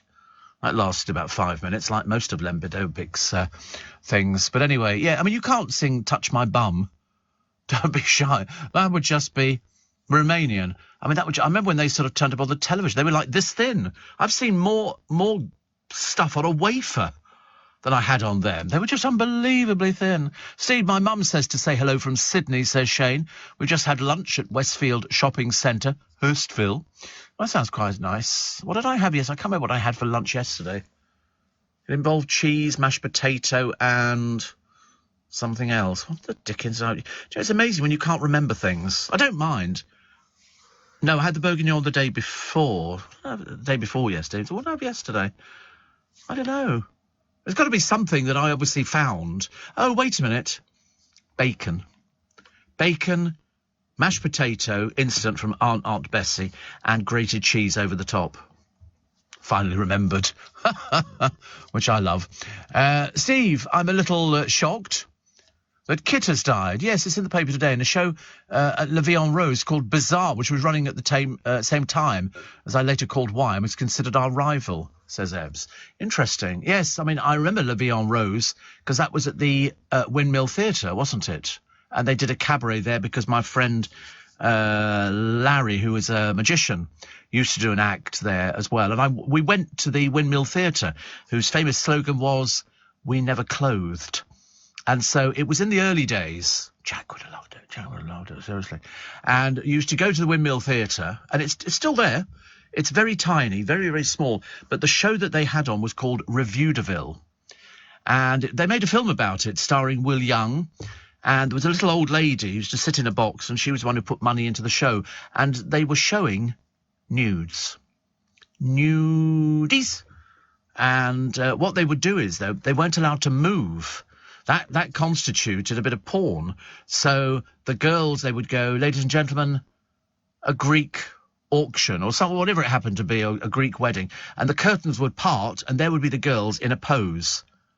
They couldn't move. If they moved, they were in trouble and they used to get a letter from the Lord Chancellor. And so that's what people went there for. And people used to become quite addictive because the show ran all day from early in the morning. People would queue up and go there. There's a very good book written by Vivian Van Damme's daughter, Sheila Van Damme, about Revue de Ville and how, and I think all the Windmill Girls got together some time ago. There was a book that came out, beautiful book on all of them, but they were doing topless and bottomless stuff, but it was tastefully done. They'd be holding a Greek vase or something, or, you know, holding a flower out or with a fountain. It was really good, very good stuff, and lots of people became very famous through being Windmill Girls. But I do remember the show called Bizarre. I'm late again. See, you made me late now. And I'm normally so good. 17 minutes past 4. This is LBC. Leading Britain's conversation. LBC with Steve Allen. Morning, it's nice to have your company. Steve, I was playing rounders at primary school when the PE teacher stopped play as the first ever jumbo jet flew overhead, says Roger. They would say, well, of course, I live in Heathrow's flight path. So I used to love it when Concorde used to fly over, and people said, oh, you couldn't tell. I was like, joking, of course. Concorde was absolutely mega noisy. Mega noisy. Steve, I woke up at 3 a.m, disappointed it wasn't 4, so I had to listen to 3 of your podcasts to get me through to 4. I can't listen to anybody else in the morning, says Nick in Nottinghamshire. Yeah, whatever. I mean, there must be other things you can hear as well. I mean, don't get me wrong. You know, I need the audience figures. You know, I'm hoping, you know, as we all hope. I mean, there's all sorts of people in the radio industry probably listening at the moment going, oh, don't talk about radio. Don't talk about radar figures, Steve. It'll be people working for the BBC going, oh, what are they going to do? Well, then they never really fired people. They just get rid of them if they're a certain age. I mean, whether or not this time round it's worked, I don't know. I have a sneaking feeling, though, that BBC local radio is literally on its last days. There's nobody listening to it. That's the trouble nowadays. You know, the airwaves are so diluted. Sean says, Steve, you're not wrong. BBC local radio has gone down the pan. It has. It has. It was, you know, it's a waste of money. It doesn't pull an audience, but it was there so that they could say, oh, we represent everybody. But now every show represents everybody. You know, I don't discriminate against somebody who's listening to this programme up north or down south or in Wales or in I just so don't. And I really, you know, I say, come one, come all. You know, that's been my motto for many years, and it works. 9 to 90. 9 to 90. I mean, if my audience figures have gone up, well, then that's due to you. But we'll have to wait and find out and then see what everybody has. But I'm making a prediction now. I'm predicting the BBC have hemorrhaged. That's what I think, actually. Do you remember Margarita Prakatan? I do. I've got a picture taken with Margarita Prakatan. Prakatan, she used to go. Prakatan. And she tried to smother me in her ample bosom once on television. I've still got the clip of it. Seriously, it haunts me to this day. Haunts me to this day. I thought she was very good, actually. She came in. She started off on Clive James's show, and then she popped up on all sorts of programmes. Steve, about 5 years ago, I performed at Chris Evans's pub playing my original music, and I had a few drinks with nerves and blew my chances. A few months later, I sent my music to Janice Long, and she played my music lots on Radio 2, and I then worked with Jules. And the BBC have an issue with my lyrics. Beast on the Prowl is one of them. See, the trouble is, I mean, every song, I mean, if you look at, I mean, I was thinking of Gary Puckett and the Union Gap. And they had a big hit single with, Young girl, get out of my mind, da da da da, my love for you is way out of line. And it was basically the story of a slightly older man going after a sort of a young girl. Nobody ever complained about that one. I used to sing along to all of this sort of stuff. You ask Noreen, she'll tell you. All these hit singles from years ago. I mean, you can read into it whatever you want. But I'll tell you, I'm so bored with woke people. You know, a bit of a shame, really, isn't it? Shane says, it's like the Australian ABC. Lots of garbage. Yeah, I don't know. Phew, dear. It's a bit of a shame, really, isn't it? But things change. Apparently, Caroline says, Sweet Caroline, written by Neil for his first wife, Martha. Unfortunately, Martha didn't go very well, so he thought of a new name, hence coming up with Caroline. Oh, I love listening to people singing along. I love it. And that other one that they do at the American football, which I never remember the name, they played... They did it in Mrs. Doubtfire as well. The kids were dancing to it in the dining room. And they do it on the American baseball shows. And they play this thing, and the whole stadium goes crackers. Over here, we're a little bit more reserved. We don't do the crackers. You know, Sweet Caroline, whoa, whoa, whoa. Good times never seem so good. So good, so good, so good. And then by the time you've had another sherbet lemon, you're off and running, aren't you? You love it. Do they sing the national anthem? Yeah, they're very patriotic, Americans. If you drive through America, it doesn't matter where you go, you'll drive through a little town, and you'll see the American flag outside every house. Over here, you put it up, and people think you're a bit chavvy. You know, they don't like it. Oh, we're not sure about that. I don't know why. 84850. Jane says, I listened to you, and which is good news, so I'm very happy there. Dale says, it's not very often I listen to your whole show. Well, you must. You have to listen to... That's the whole idea. We ask questions. We ask questions about listening to the whole show, which is, because then you can talk about it with sort of confidence and say, I listened to Steve Allen, the whole show, and I've heard his little bit extra. And I always think, that's good. That's cool. Even friends of mine download it. And so this is Dale, who's doing a delivery from Heathrow off to Hartlepool. Where's Hartlepool? It's obviously up north somewhere, isn't it? It's up north. We'll just go, it's up north. Oop north. So they can't play Delilah due to connotations of domestic violence. Next, Steve, it'll be Cliff. Gonna lock her up in a trunk so no big hunk can steal her away from me. Yeah, exactly. Imprisonment. I mean, it's just ridiculous. It is just ridiculous. Every single song has got something. I mean, and don't, for goodness sake, ever go through the country songs. You know, I lost my baby the other day. She were run over by a truck. She'd had a few drinks. I love my dog, you know. And you get all these songs about people's disasters in life. I just give up, honestly. Perhaps we should all become woke. That would make it a lot easier, wouldn't it? You know, we might as well all complain about... I mean, I never complain about anything, as you know me. I'm one of these people, it just washes over me. I think if you complain about things all the time, it means you're a little bit sad. So, you know, I never complain. Well, the weather I don't really sort of, you know, worry too much about. Steve, the Shy Lights song, Have You Seen Her? That was a good old slow smooch dance, wasn't it? Hello, dance. You want to dance? You know, have you seen her? And Roger says that'd be classed as stalking somebody nowadays.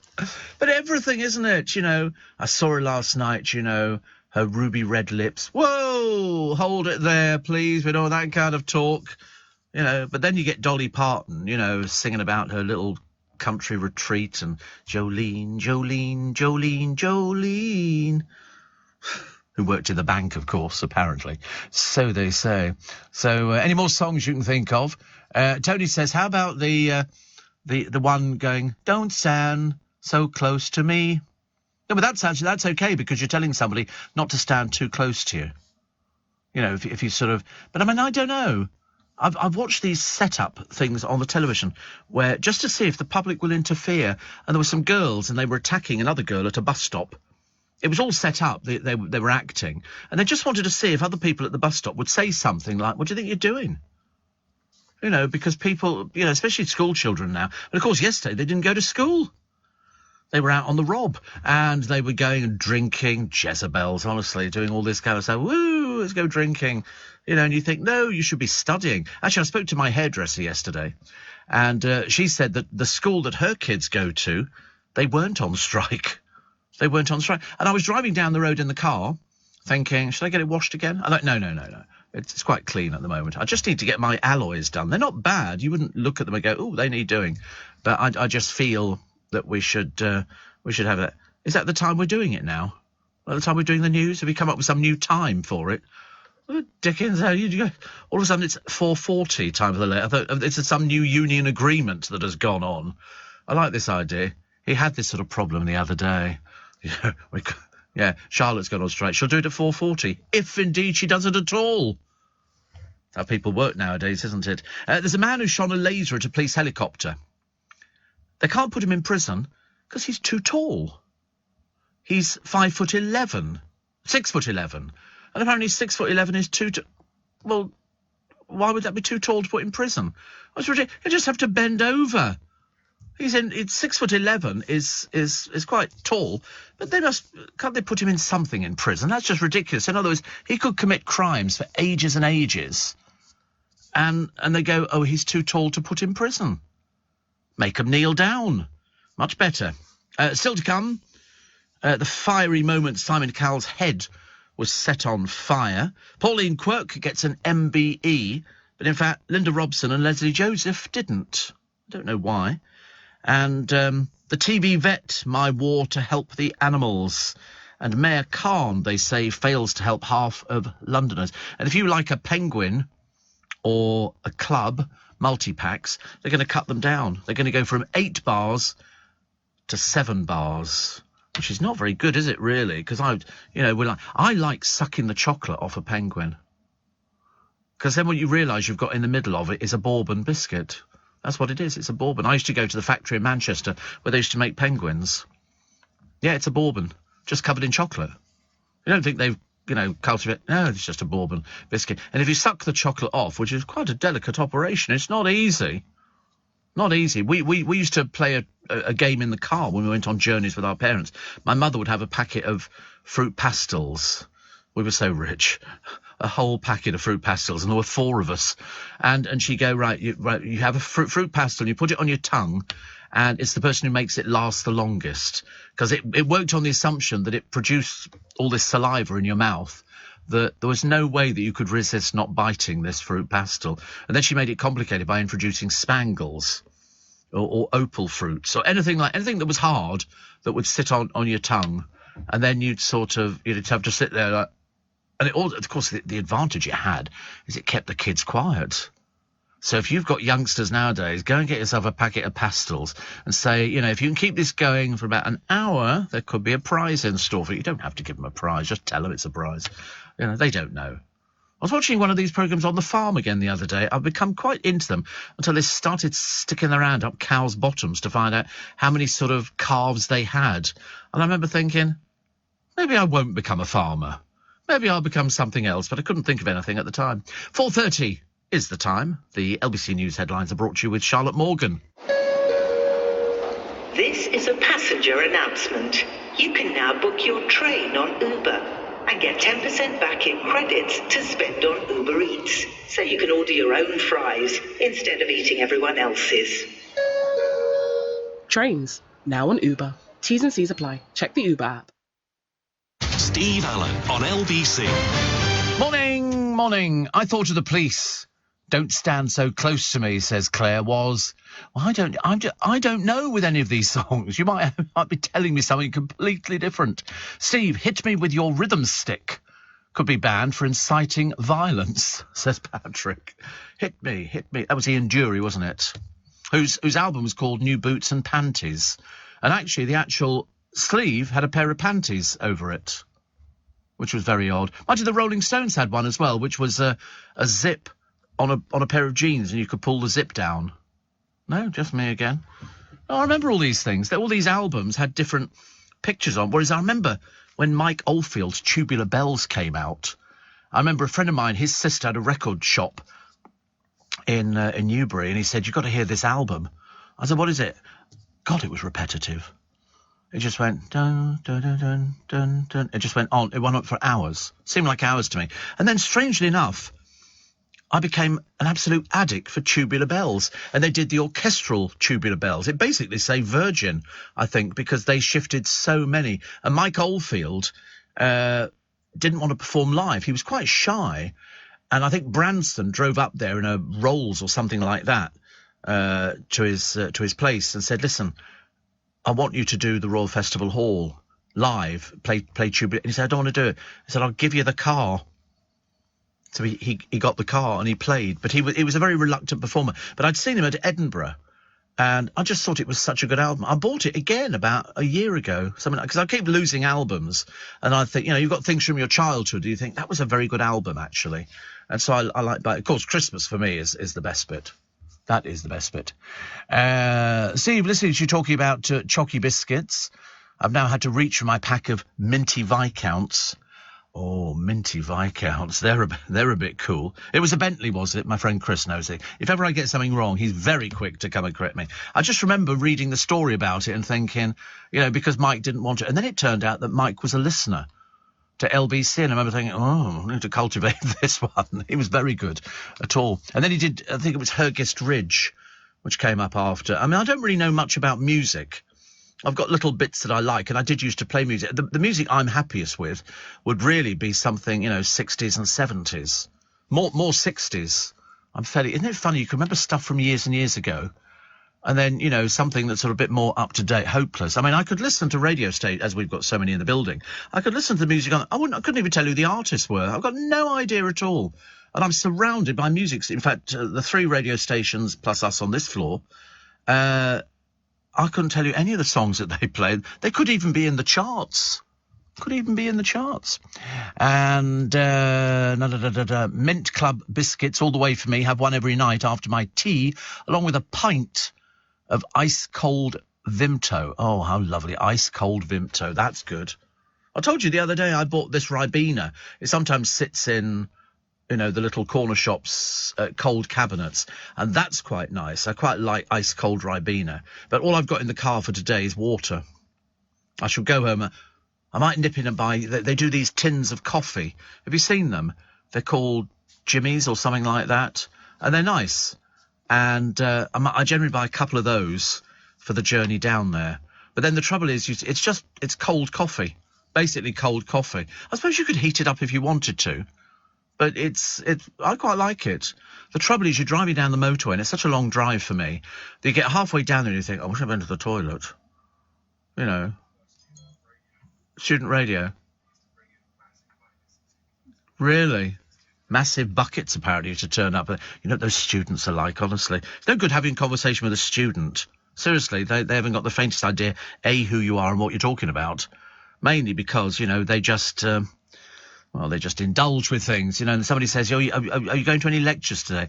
I don't think so, no. Bit of a skinful last night, and I've got the remains of the doner kebab and the pizza to finish off, so there's no chance of going to a lecture.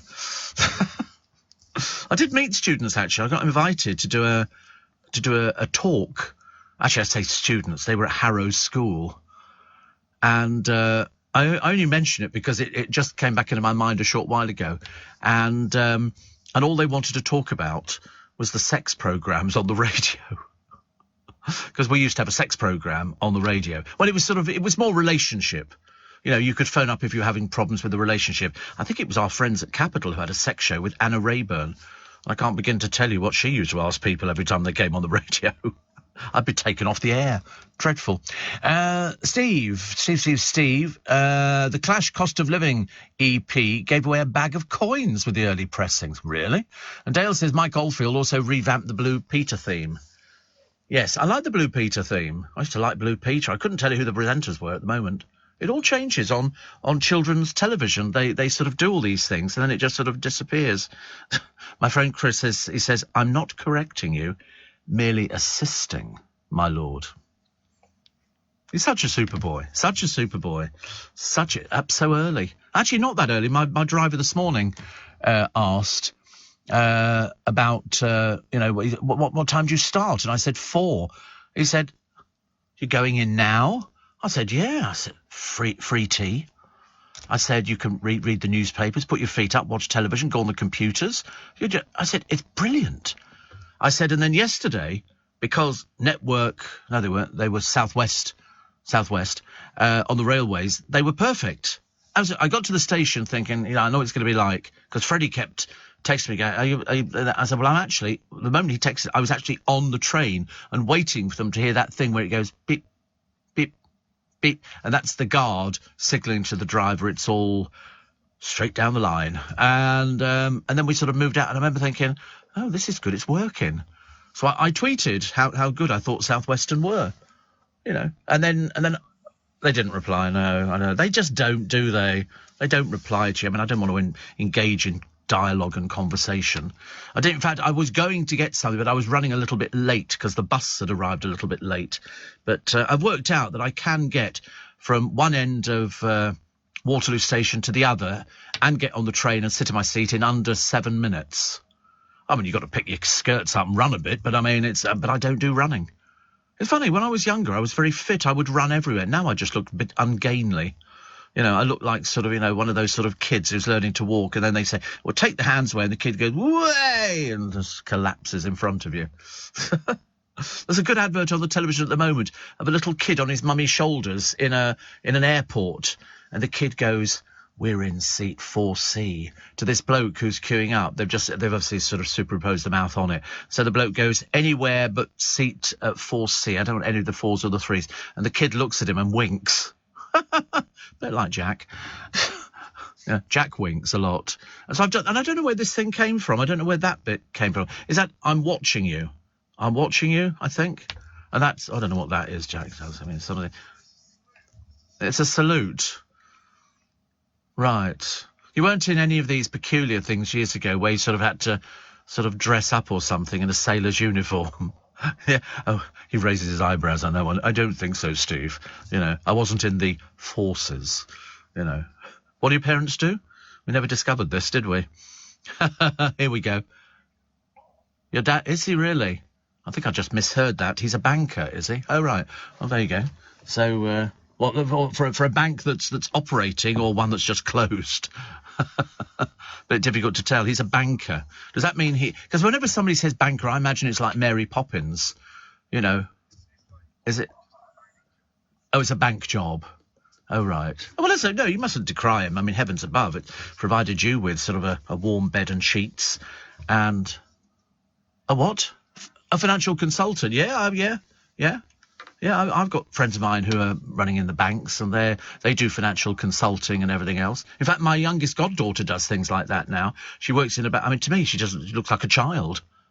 But she's working at a branch in London, and she loves it. She wants to move to Coutts. That's her ambition. And to be honest with you, she's that good. She'll probably manage it. They're all working. They're all very good, actually. Because my middle godson, he does fraud with one of the banks, but he works from home. He's got a special contract that means he doesn't have to go into town. So it saves him hours every day, and it's cheap. Because he said if you're in the bank, in the city, he said then people go after, lunchtime, come for something to eat. He said then after work, let's go for some drinks. He said before you know where you are, you've blown loads of money, and he wants to buy his own place. They're all a bit sensible in that department. But my youngest, she loves the job, so she deals with customers and stuff like that, which is good. But my middle one, he does fraud. Because I always thought that if you're working from home, you could get away with hardly doing anything, but you can't, because they can check on your computer and see if you're actually working. So you have to do it, and he's very good.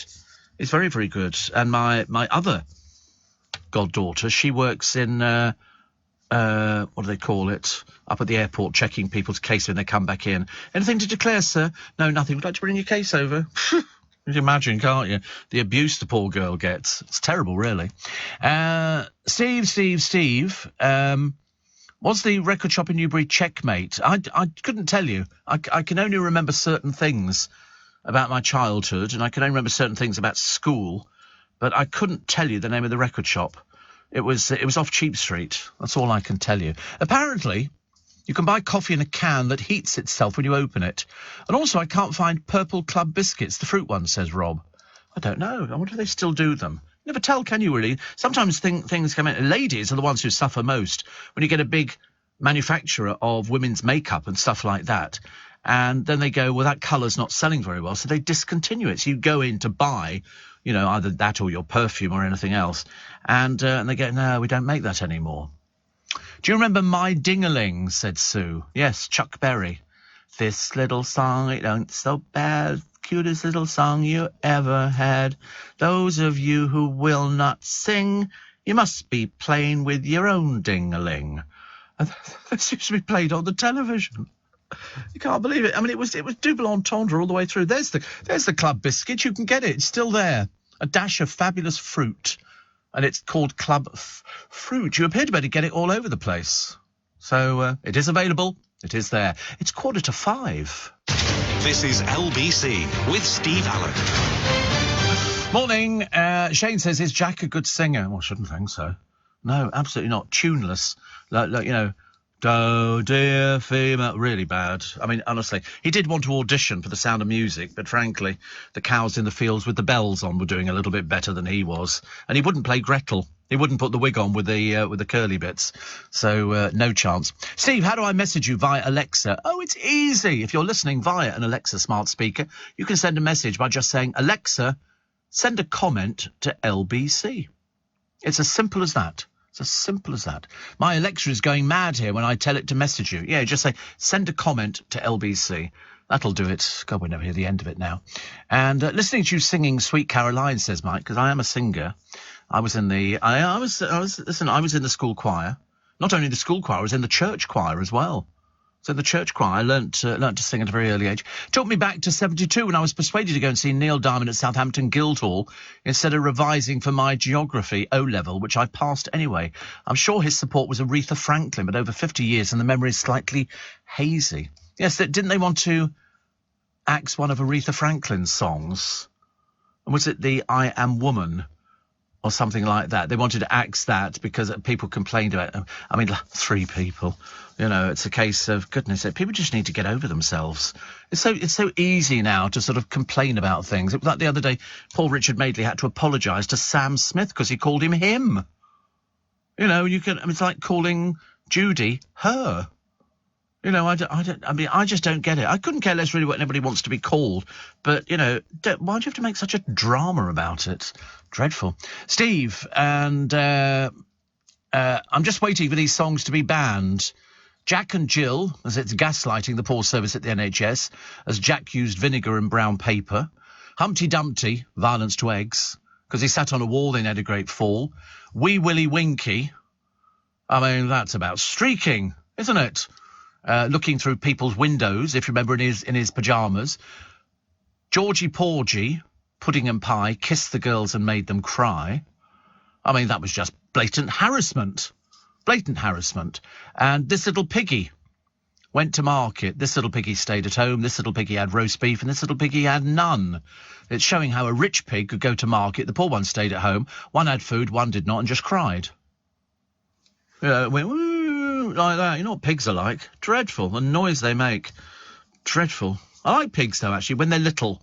I like them when they're little. I don't like them. But you're right, Wee Willie Winky was streaking in his nightgown, going through the town, looking through the windows. I mean, the man should have been arrested.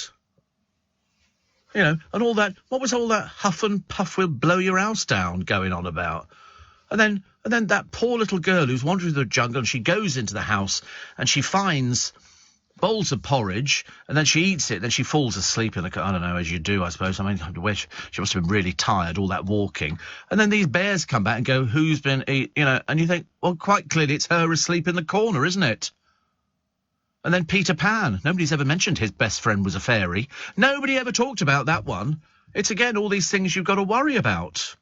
Lord above, honestly, if we'd known.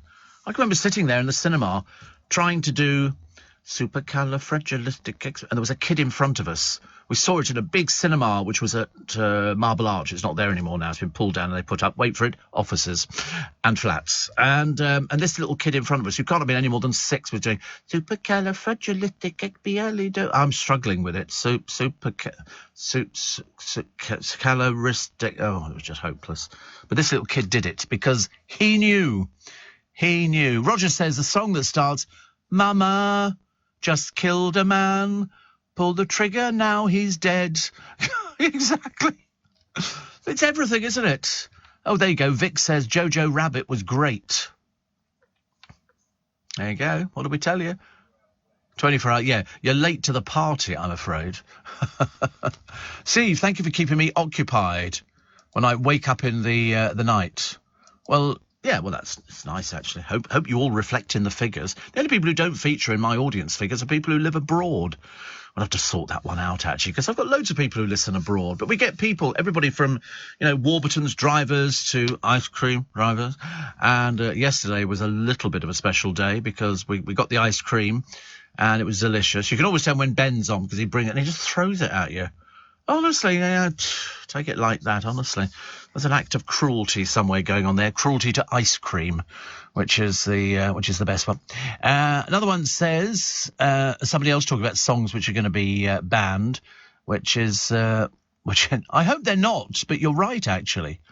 You are right. When people say, why has that one not been banned? I think it's when people point it out to them, they then go, oh, right. And they think that we're all so naff that we have to just sort of go along with it. I'm waiting for Dominic Raab to be dismissed. You know, if we were all going back to school, I mean, how much longer can this go on?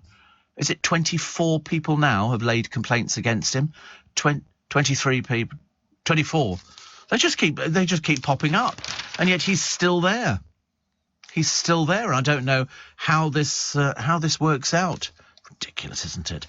Mind you, big smile on face, Beckham's bride and a row that wasn't in the wedding plans. Nicola, this is Nicola Peltz, father billionaire, married the Brooklyn boy, doesn't do anything, doesn't really have a job. And if he did, he wouldn't certainly bringing back much money in. This wedding cost $2.8 million, held at the Palm Beach estate of Miss Peltz's billionaire father last April, because he owns Wendy Burgers. I think it's Wendy. But anyway, it was a lavish A-list wedding that ignited rumours of a rift between old Vic and her now daughter-in-law. It can be real. The fallout over the bride's wedding dress wasn't the only drama to unfold. Apparently scathing text messages have emerged from the actress to her experienced wedding planners, Nicole Baragin, and Ariana Gralbe, in which she told them she was tired of fixing their mistakes after they said Lewis Hamilton had RSVP'd to confirm he would be attending, even though he told Miss Peltz and her fiancée Brooklyn he couldn't.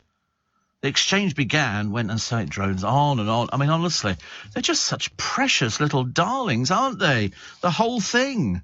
What was I thinking about a minute ago? I was just thinking about something else which happened. Oh, that's right. They were trying to make out, because Oprah Winfrey had her birthday party the other day, her 69th birthday party. She is phenomenally successful. And, of course, she did the first interview with, what is the name of that couple? Harry and Meghan. Well, apparently they were conspicuous by their absence from Oprah's birthday party. Everybody else was there except them. Now, you know that Harry and... what is that girl's name?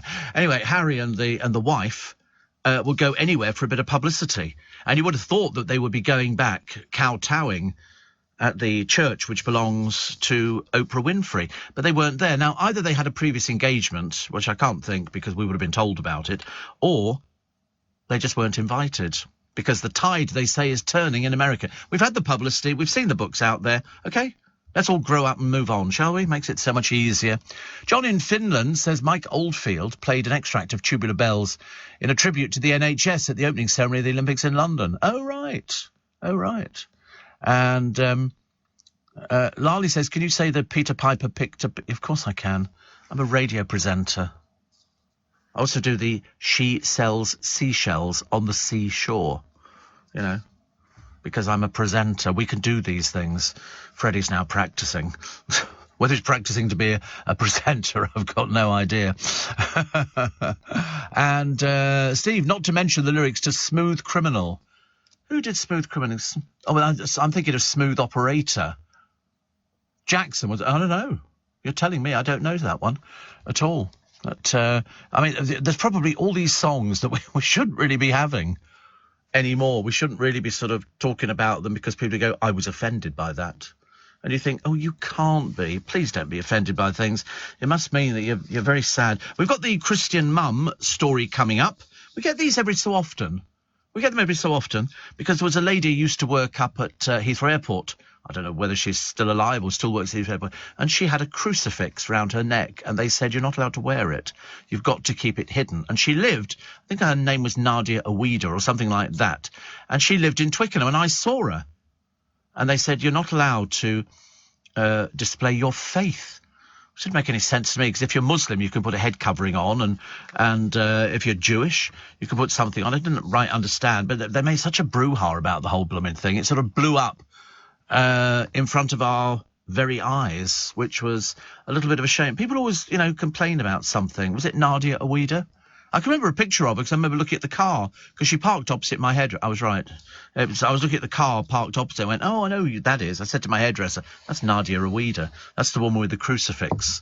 And she didn't want to. So we have a story of a woman whose little 4-year-old is at school, and they unfortunately decide to have a celebration of Pride.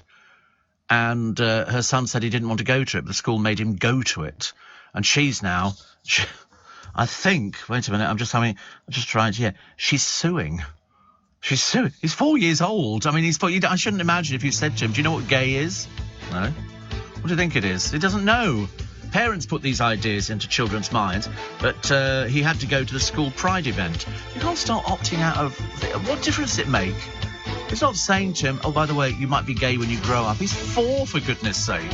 Ridiculous. But she's suing, as if money's going to make any difference. I'll tell you all about her a little bit later on. And we take more of your texts and emails. 84850 steve@lbc.co.uk. And Ian is on his way to work. He's a bus driver, says Ruth. See, we're big fans of bus drivers. Especially today, there's nobody... Wait a minute, is anybody striking? We'll find out after the news, which is next.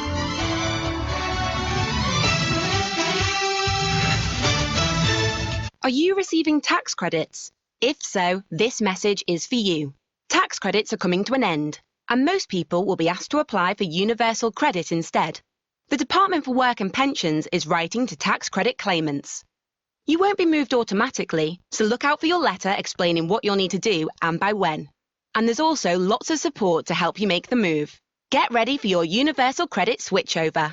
Search Understanding Universal Credit today. Eligibility criteria apply. This is LBC from Global, leading Britain's conversation with Steve Allen.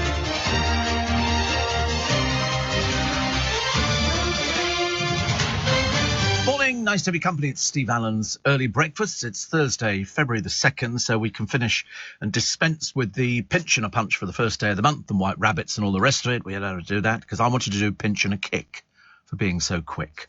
It was always a very popular one as well.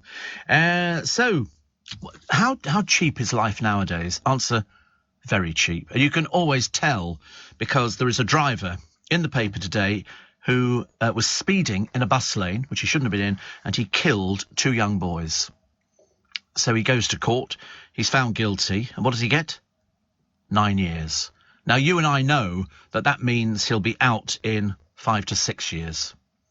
What a mockery it makes. So if 2 families now have to try and get to grips with the fact that their children were killed while some idiot was speeding in a bus lane who will only be getting, as I say, probably 5 years, if not less. It's like when we say life in this country, we don't mean life. We just mean basically, just a few years. I mean, now you've got cases, as you heard earlier on, of somebody who they couldn't send to prison because he's too tall. Well, build him another cell.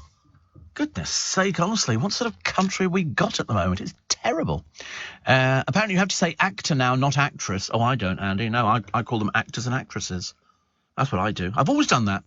And I've certainly had no intention of changing. Absolutely not. No. Somebody said to me, you're not very PC. I said, I don't want to be PC. Seriously, I have no interest in being PC. I think it's absolutely pathetic. Absolutely pathetic. The football charter plans have been leaked. Greedy clubs will be forbidden from joining breakaway tournaments like the doomed European Super League. You see, I'm talking, I have no idea what that's all about, actually. Shoe Shine Susie, sitting in a shoe shine shop. All day long, she sits and shines. All day long, she shines and sits. My friend Chris has sent that in for me, knowing that I wouldn't be able to do it. So you have to be very careful with it, otherwise you get yourself into a little bit of trouble.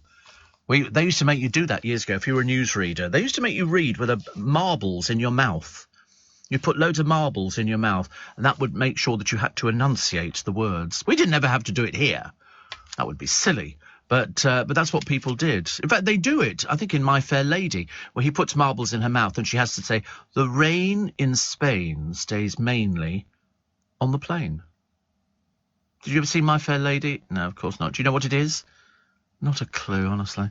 So, seriously, you could be talking to yourself here. It's another language. It's like he's come in from another planet. And the planet is, I don't know. I was a student. And apparently, I went to university.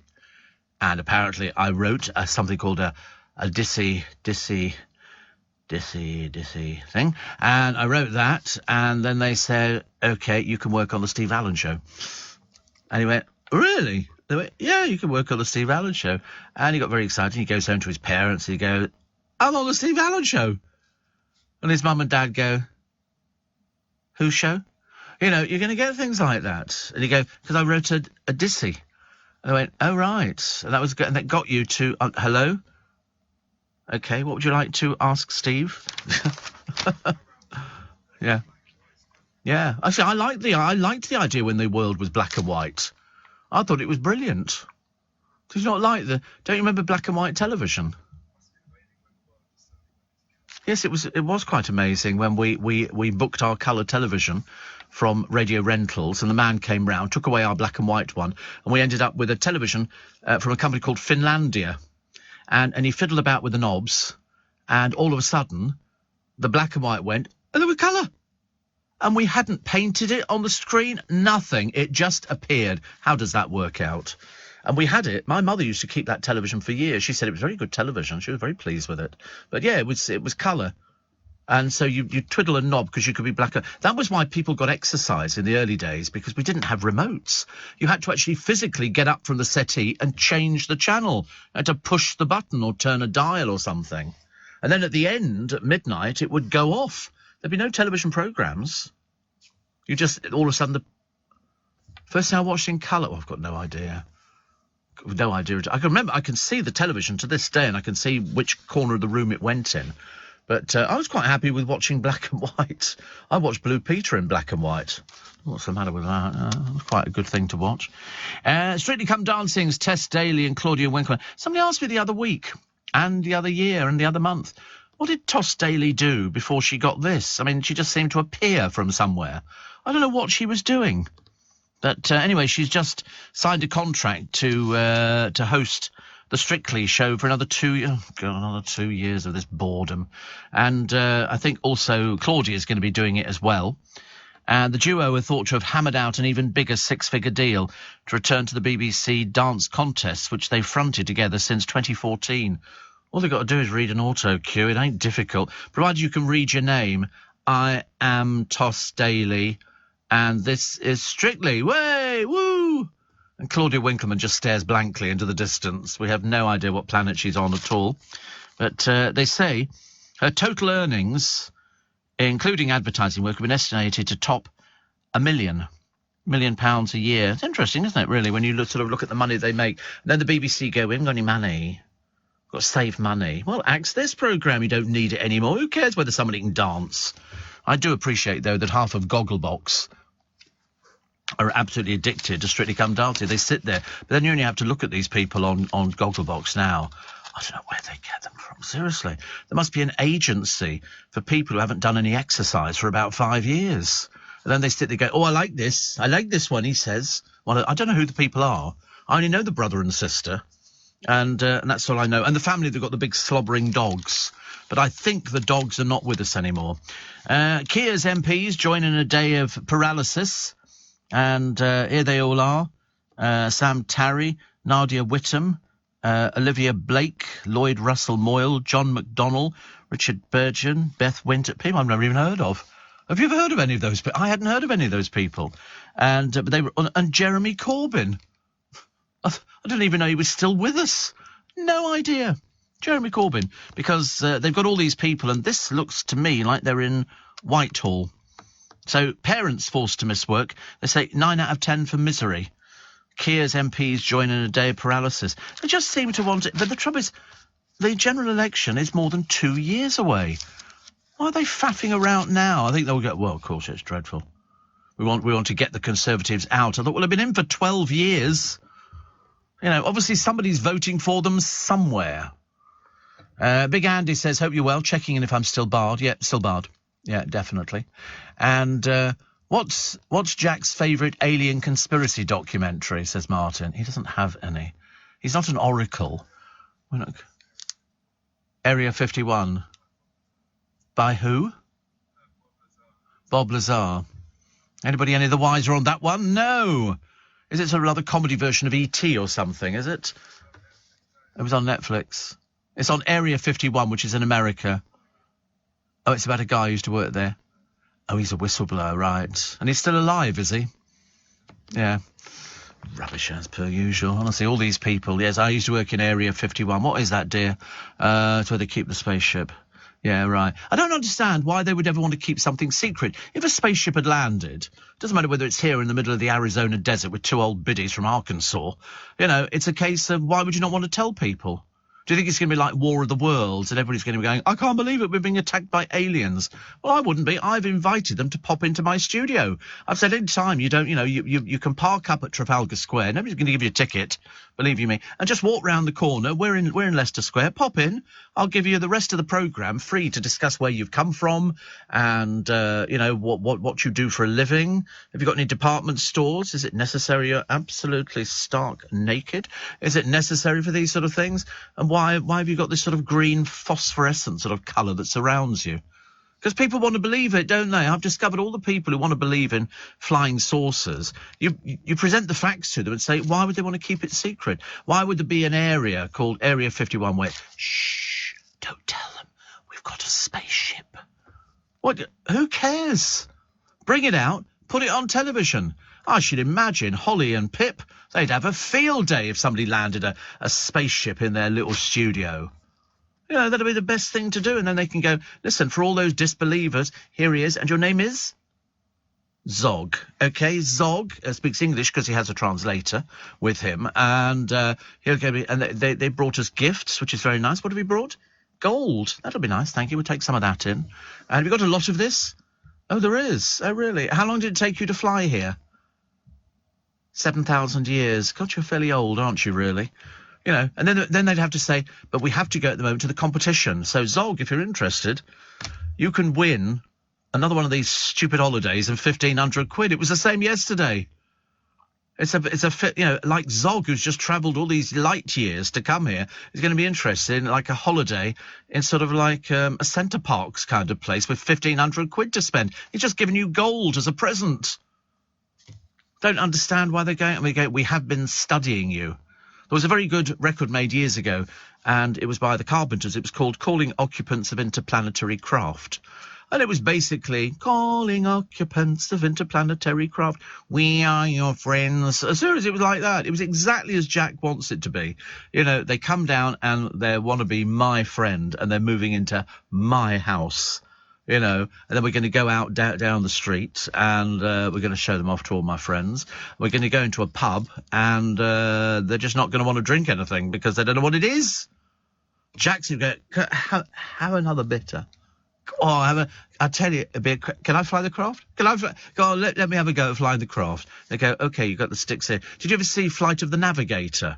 Flight of the Navigator was another one of those brilliantly little films made by Disney, and it was about a boy who was taken back in time, and he gets on board a spaceship, and he flies it around all over the place. And of course, NASA are fascinated with the fact that he's been on board a spaceship.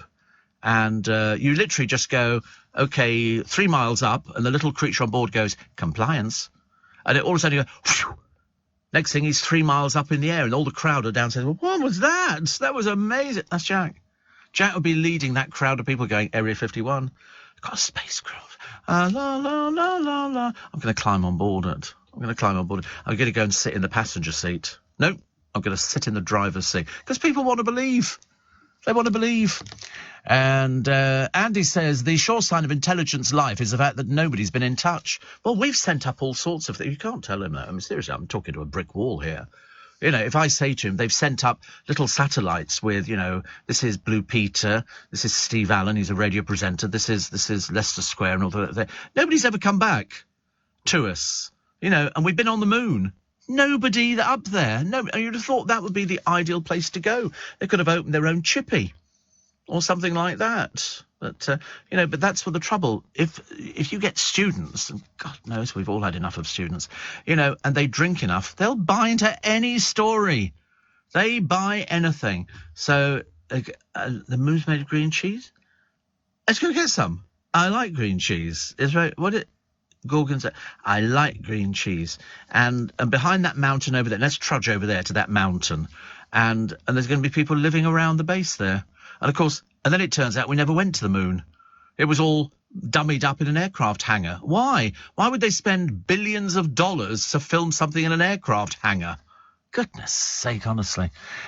Steve, please take a break. It's 16 minutes past 5 and we need the LBC travel with Joanne Webb. Steve Allen on LBC. Text 84850. Morning. Steve, I think Tess Daly was an Olympic diver, says Kevin. Really? Was she really? I don't think she was. I don't know where she came from, though. It's all these things that you see somebody on the television. I mean, the ones which you know, because I do it on a regular basis, is where they talk about a celebrity version of this and that and the other. And you're literally hard pushed because you don't know who these people are. They're certainly not celebrities, but they have unwillingly taken the money, thus proving themselves fraudulent. You know, when you see, I'm a celebrity, get me out of here, and you've only heard of about 5 of them. The others, they go, oh, so-and-so's a comedian. You go, on what? What are they a comedian on? One of my first black and white TV memories, says Nick, was Jukebox Jury. Would a song be a hit or a miss? I'll still use the same method today. I do the same, actually. Hit or miss. You know, we generally do it with APs, and we sort of try and work out, because at the moment Jack's on his perch, and he's sort of very excited, telling us about how many sort of light years away are these. I mean, like anybody cares. Seriously, I'm growing grey hair. It's very worrying. It's a case of Jack. You can imagine you go out for a night with Jack and he goes, I've got this photograph of a spacecraft which was coming into land. Would we all like to have a look at it? You can just see it, can't you? All these people going, is he always like this? You go, yep, sadly, he's always like this. And Tony says, do you hate this fellow, Jack? Oh, you're good. You're getting the impression, are you? You're intelligent, aren't you? I bet you left school at 12. And somebody else says what was the other one? Oh, that's right. Ask Jack to see how much money he's got in his pocket today. I don't have any money in his pocket today. We don't need... Yeah. Yeah. Have you got your little purse with you? Would there be more than 30 pence in it? £5 in your wallet? And another £1 in your bank account? I tell you, he is loaded. He's going to buy his own spaceship. He's going to enter the space race. Actually, it'd be nice if I won the lottery. I would actually pay for somebody to take him to space and just leave him there. Isn't Branson doing it or something? We could sort of send him up and just go, there it is. That's what it looks like. Now stay there. It was all the people who's twice. You're not getting a return trip. Definitely not getting a return trip. Bob Lazar is brilliant. You should watch Greg from Basingstoke. I don't even know what that is, actually, George, but thank you. And another one, John says, our Bob owes your Bob a bob. And if our Bob doesn't give your Bob a bob, your Bob will give our Bob a bob over the ear. Are people just trying me out on tongue twisters today to see whether or not I can actually do these things? I can. Roman Kemp shoplifted. I mentioned that because it's in a few of the papers today, but it's in his book. So obviously somebody's read it, and they've said he used to go shoplifting for little trinkets and stuff like that. I never shoplifted. I don't think so. I don't think so. No, I definitely didn't. I don't think so. Here's a good story. Singles will tolerate an average 51 minutes of a dodgy date before making an excuse to leave. That's what they say. It's long enough because the moment you go for a dodgy date, you sort of they go, hi, try and make yourself sound interesting. Hi. A little bit high pitched, just pitch the voice up a little bit. Hi! And then you sort of go, so, what do you want to drink? And she'll then go, I'll have a pint of beer. And you go, oh, God. So that means that, we ain't going to be going home in the same taxi. And it's a case of, at least her dungarees fit. And it's sort of a case of, they had somebody on the television, it's another one of these dating programmes. I don't know why we're obsessed with these people. Must be the loneliest in the world. They go on television. I put Jack's name forward, and so that they could sort of suss out somebody, and find out what it is. But apparently, 51 minutes is how much you will go. It takes 25 minutes to notice a spark or lack of it. Oh, I could do it in less than that. I could do it in much less than that. I can probably do 5 minutes. You know whether you've got a spark with somebody. Absolutely. That 25 minutes. Good God in heaven, I'd have been whizzing down the road in the taxi. Definitely. The research was they've joined Denise Van Outen because, I mean, she didn't know that the bloke she was going at was cheating. Whereas it was written all over his face. 4 in 10 have sidestepped a date altogether. They do it on these dating programs. They go, would you like to see each other again? And they go, I don't think so. And you go, why? Because they're boring. They're very boring. They're very dull. That's why they're on this television programme. They're boring. There's nobody of any interest. A couple of them sort of... It's like Blind Date. I used to watch Blind Date religiously all the time, and they would have people on there who were looking for a date, but I thought they just wanted to be on television. I never ever thought, actually. Apparently, Sandra in Broxbourne says, I can't survive a morning without hearing your dulcet tones. I know the feeling. I'm the same. I can't survive a morning either. Danny Dyer reveals the soap's plunging figures helped him to quit, which is, I was saying ages and ages ago, the audience figures for EastEnders are going down. And the reason is, it's just not interesting. Too many young people in it, and they don't have the longevity, because you know damn well they really want to be on Love Island, but they couldn't get on Love Island because they're too young. And Donald says, don't try shoplifting, otherwise you'll hurt your back. I'm fatal at finding shoplifters. I can go into a place, I can see somebody who's going to shoplift. They'll either look around. There's a bloke who goes into Marks and Spencer's every day, and he was in there the other day at 8 o'clock. I went back in the middle of the afternoon. He's still walking around. He holds a packet of nuts in his hand, and he just walks around and stares at the shelves. And I've said to a few of the staff, have you seen this bloke? He just walks around holding a packet of nuts and then just stares at the shelf. for no reason. I couldn't work out if he was actually buying the nuts or if he's got a fixation with a packet of salted peanuts. I don't know why. One of those sort of things, isn't it, really? What else we got here today? What else have we got? We've got, the flat owners is good. And do you know more than 36,000 people filed their self-assessment tax return in the final hour before the deadline? Thank goodness I don't have to do it. Thank goodness I don't have to do it anymore. That saved me an awful lot. The community weeping after, and I think Richard Spur was talking about this little girl, aged 4, mauled to death by the family's pet dog, if you please. Pet dog. The Posh and Beck's daughter-in-law suing her big day organisers makes 2 pages in the Sun today. Dreary old Brooklyn and Nicola Peltz. She's not happy with the way it turned out. And so they had three planners.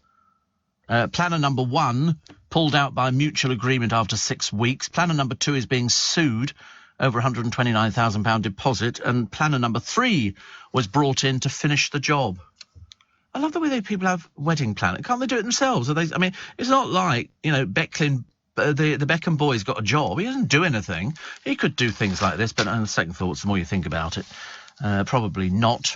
An Amazon customer was left bewildered and embarrassed when he was sent 2 boxes of sex toys by scammers. Didn't even know they did sex toys on Amazon. My goodness me, there's another hour I won't be getting back in the middle of the afternoon. Andrew Sharp mistook the first parcel for a hamper of food, and then the second one contained sex aids and things like that. He had complained to Amazon, and he was invited to keep £200 worth of sex toys or donate them to charity. What charity are you going to give sex toys to? They do come up with some odd things. He says, I can't begin to imagine a charity shop volunteer's reaction if I walk in armed with all of it. What a ridiculous suggestion. Amazon gave him a 50 quid voucher by way of an apology, saying appropriate action has been taken. Isn't that the oddest thing ever? Sex toys on Amazon. I suppose it's a way of doing it. We used to, one of our studios years ago, we were over the road from a sex shop. And they used to have but it was a sex shop for people who wanted to transition. So they did a lot of large clothes and large shoes because men have traditionally bigger feet. And we used to get all sorts of letters delivered to our building which were meant for the sex shop over the road. And I think one of them was I'm a woman of 87 and I'd very much like to come and see what clothes you've got on offer in the shop. And I remember thinking, good Lord above, it shows no age barrier at all, does it really? Oh, look, another picture of Pamela Anderson, showing whether she's the fount of all knowledge when it comes to defying you. She's only 55. They make it out as if she's really ancient. But she says, I'm not afraid of getting older. Of course you are. Don't be silly, dear. Of course you are. And Piers Morgan's going to interview the Prime Minister. A little bit late. It's all been done by everybody else, but, might as well go on. An illegal house built on a driveway in place of a garage had been torn down by the owner. The homeowner, Mr. Singh, had been given planning permission in 2019 for a single-storey garage, and he decided to put a house up instead. Obviously not being the brightest person in the box. Also, they've got Molly May, and I think Molly certainly did. They've called our kids Bambi too, so what if the snobs say, oh dear? I'll see anything for a sort of a naff story. Call your kid whatever you want, love. Call your kid whatever you want. You want to call it Bambi? Call it Bambi. Don't make such a big deal about the fact that some people have made a big deal about it, because I don't think people are that bothered at all. So ITV, I'll tell you about this one in a moment, actually, because it's quite interesting. And they're looking at the sex crimes linked to the 70s pop band, the Bay City Rollers. They were huge. They were the British version or the Scottish version of the Osmonds. They were absolutely immense. From Keep On Dancing to all the, I can't remember all their other hit singles actually now. Shang-a-Lang was a big hit single. But it's very interesting. It was Rollermania. People used to go mad for this group. You can find them on YouTube. And I don't quite get what it is. They also had Summer Love Sensation, Shang-a-Lang. Remember, All of Me Loves All of You, Love Me Like I Love You, I Only Want to Be With You, which was the old Dusty Springfield. Bye, bye, baby, baby, goodbye. Give a Little Love, Wouldn't Stop the Music. The last was 1970. 9, I think, turn on the radio. But they had loads. They had a mega mix. I thought they were good, but it was the fans. The fans were really... They used to have these half-masted tartan trousers, which became, synonymous. I suppose when you go and see certain people now, you dress in what you think they would like to see you in. I think you'd probably like to see me in the news, actually, at the moment. So let's get the headline, shall we, at 5:30 with Simon Conway. Are you receiving tax credits? If so, this message is for you. Tax credits are coming to an end, and most people will be asked to apply for universal credit instead. The Department for Work and Pensions is writing to tax credit claimants. You won't be moved automatically, so look out for your letter explaining what you'll need to do and by when. And there's also lots of support to help you make the move. Get ready for your universal credit switchover. Search Understanding Universal Credit today. Eligibility criteria apply. Leading Britain's conversation. LBC with Steve Allen. Morning, nice to have your company. 27 minutes to 6. Welcome to Thursday. Welcome to the February the 2nd version of the show. Steve, can you pronounce the longest place name? It's a railway station in Wales. This is the Antecillion Go Go Go, that one, which starts off Llanfair, that one. I don't want to have to do it now. It's embarrassing for people who can't do it. Steve, hope you're well. Have you ever thought of going down to those cafes with Thomas Bosch? I can see you having a nice big plate of pie and mash and liquor, says Nick. Actually, I could eat a plate of pie and mash. I don't know. I've never had it. But I could definitely eat it. I just wouldn't eat eels. I can't eat eels. They're not very nice. Okay. Very nice. Nice to work with you. Got to keep him going. And, Steve, how come the satellites looking for intelligent life are all pointing out towards space?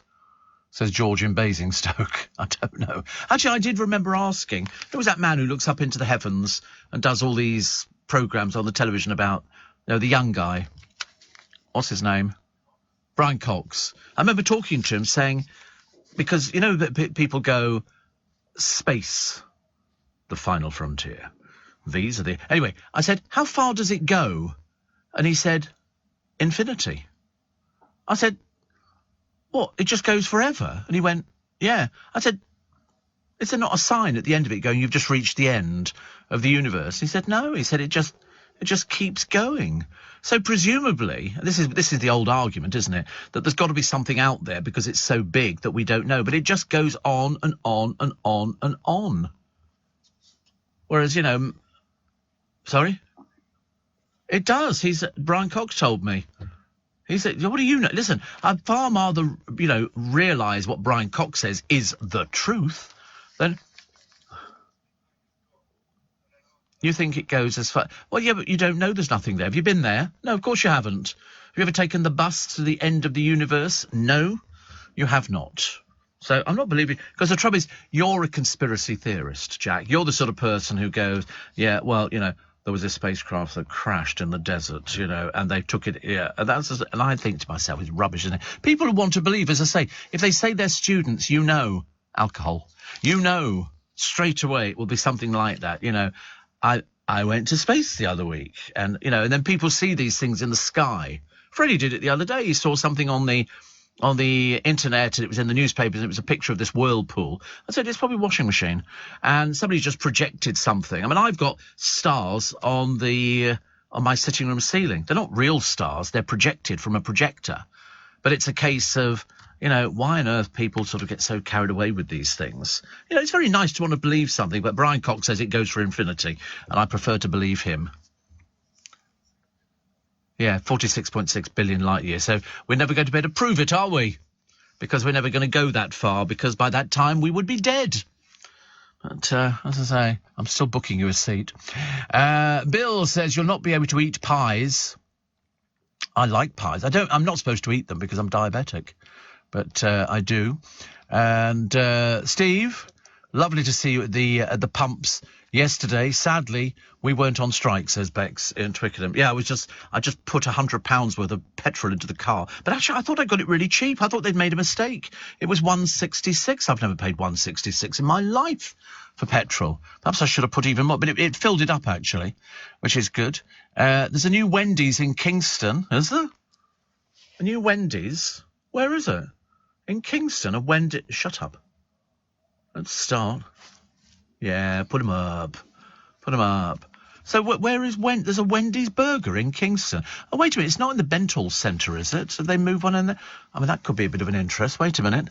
And nobody ever tells me anything. They go, Wendy's new Kingston branch offers free cheeseburgers for a year to the first customers. Well, where is it? Fancy telling us that. So it's, oh, dear. This is the 12th Wendy's. But where is it? It's in Eden Street, open from 10:30 in the morning. And they do a free Frosty. I don't know what that is, but it sounds lovely. That sounds like it's sort of a milkshake or something. But I might go and try that, actually. Don't keep moving it up and down. I'm trying to read the bloody thing, and you keep moving it up and down. I thought I'm having a seizure. But so it's the 12th. The chain widely note down. So they've got signature Baconator that features a half-pound burger, American cheese, 6 pieces of crispy applewood smoked bacon, ketchup and mayo. You try getting that in your mouth. Try getting... You've had it? Really? How much was it? £6? Good Lord. But honestly, I can't afford £6. That's a fortune. I'd have to work for an extra... Well, a long time anyway. £6 for a burger. I'm not surprised you've got no money. Goodness sake, honestly. And somebody says here, so the Wendy in Kingston is opposite. Oh, I know where it is then. I know where it is. It's by the bus stops. I know exactly where it is. Exactly where it is. I might have to go there. Oh, is that it? Oh, that looks delicious, doesn't it? Because they do square burgers in Wendy, don't they? I don't know whether that makes any difference, but that does look good. I mean, I appreciate it's a photograph for a thing. So it's applewood smoked bacon, ketchup and mayo, and a half-pound of fresh British beef. You'd never get that in your mouth, would you? I mean, you really wouldn't. You'd have to push it down and squish it. I love it. I love it. I might go... I couldn't eat a whole one of those, though. I know their chips nice. They do good chips. Good chips. And you've had a milkshake in there as well? Yeah, you just basically done it all. Not in this one you've done it. In Kingston. Oh, right, you got it as a takeaway. Right. Oh, OK. Don't like to think of you being just down the road from me. And slightly worried. Wendy's is opposite Primark. I know exactly where it is. I know exactly where it is. Thank you. And Steve, love those Starlight projectors. Yes, they're very good. I've had quite a few, actually. I've got one at the moment. I've got one in the car, which is even better. So, Davina McCall is proving that neither has to be uncool, which is wearing double denim. Synonymous, they say, with being middle-aged. Is it? I don't think I've got any... Well, I've got denim jeans, but I don't have a denim jacket. But she is tipped to be the front runner to present this romance retreat. It's like Love Island, but for older people, which is going to be even sadder than the other ones. Celebrity Cooking School set to give us a second helping, basically because it was cheap. And the series aired in 2022 and featured a lineup that included, wait for this one, Kerry Katona, Melvin O'Doom, Sean Ryder, and the winner of First Dates, Laura Tott, whoever they are. I mean, seriously. And they're bringing it back. It's obviously immensely cheap to do it, isn't it? And Oti Mabussy's debut presenting on ITV may have flopped, but bosses aren't quitting on her yet. Oh, they will by the second show. They definitely will by the second show. People think, oh, I think I'll just be a presenter. And so they go on television and they do... Oh, no, I was watching the other day. They had Celebrity Chase. And it had Susanna Reid. It had... who else was on it? Richard Arnold. And it had, a couple of other people. And Richard Arnold went on there. He didn't know anything. He got every single question wrong. Talk about thick. I mean, even Piers Morgan went, what? He didn't know anything. I was amazed at how dim he really was. I thought, have you had an education? Or have you just sort of popped yourself on television talking about something you know little about? Because every single question he got wrong. So, in fact, his counter never moved on the board. He got swallowed up there to get rid of him. And he didn't seem apologetic that he was thick. I was very worried. It was obviously an old one, because otherwise you wouldn't have had old what's-her-face on there. But it was still interesting. Steve, there is a restaurant at the end of the universe. I've seen it. I've seen it. As Douglas Adams said so. end of the universe, and the cow's standing at the table. He goes, just take a bit off there. That's quite nice. Get your knife out. Have you ever seen Douglas Adams' Hitchhiker's Guide to the Galaxy? Yeah, you've seen that. Do you believe that, or you've started not to believe that? Have you now? You've finally seen through it. Did you like that? You like the idea they were on a spaceship? I thought you would, yes. Have you ever been to a party and dressed up as any of the characters from Hitchhiker's Guide to the Galaxy? Yeah, I bet you have. I bet you've dressed up as Uhuru from Star Trek. I've got all the Star Treks. Sorry, love? Yeah. I just quite like the idea that sort of people dress up as stormtroopers. Yeah, you could be a stormtrooper, couldn't you? I thought you might have done that. I've a sneaking... You went to Comic-Con. Oh, I told you. There you go. Steve, Costco Watford unleaded petrol is 1.36, says San. Yeah, I can't use unleaded petrol. I have to use this grade 5. That's why I thought it was quite cheap, actually. And somebody says, so Wendy's is opposite McDonald's in Kingston. Yes. Yes, it's Primark, and then you come back a little bit, and there's the entrance to the shopping centre there, one of the other little shopping centres, and it's there. I don't know what it used to be before. It could have been a carpet place, but I'm definitely going to go and try it. I can't today because I'm busy, but I definitely quite fancy that. That could be Friday. Friday I could be going there, which is lovely. Litter pickers out litter picking have found a 27-year-old Big Mac box. Ooh. I mean, how they know it's 27 years old, I've got no idea. Beyoncé kicking off first tour in 6 years. The people of Blackpool are the most stressed in Britain. Isn't that amazing? I mean, why would that be? I thought people liked Blackpool. I mean, I couldn't stand the place. Seriously, I was deeply embarrassed by the whole scenario. It's freezing cold. It looks like it's a place on its last legs. The train doesn't go to the centre of Blackpool. It's either North Beach or South Beach or whatever it is. And there was nothing in it that excited me. I mean, everything looks a bit faded. But that's the trouble with seaside resorts. They need constantly painting. Brighton's the same. Brighton is the same. They, because of the salt in the seawater, you need to keep cleaning everything. But we do it, don't we? We do it. 5:45 is the time. Let's get the recap on the LBC travel for you this morning with Joanne Webb. This is LBC with Steve Allen. Morning, nice to have your company. Oh, there is a comet which is visible tonight to the naked eye if there are no clouds. The last time it passed was during the era of the Neanderthals. It apparently passes very close to that. We did this on the programme ages ago. Once every 50,000 years. Says Stephen. So if you miss it, you can always wait another 50,000 years, which is okay, because in the time we're waiting 50,000 years, we could go out to the universe, go to the restaurant at the very end of it, have a meal, and then head off into the wide blue yonder, trying dodging the meteorite storms, which will be out there. Yeah, the comet is called C/2022 E3 ZTF.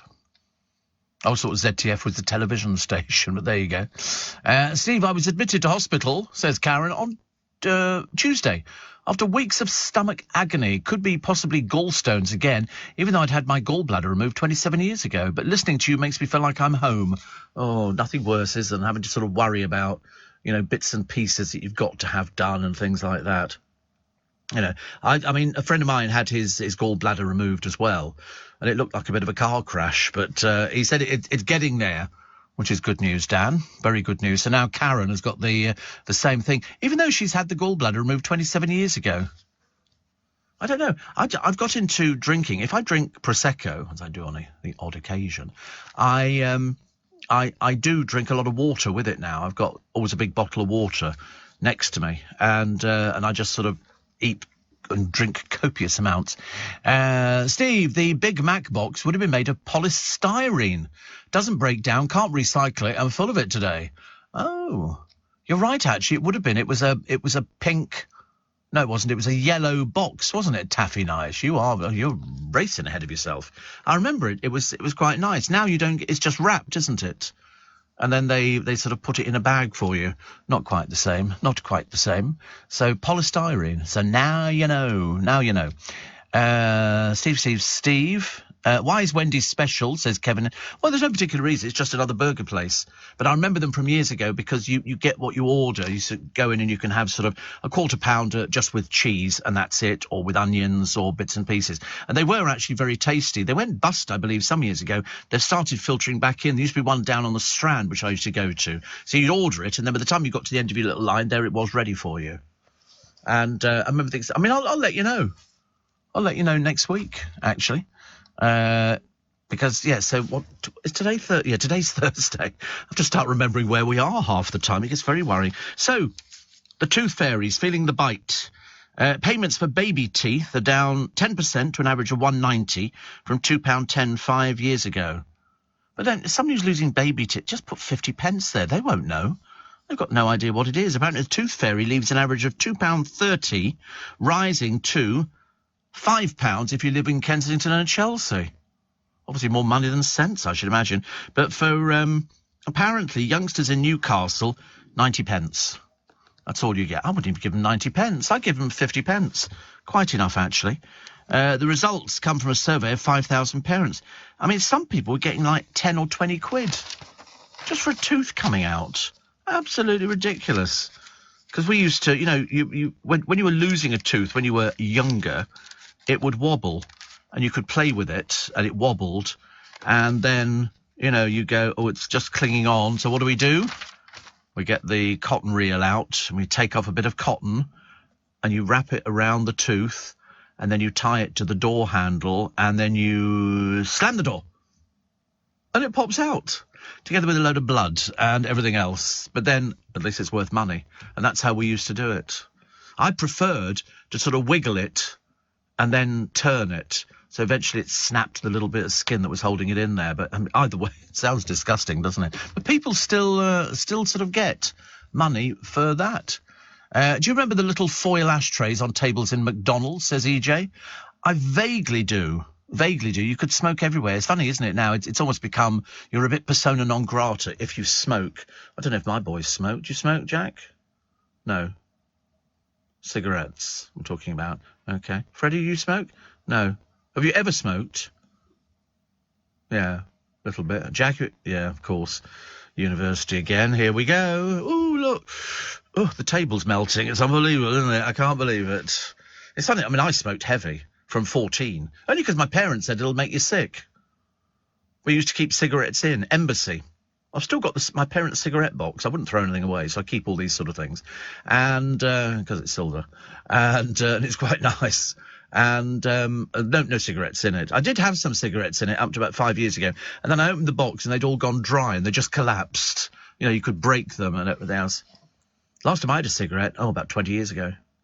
Yeah, I wouldn't smoke ever again. I wish I'd never smoked in the first place. I don't think I'd have been any different. I think you have to experience things. And I did. I mean, you know, I can remember going for meal. Joe Allen's.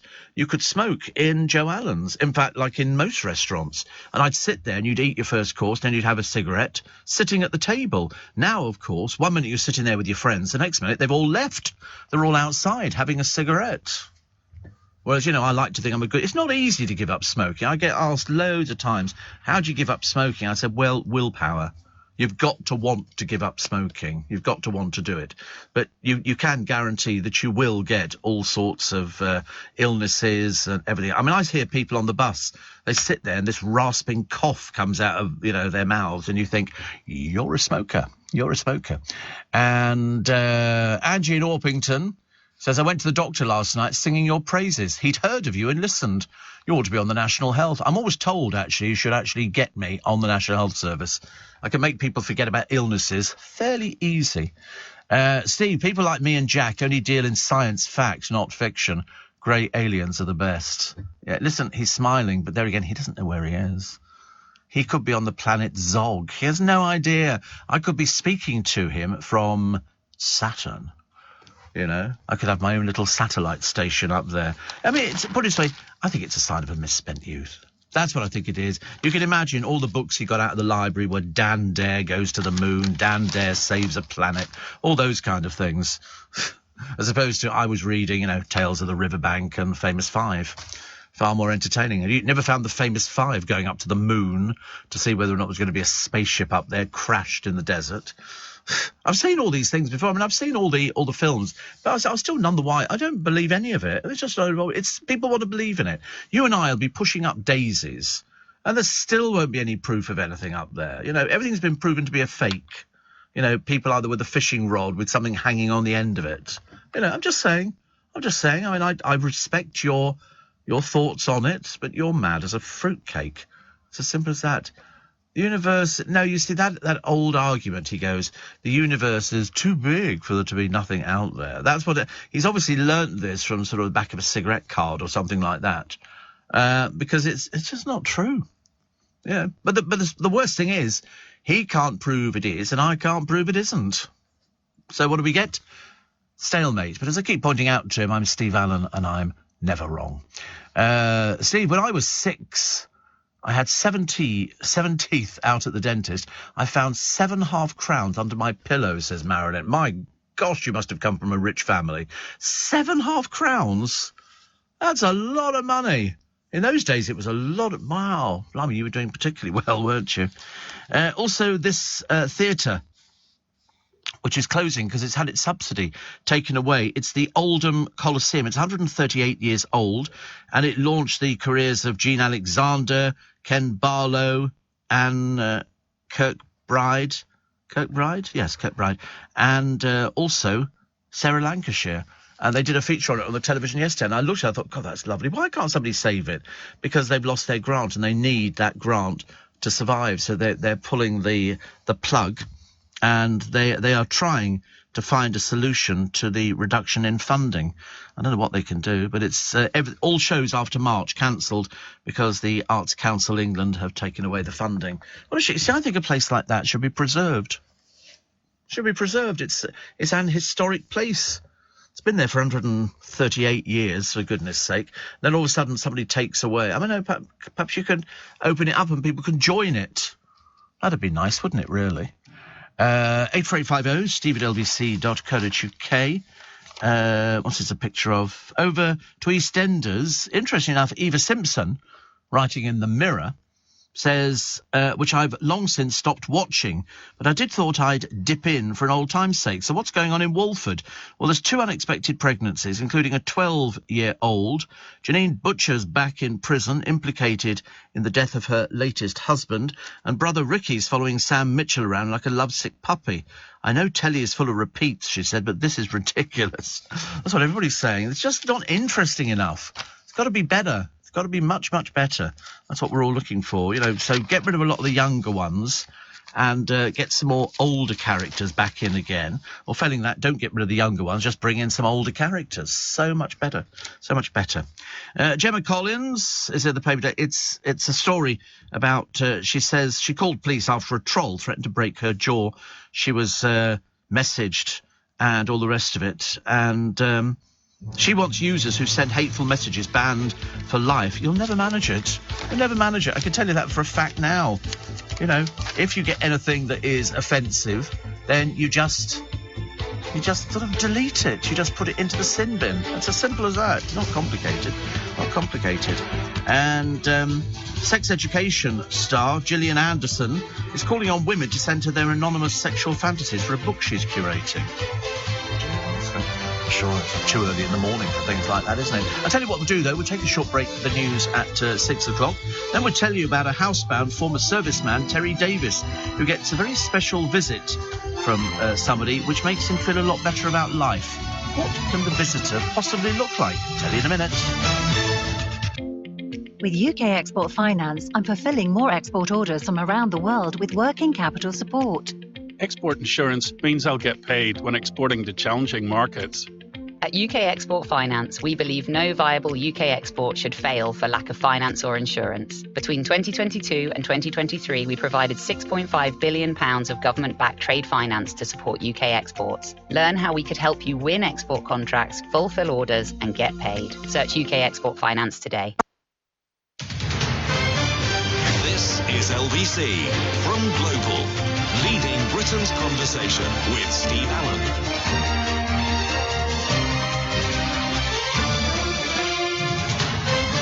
Morning, nice to be company, 4 minutes past 6. Do you reckon that we're going to make a prediction and say that we reckon that Raab is going to be gone by the end of the week, or we're going to go the weekend again?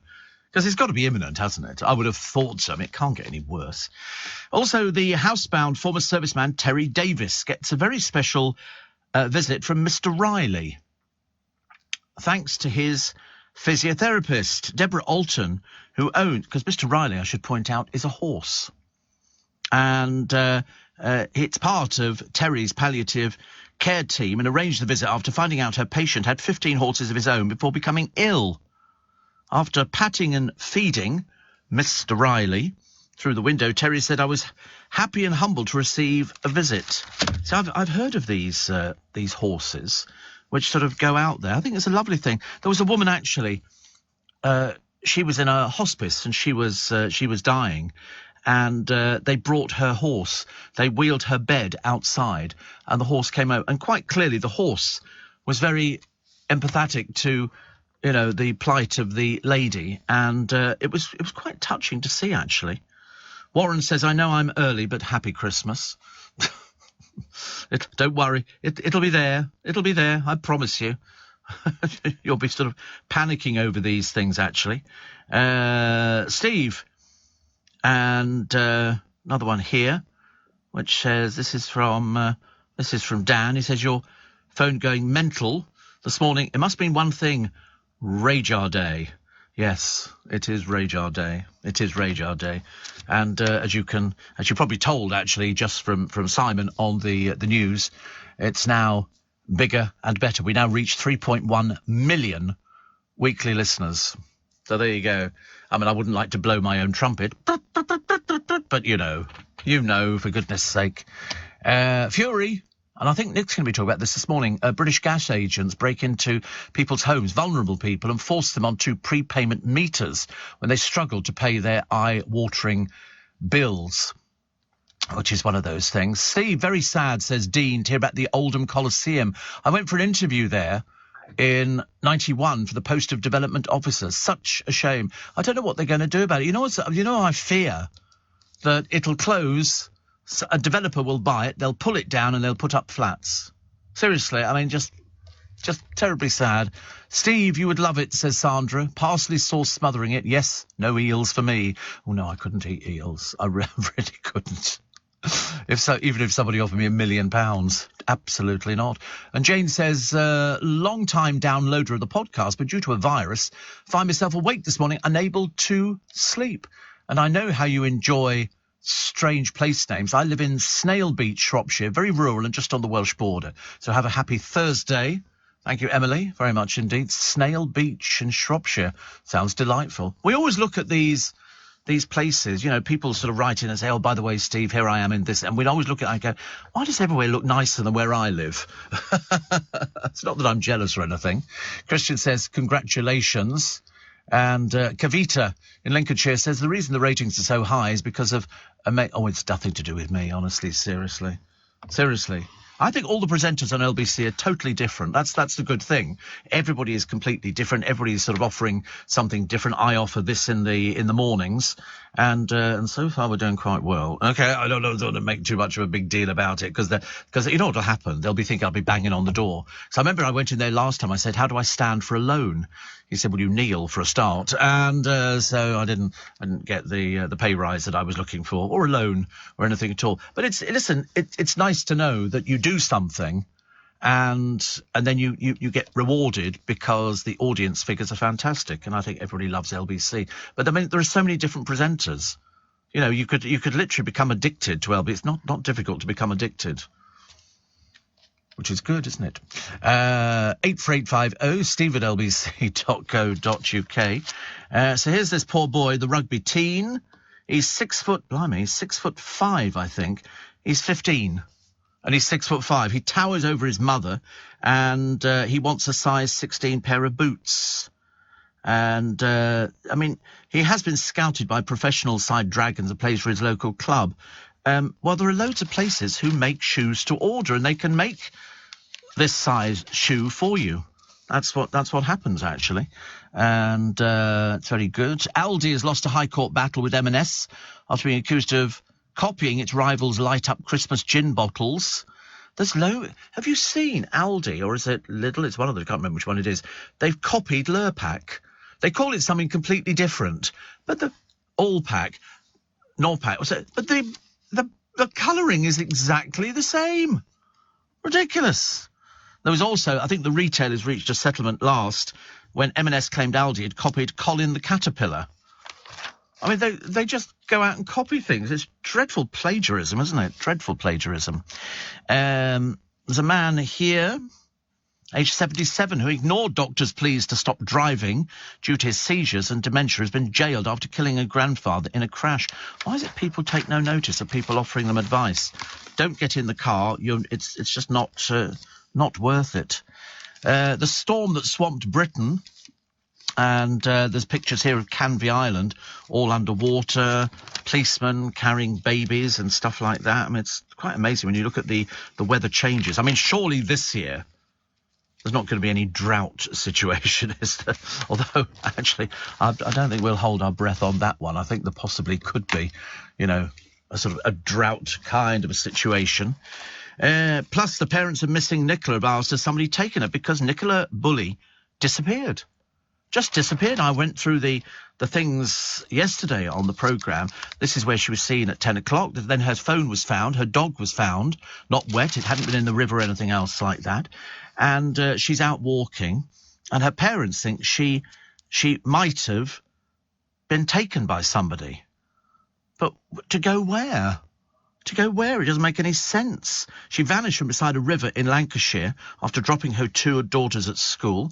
Police have said while they're keeping an open mind as to how she disappeared, there's no indication of foul play. Her dog Willow was reportedly found bone dry, but in an agitated state. I mean, these people just disappear. Police say they're treating her disappearance as a missing person inquiry. But there does get to that time where you get so far down the line and they've got no clues or anything else, and they have to basically say, well, we've got no idea. We have no idea where she disappeared to. Very worrying. Other stories. Haven't seen so many civil servants since the pandemic, says an ex-minister. Civil servants mocked for taking a day off working. But most of them work from home, don't they? I thought they've got empty offices and empty desks and everything else. Albert says soaps like EastEnders won't introduce older characters because they know the younger viewers would switch off. Well, at the moment, Albert, they don't have any viewers. That's the trouble. EastEnders used to be a force to be reckoned with. It was up there with Corrie. The two top-rated programmes in the country. I mean, it's just slid off completely now, and people are turning off in droves. And if you get sort of one of the main characters in it who's saying he's leaving, basically because the audience is tailing off, it's a sad state of affairs. They need to take advice from people and say, listen, why don't you ask people why they're not watching the programme anymore? Then you'll know. But if you don't, ask and you bury your head in the sand, you're never, ever going to get this audience back. It's never going to go back to where it came from, I promise you. Steve, myself and the wife Paula moved into our new home 7 days ago in the lovely village of Manningtree. We're both enjoying lazing in bed with you and a cup of coffee. How lovely. How lovely. I've heard of Manningtree. Essex, isn't it? Manningtree in Essex. It is. Yes, it is. I've heard of it. I don't know why, actually. And, Steve, did Nick Abbott take the cornflakes underneath your desk? We don't have any cornflakes in this building. Nobody eats cornflakes here. Nobody. There you go. Lidl says Stella are copying Lurpak and calling it Dan Pack, and it tastes exactly the same. Well, I should imagine it must be quite easy to sort of copy something. If they can copy perfumes and aftershaves, they can probably copy a bit of butter, I should imagine. Always very interesting. And Steve, following various discussions down the years concerning gents' colognes and fragrances, says Graham, I purchased the Creed Aventus you like from John Lewis. Very nice. I use it sparingly. Well, it's not cheap. Not cheap. It is very expensive. Very expensive. But well worth getting. People will always notice when you're wearing something nice. Mind you, they said the same when we used Brute and all the rest of it. Biggest surge in water bills in nearly 20 years. And there's some good news for savers. 4% rates return. Well, that sounds promising, doesn't it? 4%. I could do with 4% on your pension pot and things like that. And I haven't told you yet, but I will very shortly. The Christian mum who sues after her son had to go to a school's pride event.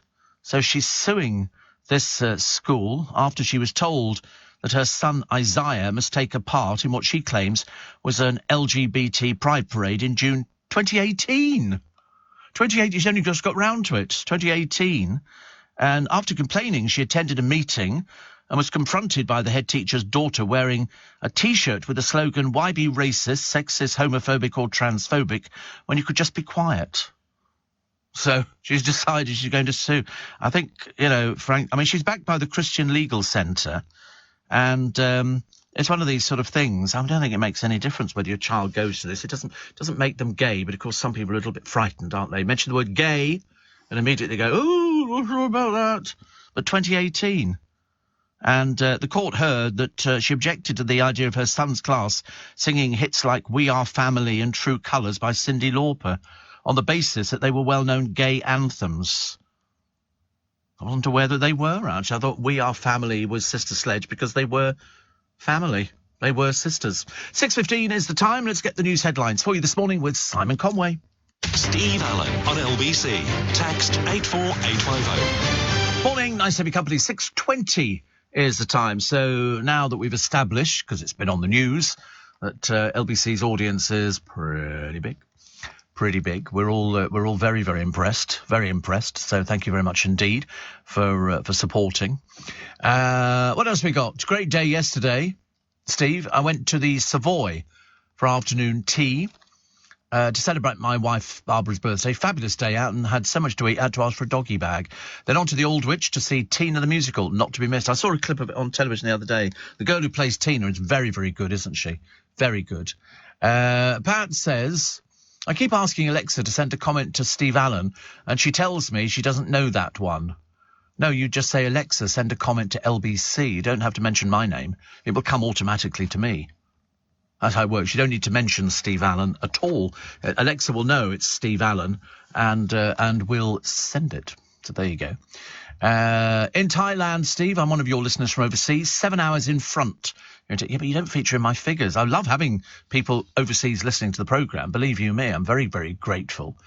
Tony says, I stopped watching EastEnders when awful Danny Dyer joined. Every cloud. Yeah, well, he's now left.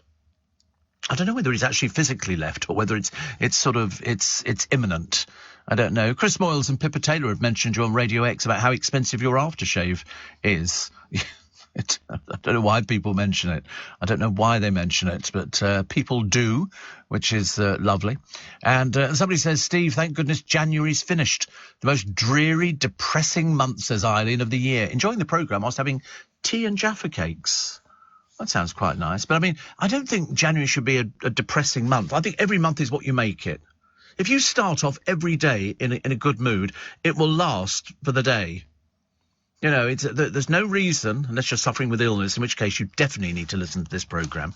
I'll talk anybody out of illness. I've had enough. I was talking to my driver this morning about illness and going to hospital and having operations done and stuff like that. And it's just something that you have to put up with. I always treat it all as a big adventure.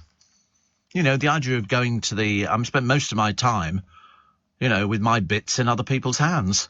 And it's the way it works. And you kind of lose all your inhibitions and everything. I just smile all the way through it. You know, in fact, when I used to go in, was having my burns treated, I was taking my clothes off in the lift. So by the time I actually got there and they went, oh, Steve, you got your clothes off. OK, that's fine. And you'd sit there in your pants while they'd be applying bandages and all sorts of bits and pieces. I thought it was great.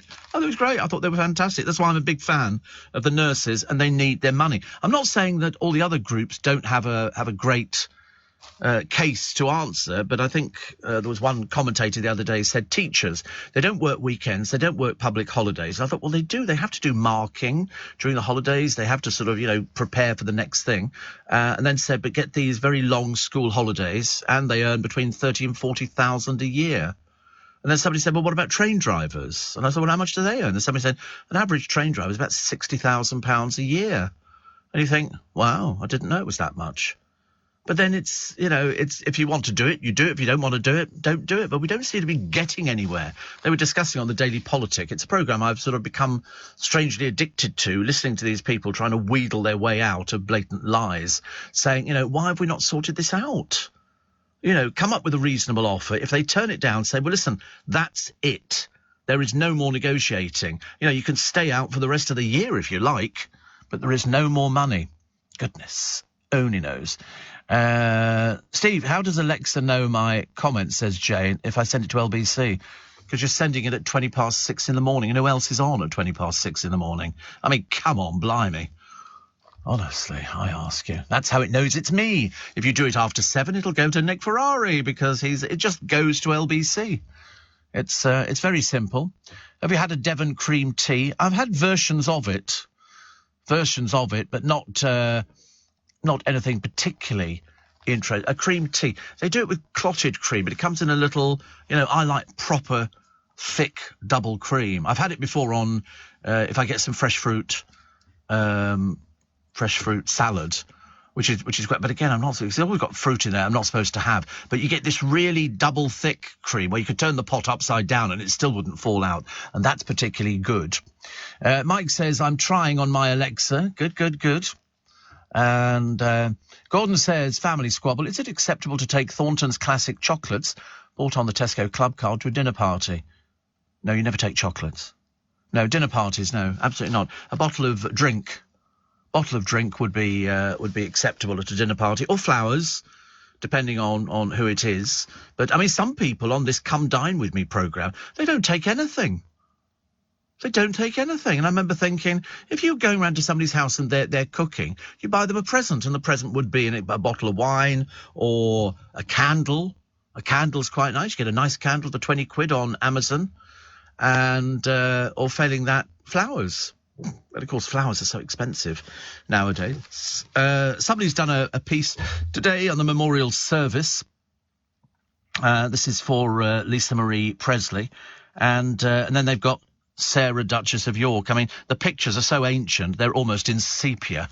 But never let it, they say, a friendship forged out of the ashes of broken marriages. Yeah, but of course Sarah Ferguson now relies on Andrew, doesn't she? Why she hasn't got her own house, I've got no idea. Perhaps she hasn't earned any money. Sadiq Khan is not doing enough to help Londoners who are struggling with the cost of living squeeze. Because I said to my driver this morning, it's a shame now people are now working to exist.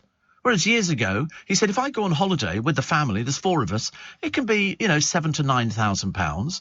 He said, when I come back, it's going to take me the best part of 6 months to earn that money back again. I said, well, that's what I said. It is a case of, you need to work.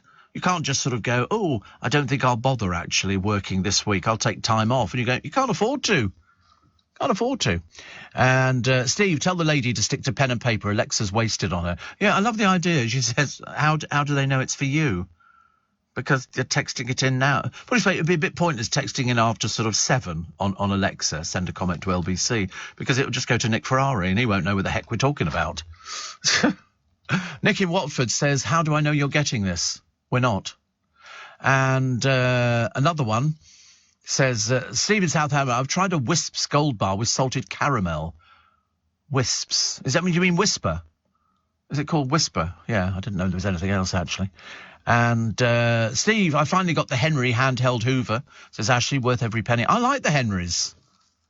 I think they're very good. I had a cordless one, which I gave away. Who did I give it away to? I gave it away to my godchildren, because they've got so many rooms in their house. They really need a vacuum cleaner in every floor. Stefan, on his way to work, other people striking at the moment won't get a pay rise. That's because the MPs, ministers, Prime Minister are all millionaires. Well, they certainly have a lot more money than the rest of us do, it seems. But they might get, I don't know. So far, they're not going anywhere with it, though, are they? Which is a big problem. They need to try and sort it out and say, right, this is it. This is as far as we go with it. If you want to do anything else, you'll have to go somewhere else.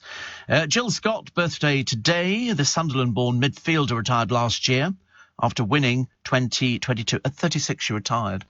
What do these people do? Perhaps they all think that they've got careers, in show business. They're like those dreary MPs. So David Jason is 83 today. He says he's the BAFTA-winning actor from London, starred in Only Fools and Horses, Darling Buds of May and Open All Hours. The former electrician, real name David White, said the biggest disappointment in his life was not landing the role of Lance Corporal Jones in Dad's Army, which went to Clive Dunn, but it all worked out fine. Because actually, when he was in, what did I see him in, actually? It was something. But he had to play an old man. He was very good, David Jason, at playing old men. Andy Fordham, who's one of the world's most popular darts players, died on this day in 2021. He had apparently forearms the size of legs of lamb. And because he was nicknamed the Viking, fans used to cheer him on wearing Viking helmets. Just the sort of thing you don't need, isn't it, really? Also, captain to Sir Tom Moore on this day in 2021, who raised almost 33 million for NHS charities by walking laps of his garden, died with COVID-19, aged 100. A remarkable man he was. I don't think anybody's ever raised that much before. That is a phenomenal amount of money when you consider he was getting on in years. And Geoffrey Hughes, the Cheshire-born actor, he played Hyacinth Bouquet's slobbish brother Onslow in Keeping Up Appearances, and Hilda Ogden's lodger Eddie Yates in Corrie. He was also in the Yellow Submarine film, where he voiced Beatle Paul McCartney. He died on this day in 2012. And we'll take a short break for the latest news headlines now at 6:30 with Simon Conway. This is a passenger announcement. You can now book your train on Uber and get 10% back in credits to spend on Uber Eats, so you can order your own fries instead of eating everyone else's. Trains, now on Uber. T's and C's apply. Check the Uber app. Leading Britain's conversation, LBC, with Steve Allen. Somebody said LBC will end up with a bigger audience than EastEnders. Absolutely. I think we're there already, aren't we, actually? And, Steve, I'm never unwell, but I've been in bed for a week with a stomach bug. Actually, there is a stomach bug doing the rounds at the moment, somebody told me. It's all sorts of little coughs and wheezes and sneezes and sniffles and all sorts of bits and pieces. I was getting through hankies like there was no tomorrow, actually. Steve, do you remember that song that Clive Dunn did called Grandad? It used to go, Grandad, Grandad, we love you. That's what we think of you. And it was the St Winifred's School Choir, wasn't it, I think? Chris said it was awful. Oh, I thought it was of its period. I thought it was great, actually. I thought it was really good, actually. And, Steve, EastEnders went downhill when they went from twice a week to daily. There's not enough storylines realistic to make it work. Yeah, I mean, it just doesn't work, Kevin. The milkman, of course. He says it now comes across as a second-rate Sopranos. Oh, I don't think it's anywhere near that. It's the trouble is, I mean, I liked it with all the original cast in it, and then they gradually got rid of people. You know, I want to see people back in it again. Get rid of the kids. You know, at the moment, isn't there a 12-year-old girl who's pregnant or something? And they go, oh, it reflects life. And you go, well, let's not reflect life. Why don't we have something that's a little bit away from the ordinary? Because every time somebody thinks of soap operas, you think sheer misery, sheer depression. You know, it's like, oh, I mean, poor old Dot Constantine. Oh, I don't really know Pauline. As she sort of dragged on another cigarette, and then they stopped her smoking, so she had to start vaping, which was even funnier. Bless her. I can't believe she's not with us anymore. Steve, I think David Jason played an old man in Porridge. Yes, that was the TV series as opposed to anything that you might buy in McDonald's or any of the supermarkets. He played the old man character Blanco. Was he Blanco? I don't know. I thought he was he not Jimmy the Rat? Or perhaps he wasn't. I don't know. But he was very good at playing old men, when in fact he was very young. I think he was almost too young for a lot of the programmes, excuse me, that he was in. He was Blanco. Porridge ran for, they say it ran from 74 to 77. I thought it ran for much longer than that, but he looked really good, made up to look old. Some people it's like Clive Dunn, who played They Don't Like It Upham and all this kind of thing. He was relatively young compared to the character that he was playing. And that's what it was. Some people just look very good playing older people. Ash says he was Blanco in Porridge, and he was a very old man. It was a great role. It was acted perfectly by Sir Delboy. Yeah, I thought so as well, actually. I think so. And another one that says Nick Ferrari at Breakfast now reaches over 1.3 million weekly listeners across the UK. It's all good news, isn't it? All good news. And Steve says, Andy, I may be obsessed, but is my grammar working okay? No, we didn't get the text. Didn't get the text at all. So just let us know, and then I can sort of weave it in. I'm that kind of person. Another one. Oh, this is the story I was telling you about the former editor of a radio programme called Sarah Sands, has suffered a double tragedy amid an ongoing search for her ex-husband, who is the actor Julian Sands. Do you remember went missing in America? Again, another person vanished off the face of the earth whilst hiking. Her beloved brother, Kit Hesketh Harvey, died suddenly yesterday. The cabaret star, lyricist and pantomime baddie was only 65. She says he was dazzling, clever, original and funny.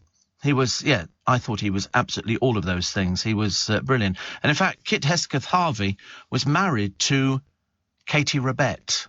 Now, you might have to think about who she is. She was an ex-girlfriend of Prince Andrew, and she was a Bond girl, a hot gossip dancer, and she was lovely. They had 2 children, shared a 3-storey Georgian rectory in a Norfolk village for 35 years, and Kit moved into the vestry of the church he owned across the road from their marital home. The pressure of the pandemic is said to have forced Rabette to choose between her husband and Ian Harrison, an old Etonian financier to whom she had become close. But Kit Hesketh Harvey, fantastic. Real talent, real talent. Bonnie Tyler gets an MBE. It's a heartache, nothing but a heartache. Or she did a great song, actually, I Need a Hero. And they used it. Do you know what they used it for? Sorry? I can't hear you. For Shrek. No, did they? I don't know if they did it on that. No, they used it for when David Copperfield flew over the Grand Canyon. And he stood there at the side and then launched himself off the Grand Canyon and flying through the air to I Need a Hero. See? I know the older stories. You know the sort of, the younger type stories. But Dulcia did... I always thought she was the female version of Rod Stewart. I thought she had laryngitis most of the time. But she also did Total Eclipse of the Heart, and she's got an MBE for singing. I don't know how old she is now. She's 71. But apparently she got her award from Prince William, and he says he played her songs in the car for his children, Prince George and Princess Charlotte, on the way to Windsor Castle. Interesting what people play to people in the cars. Me, I play Christmas songs. But then I'm mad as a toothbrush, Sid Cup Julie, quite right, actually, says Fred Astaire looked old before his time. Yeah, he always looked the same. Always looked the same, I'm afraid. So Winifred's school choir sang There's No One Quite Like Grandma. Clive Dunn sang Grandad. Thank you. And Bring Back Crossroads. Oh, no, you can't bring back Crossroads. No. It was of its time, but, half the cars couldn't remember their lines. The sets wobbled. The whole thing was just bizarre. Which I'm looking forward to the new film out, which is coming out with I can't remember the actress. She's playing Meg Mortimer, because she was Meg somebody else, and then she got married to somebody else in it.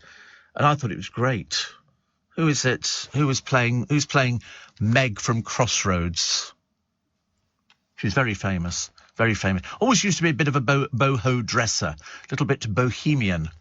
And I quite like, I nearly had her name then for a second, just for a brief moment. Helena Bonham Carter, that's it. I can't wait to see that. She says she's tried to, do you know, how stupid am I? I'm just looking at the female magazine and what's on the front page, Helena Bonham Carter. Ridiculous. But Noel Gordon was one of the most recognisable faces on British television. 20 years, she delighted millions. And, do you know, at its peak, 22 million viewers. She was nicknamed Nolly. Even though his name was Noel Gordon.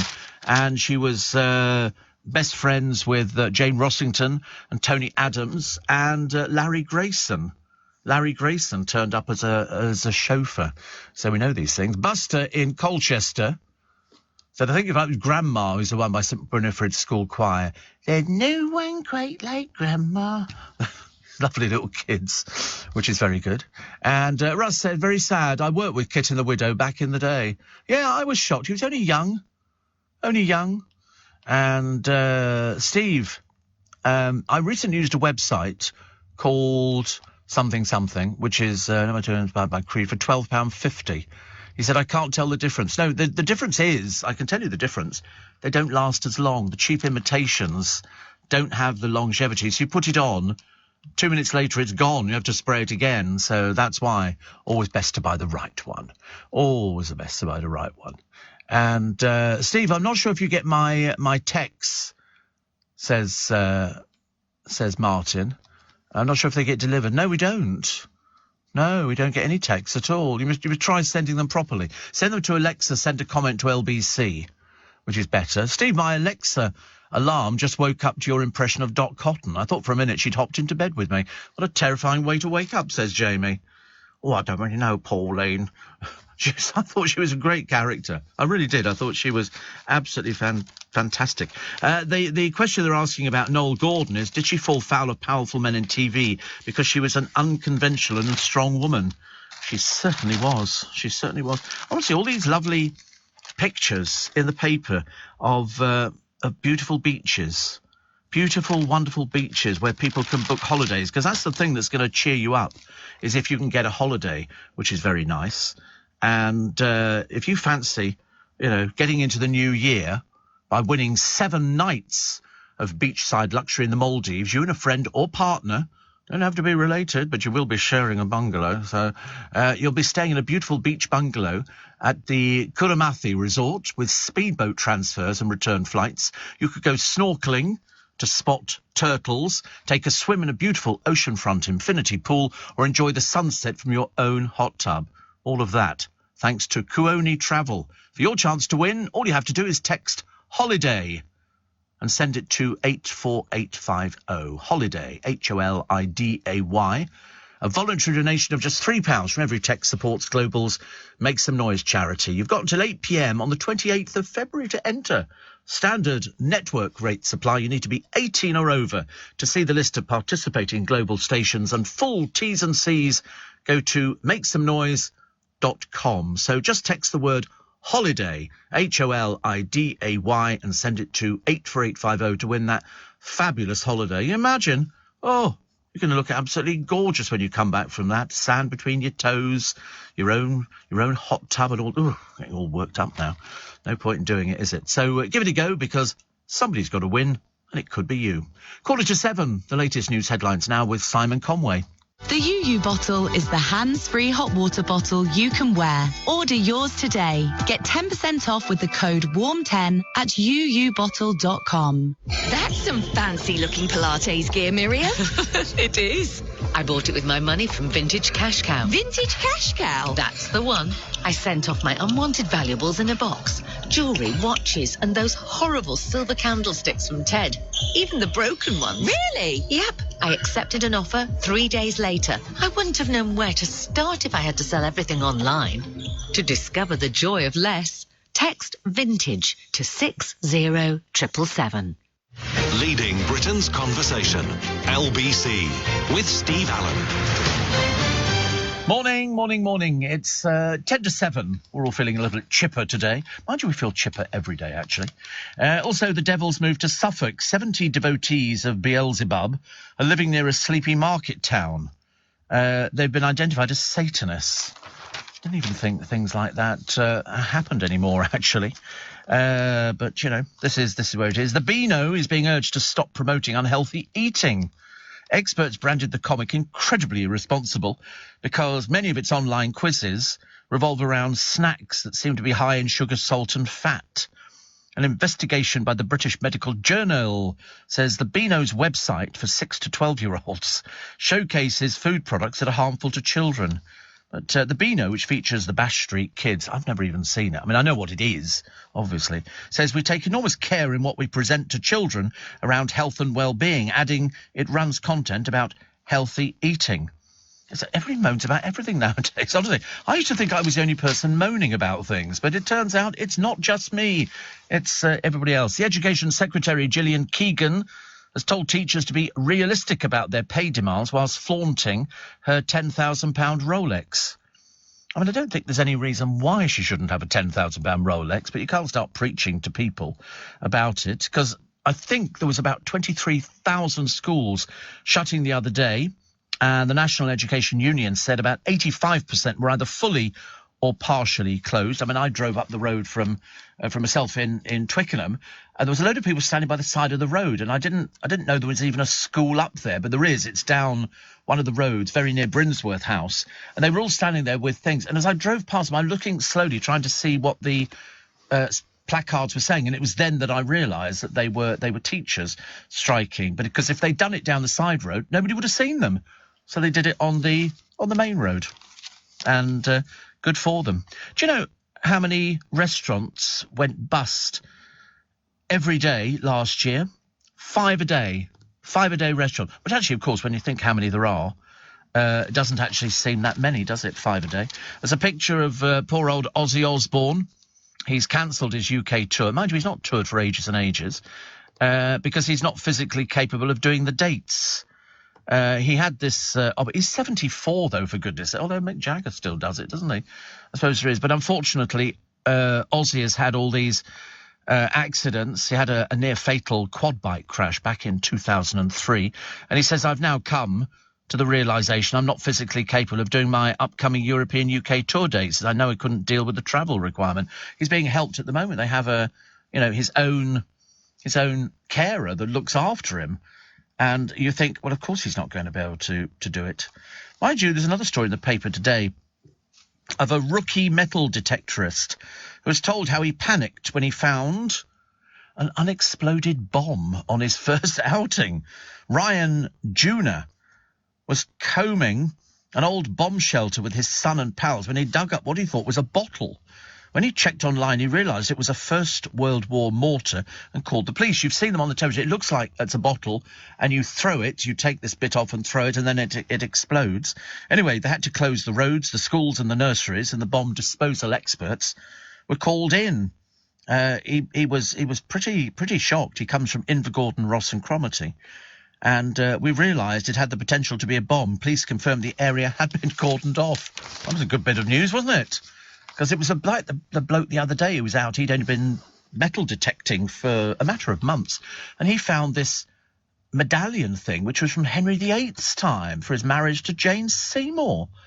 Could be worth, they say, up to about £1 million, which is amazing. Good Lord, Amanda Holden with no clothes on. And because it's for Valentine's Day. Do you know the shops have started advertising Valentine's Day stuff, like roses and hearts and cards and all the rest of it? I didn't think we bothered, actually, because if you really fancy somebody, you tell them every day. There is nobody, who sort of just go, oh, I'll just do it this one day in the year. You don't do it like that. It doesn't work like that. But people will actually have... roses sent. I mean, there was one bloke, I think he'd sent something like, you can buy in some of the supermarkets 100 roses. They're small roses, but you can buy 100 of them, and they weren't that expensive in terms of 100 roses. Steve, I've overslept this morning. Oh, don't you start. I'm not putting up with people like that. But thank goodness there's catch-up. Happy Thursday. Yeah, there is catch-up, and you must do it. Steve, talking about Noel Gordon reminds me of Acorn Antiques by the greatly missed Victoria Wood. Greatly missed. I loved Victoria Wood. I thought she was absolutely fantastic. Andy in Lordswood says, I'm sending this from 74 miles away from my Alexa. I love the show. Well, that's what we like, you see. And Pete says, only watch the television when there's literally nothing else to do. Radio allows you to go about your daily tasks and be entertained at the same time. Yes, you can. It's amazing. Teresa says, I didn't know I could send a comment through LBC. Yeah, don't mention my name. Nothing to do with me. Just say, Alexa, send a comment to LBC, and determined by the time, so it's coming up to, it'll still send it to me now, and they're fairly instant. Well, in fact, they are instant. And then if you do it after 7, it goes to Nick Ferrari. But you just have to say, Alexa, send a comment to LBC. And it works. I'm off to Tenerife says Elizabeth. Sorry, I couldn't say your name. I can't wait. Had a wonderful evening at the Haven in Whetstone on Saturday to celebrate my 70th. Keep going, Steve.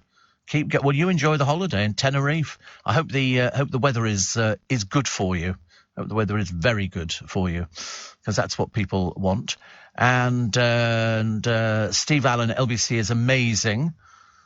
Says Hannah Franklin in Eastbourne. Get a load of people who live in seaside towns, which is quite nice, actually. And another one that says, did you have a tortoise when you were a little boy? No, we didn't have tortoises. I don't know why. I thought they were boring. They didn't do anything. But I did love little baby tortoises. They were smuggling them into they did one of these airline shows, and this person had smuggled it, and they were like an inch across. They were little tiny, but perfect in every detail, except those poor little turtles which get born on a beach at a certain time when the clouds, or I don't know what, I can't remember what it is, and they all get born, and all the seagulls sit around waiting for lunch to arrive, and they just sit there.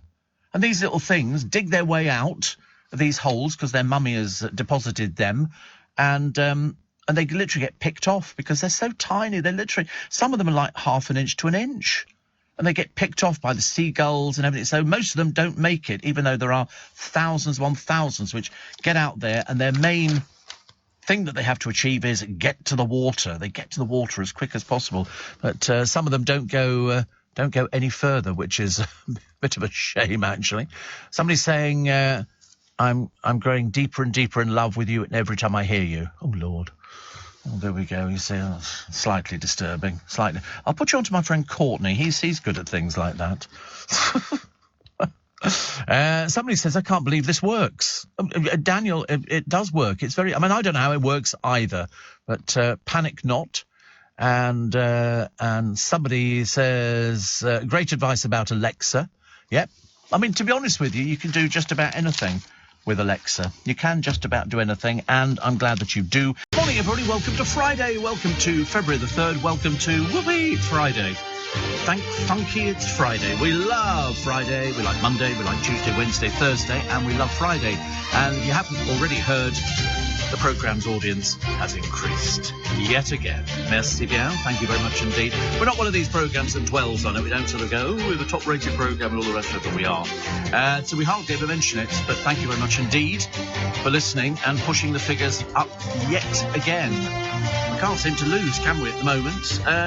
What have we got for you this morning? 4/5 of butterfly species declined since the 1970s. The BBC are dropping... Which watch are they dropping? Is it Autumn Watch? Autumn Watch. They've decided to get rid of it. It's been running for like 14, God knows how many years. They've decided to get rid of it. Can't imagine why. All their successful stuff they get rid of. All the dross and the rubbish we have to put up with. The sooner we get rid of the BBC, the happier we'll be. Animal activists are being backed to free a whale. It's living in a very small tank, and we don't like things like that. Also, long-serving BBC broadcasters, including Ben Brown, have lost their chief presenting jobs because the BBC have decided to sort of just get... Again, they've got no idea how to run a business whatsoever. They get rid of all the decent things. If you're fairly ancient, they get rid of you anyway, even though most of the management are in their sort of... Let's just call it twilight years. Makes it sound so much better. 6 in 10 of you are still suffering from COVID. And King Charles will not appear on the Australian new $5 note. The firefighters... How would you deal with this one? The firefighters offered, if you cross the picket line, they'll give you £1,000 a shift. If you cross the picket line. Well, you can imagine, nobody's going to talk to you ever again. You've got no friends. You'll have nothing at all, but they're offering £1,000 a shift. I wonder how many people will take it. How many people would go, I'll take that money, thank you very much. I thought you're only going to do 5 days to make £5,000, which, working it out for yourself... 20,000 a month, $250,000 a year. $250,000 a year. Not bad money, is it? When you consider that we don't exactly have that many fires to put out. It's not like they're out on a daily basis. They're out when they actually get, a call to go to a fire. But, you see the fire engines sitting outside the stations. It can be a week before they actually get a fire, because the whole idea is nowadays you don't want a fire. Really, it's ridiculous. Steve, this is my now go-to show for UFO content. Oh, you heard about the balloon, didn't you? It's a weather balloon. I don't know why they didn't know this. In Montana, they have these big weather balloons that they put up there, and they go higher, higher, higher, higher. And for some reason, like, who gives a toss about the weather? What you do is you look out the window. If it's raining, you can plant your stuff out, and if it's dry, you get your suntan lotion out. Who cares about the rest of it? It's a weather balloon. I don't know why people want to think it's something a bit sort of, it's a bit sinister, that, isn't it? It's Chinese. You know, like they're the only nation in the world to have balloons. But it's a weather balloon. I'll put money on it. I don't really care, actually. I'm just amazed that people go, it's the Chinese. They're spying on us. And you go, well, they don't need to send up a balloon, you know, to spy on us. Good heavens above. There's spies in every country. What else do we have? BA have banned cockpit selfies. Pilots not allowed to take them anymore. And Nicholas Lyndhurst makes his debut in Frasier. Biggest aphrodisiac. I thought it was powdered rhino horn, but it turns out it's bananas. So much easier to get hold of. You try shopping around Twickenham going, so powdered rhino horn? Anybody? Any powdered rhino horn? No, but you can have bananas now, so we're going for that one. Fury, as there was yesterday, over Shell's £32 billion profit. How much tax do they pay in this country? Oh, minuscule. They hardly pay anything at all. It's a joke, isn't it? The government are totally powerless. Totally powerless to do anything at all. It's like all the coffee shops, all the big companies. We didn't make any money. Why? Well, we're reinvesting it in the business. I tell you, Shell must be sitting there laughing their socks off at how thick the government are. At how thick. It really is absolutely amazing. I was watching, what was I amusing myself with this evening? I love to watch YouTube, and I find these things, and my favourite at the moment are people losing their rag on aeroplanes. And it's in America, what they do is they go, would you like to pick up your bags, ma'am? Because it's 90% women, people with drink problems, very worrying. And they said, yeah, because you're leaving the plane. I am not leaving the plane. I'm an American citizen. And then the plane goes, get her off. It sounds like a football chant. No, sorry, the football chant goes, why, Delilah, do-do-do-do-do-do. I reckon everybody this weekend should start singing it. You know, just to really annoy the rugby union bosses. And I think that's a great idea too. What are they going to do? Right, you're all under arrest. Everybody in the South Stand, out the stadium. Of course they're not. They won't do anything at all. So £32 billion profit. Very nice indeed. Laughing. What service do you get in a garage? Answer at the moment, nothing. Years ago, you pulled into a garage. Somebody would come out. Good morning, sir. Morning, madam. How many litres do you want? Fill it up. And then they say, shall I check your oil for you? Now, you get nothing. You get somebody sitting behind a little counter with a bulletproof screen in front of him, and he pushes the button to turn. Because sometimes you sit there going, hello, can you turn the pump on, for God's sake? Very slow, very slow. And then I came into town last night, and I've come to the conclusion, the reason that there's a club at Piccadilly Circus. It's not open every night of the week, but you can always tell it's a nightclub because you've got people who are half naked on the streets, and it's always the girls. It's never the bloke. The blokes look as though they've just literally just climbed out of some dirt box and put their clothes on, ripped jeans, baseball caps on backwards. They look like complete and utter prunes. And the girls are wearing the little tiny mini skirts, and they've done all their makeup, and their hair is all zhuzhed up and everything else. And the blokes, as I say, look as though they've been found in a skip. And you think these girls must go up to them and go, sorry mate, have you made any effort to put clothes? They just look dirty and grubby. I was really amazed that blokes don't make an effort nowadays. You don't see blokes going out in a smart suit or something like that. You know, they look as though they're... I mean, the ones outside this particular club, they look like they were drug dealers. Seriously, I was so amazed that there's a girl standing next to them. She's about 6'7". She's got the smallest little skirt on, and she's about wafer thin, and she's had her hair done, but of course she's got a fag in one hand. Sorry, a cigarette. And she says, spoke here, and these blokes are leering at her. And I'm looking at them thinking, why do you look so dirty? Why don't these girls turn around and go home and wash? Because even when they do the date programme on the television, at least they some of them make an effort. You know, I mean, not all of them make an effort. Some of them do. And then they've got another programme where you have to try and convince somebody to wear the outfit that you've picked for them. What a bunch of low-lifes that programme's attaching. Oh, it was awful. Absolutely dreadful. Caught a little bit of Gordon Ramsay's programme. That really, I tell you, it's on borrowed time. It really is awful. I can't imagine anybody being remotely interested. Remotely. Rebecca says if firefighters shouldn't need to be offered £1,000 across the picket line, they should be offered a decent pay rise. I bet you'd have no idea, Rebecca, how much firefighters earn. I've just got a feeling you won't have the faintest idea what a firefighter earns. I mean, £1,000, it's, it's decent money. But most people will not cross a picket line. Some people will. Some people will. I remember when there was all the coal miners' strike years and years ago, and they were all out there, and they were sort of picketing, and when the miners were going in, the ones who were crossing the picket line, they were being booed and stuff was thrown at all the coaches and everything else. A trainee firefighter, you pull in nearly 28 grand. Once qualified, your salary increases to between £37,000 and £40,000. I mean, I don't know, Rebecca, whether you think that's decent money, because you're not working every day of the week. It's like somebody was writing about teachers the other day, which I thought was quite interesting, because I think we actually mentioned it on the programme, that teachers don't basically work weekends, they don't work school holidays, but they do have to do stuff because they've got to mark work, after school is just because all the kids have gone home doesn't mean that they all finish. They have to sort of do marking and try and deal with disruptive pupils and things like that. But it's interesting that the money, you can get up to about 40 grand. Steve, with the rugby starting at Twickenham, you'll hear it, says Dennis in Grantham. Yeah, I think Jack's going off to the rugby. Well, he's not going to the rugby. He's just going to watch it in a pub. He might as well stay at home.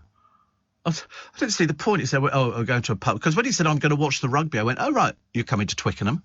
I got slightly perturbed because I might have to inform the police. So we can just keep an eye on him, troublemakers and things like that. He'll be singing, my, Delilah. And, but he said, no, we're going to watch it in a pub. What's the point of that? Why don't you just stay at home and watch it? It's so much easier. So much easier. If indeed the rugby is at Twickenham, I don't know. Shane says, I'm not happy that the Australian government is getting rid of the monarchy on our currency. I didn't think it would actually happen in my lifetime. Oh, I thought it was going to go on. Don't you think so? I thought that was definitely going to happen.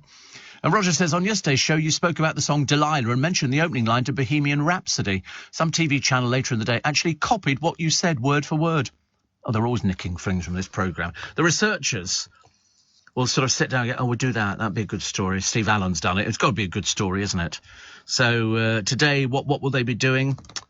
I think they'll be doing firefighters. Oh, and I'll tell you what's coming back, and they must get Mike Batt in the studio. The Wombles.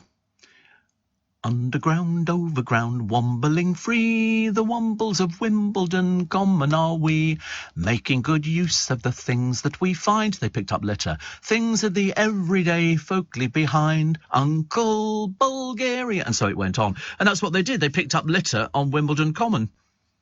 And Mike Batt wrote all the songs, sang all the songs, a very talented man, very, very talented man. And so they're going to bring him back. So I love them. I remember singing on Top of the Pops. So womble to your partners. I mean, it was everything he did. We wish you a wombling Merry Christmas, which was very good. I like stuff like that. What else we got to?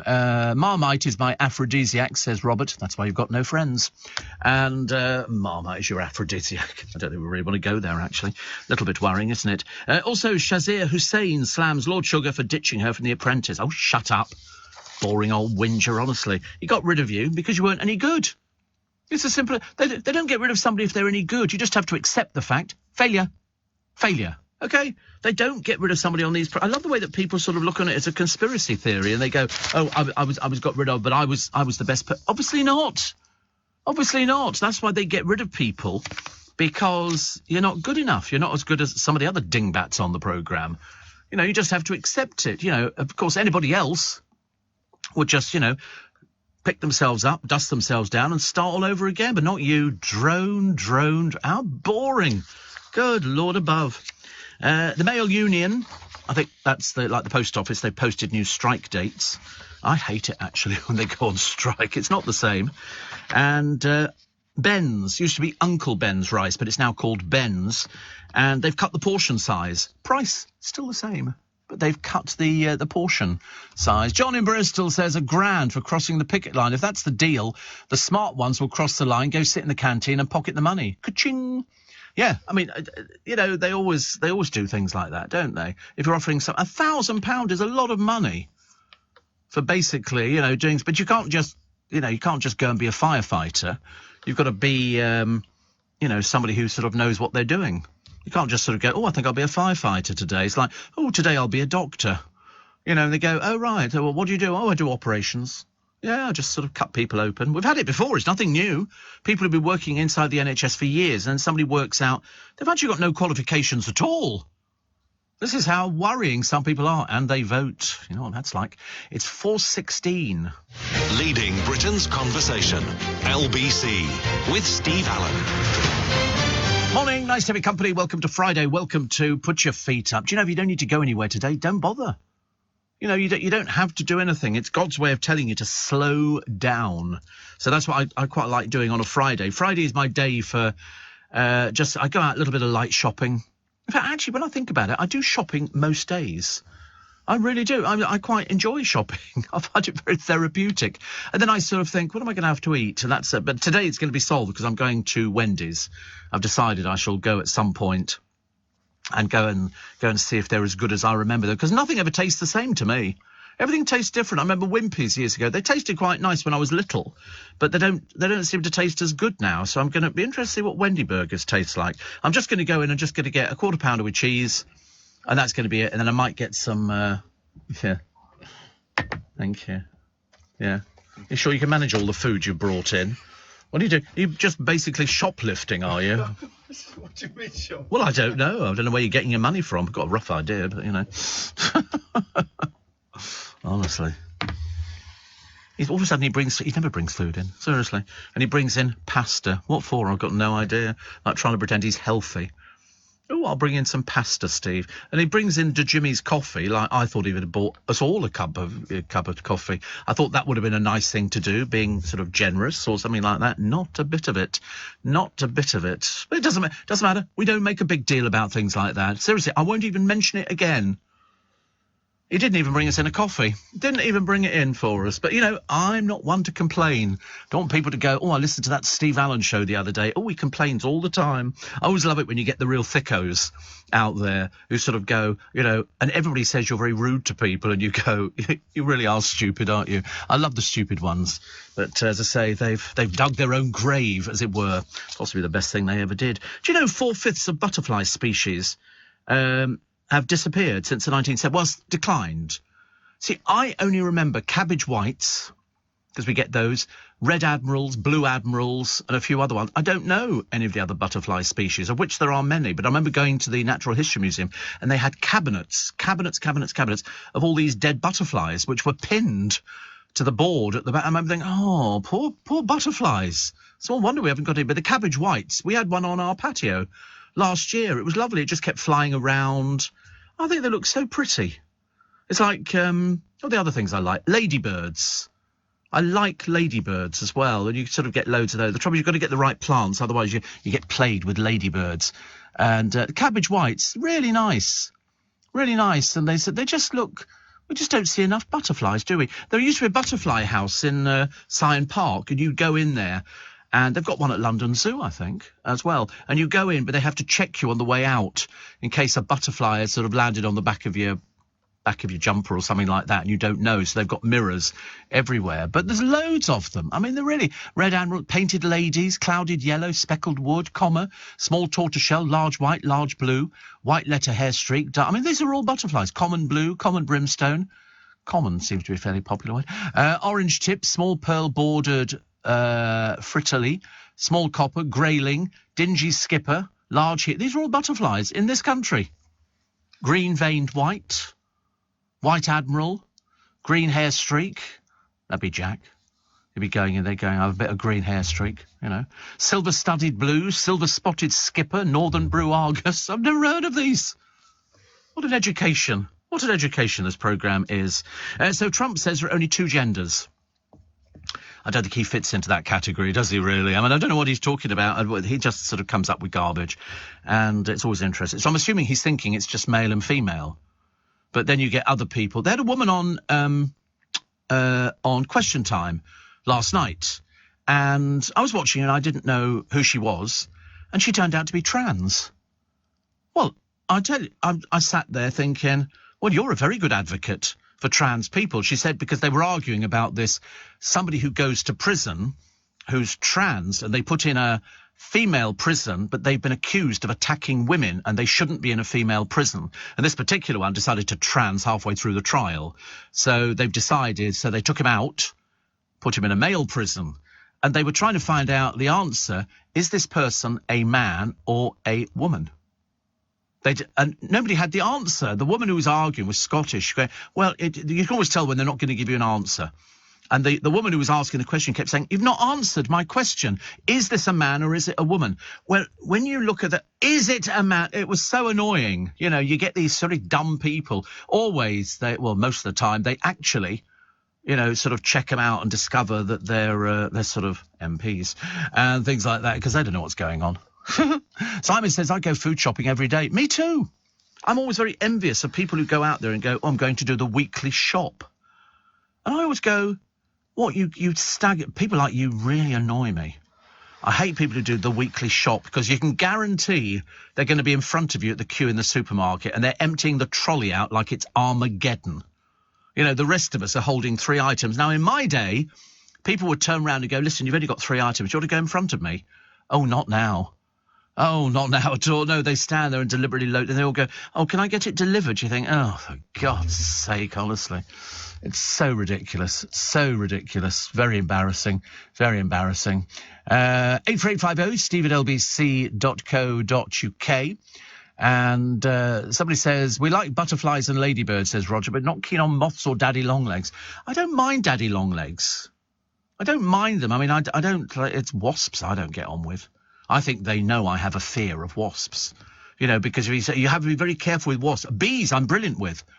Bees understand me. I communicate with bees. If I'm watering the plants, which you have to do in the summer, and you get sort of a bee that's sort of, you know, trying to sort of scrape its legs against the pollen and all the rest of it. If I start watering, they fly away a little bit, then they come back after I finish watering. And I always say to them, listen, I only got to water the plants, then they'll be here for you.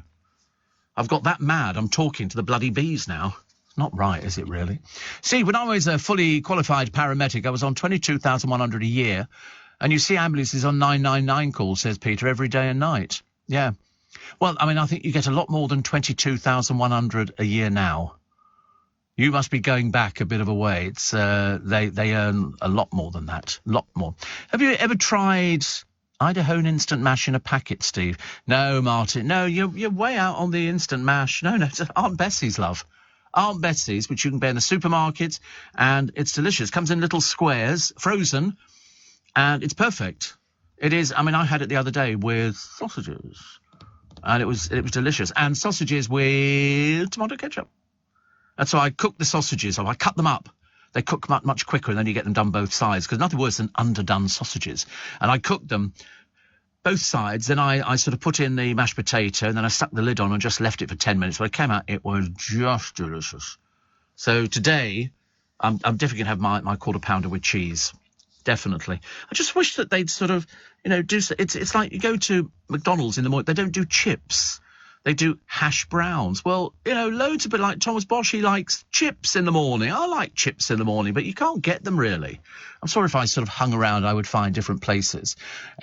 Steve says, Leighton Buzzard, Terry, I had a red admiral butterfly sleeping on my toilet door for 4 days this week. You don't see sparrows these days. You do get sparrows, you do. Round here we get starlings and those ghastly pigeons. Ghastly pigeons, the mess they make everywhere. At least with other little birds, they don't seem to make as much mess as... and, of course, it's mating season for pigeons. Oh, sorry, I take that back. Every day's mating pigeons. Sex mad. Pigeons are sex mad. Dreadful. And, Steve, talking of butterflies, says Kevin the Milkman, did you know that when they built Harlow Newtown... They didn't build it. Come on, they just threw some bricks in a corner and up it went. He said all the new pubs they built around the town were named after butterflies. So we've got the Purple Emperor, the Drinker Moth, the Popular Kitten, the Shark and the Herald. Lord above. That's an indication of an area, isn't it? It's an indication of how old the area is. They've just changed the name of a road in London. I think it was called Black Boys Lane. And they decided, was it Black Boy Lane? What have they changed it to? I can't remember. I remember reading about it. And it's been changed to something else and yet nobody complained about it for years. Then all of a sudden people went, no, wait a minute, perhaps we should change La Rosa Lane. Oh, it sounds a bit ridiculous, doesn't it? Sounds a bit ridiculous. And Kim says, in Spain, the person behind you with only a couple of items will ask to go in front of you. Well, I think you should. You know, somebody who unloads a whole trolley, and you look at what they're out and you think, dear, I'm not sure about that. Doesn't look very good, actually.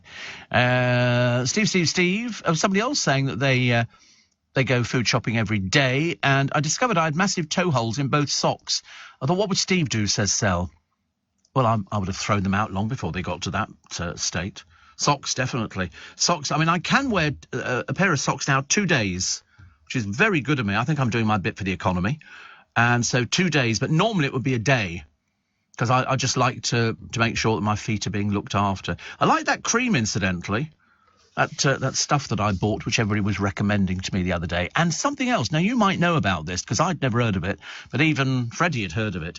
My brother, his wife, works for the NHS, and she's got a card, and I think it's called Blue Light. And it doesn't have a photo on, it's got no distinguishing number or anything, but it gets you discount. And because they went to one of these shopping outlet stores, and I think she was looking for, it was a handbag, and it came down from, I think, 400 to 200, and then they got it for about 140, 120 or something, on presentation of this blue card. I'd never even heard of it, because I'm assuming it must be open to abuse. If your mum or dad have got one, they just lend it to the kids, and the kids go off spending because you get a discount. There's no sign in shop windows. It's just you get a discount on it, which I quite like the sound of. I was very impressed, actually. Very impressed. And there you go, La Rose Lane. So now we know. And Steve says, Roger, during the first lockdown in 2020, I worked as an ambulance driver, not a paramedic, and even I was on 38 grand. I know. People always sort of try and make out it's, you know, we're sort of getting paid peanuts for these things, but sometimes they're earning a lot of money. If they can offer a fireman £1,000 a day for crossing the picket line, I mean, you know, you might cross the picket line, not have to do anything for a day, which is amazing. Right, we'll take a short break for the news, shall we? At 4:30, give or take a few seconds. And the latest news headlines are with Daryl Jackson. Here in the UK, we sell amazing products and services the whole world wants. At the Black Farmer in Devon, our produce is enjoyed on both sides of the Atlantic. We're McKinnon and Saunders from Manchester, and our puppets are watched on 6 continents. So whether you're new to exporting or experienced, explore global growth for your business with free support from the UK government. Access information, training, events and expert advice to help you find new customers overseas. Visit great.gov.uk to get started. Steve Allen on LBC. Morning! Sturgeon in disarray in a refusal to say the trans rapist is a woman. So even he doesn't know. They're frightened to get involved in it, aren't they, really? And here comes the bride and gloom. Yes, it's good old Nicola Peltz, the one who married, you know, really talented, super-duper member of the Beckham family, Brooklyn, the man who can't take photographs, the man who couldn't be a barista, he can't make a sandwich, he can't basically do anything at all, but he's very good at being nobody, which is good. Steve, I've had the Blue Light card for years. It's very good. You pay a fee when you first get one. Yeah, $4.99 a year. $4.99 a year. And some places give discount if you just show your ID without the card. Oh, right, you've got to both, have you? Oh, well, that's good. Steve, don't forget, after scanning the whole trolley, they produced 250 coupons. I don't see as many people with coupons nowadays. Years ago, they had the coupon system, which is where you would cut them out of magazines like Closer or Heat or whatever it was, and they'd say, oh, 30 pence off, you know, toilet rolls or something like that. And so you had to buy that item, and then you would give them these people, seriously. And they would then put over the voucher. And then they said, listen, it doesn't matter whether you buy the thing or not, we're just going to put it through. And so people then started producing wads of these bloody things. You know, £1 off this, £1 off here, £2 off cans of beer and all the rest of it. And it became, I don't see it as often. I don't know. Jeffrey says, have you ever been up the Oxo Tower? I'd like to know what it's like. Well, it's a tower, and it's got the word Oxo written on the side of it. And you climb up it. I don't know, what else do you want? It's made of bricks. And that's about as good as it gets, I'm afraid. And, Steve, I shop every day for the family dinner on the way home. Makes me feel like a hunter-gatherer. And I'm always getting asked to go in front of the full trolley brigade, says Joe. Oh. I don't get that very often. I do stand there, you know, looking as though I'm about to fall over. just so they feel a little bit guilty about the whole thing. Steve says, Danny, I've got a blue light card, but I also have a National Carers Care, which works the same, but online shops and the site is discount for carers. Wow. I need one of these things. I tell you, I definitely want one of these blue light cards. I'll have to get a job in the NHS. Must be something I can do. I could be just sort of somebody who pushes trolleys around inside the hospital. You know, they get people. I've had it when I was in hospital, and they say, oh, this is Bert, and Bert will push it. But of course, it's very difficult to have a conversation with somebody who's behind you, because you can't turn around and go, so, how long have you been here? You know, you don't know what else to say to somebody, do you? Steve, blue light card, $4.99 for 3 years. Oh, I thought it was just yearly. I thought it was yearly, but amazing. Alan in the Wirral says, do you remember the invasion of the ladybirds in 70? Oh, don't tell him next door. He'll think it's something from outer space. That's like, have you seen the film Independence Day? Of course you have. What a stupid question. I'm so sorry. Take myself outside and remonstrate. It's a case of, yeah. So at the end, they sort of go up there, and these sort of strange creatures, which Jack has an affiliation with, he sends birthday cards and does messages to them. Jack used to have a radio years ago, and he thought if he adjusted things inside it, he could talk and he would get messages back from outer space. You know, that's how it works for him. But anyway, and all these little craft kept coming out of the mothership, which made it sound a little bit like a family gathering, except these things wanted to kill you. But that's it. Roger says, Brooklyn Beckham is good at one thing, Steve, getting more and more tattoos on his body. I know, it's a bit tragic, isn't it, really? And somebody else says, wait a minute. We get moths and butterflies up here in southwest Cumbria, especially July, late September, of biblical proportions. So we have to keep the windows shut. Oh, do you remember when you got those big flying ants? We had those a few years back. Oh, they were all over the place. Oof, make me a flesh creep. A hospital porter is the job name. Yeah, but they're just pushing a wheelchair. You know, it's not sort of, that's all they do. They just push the wheelchair around. I mean, if they give us the motorised ones, I can get myself around.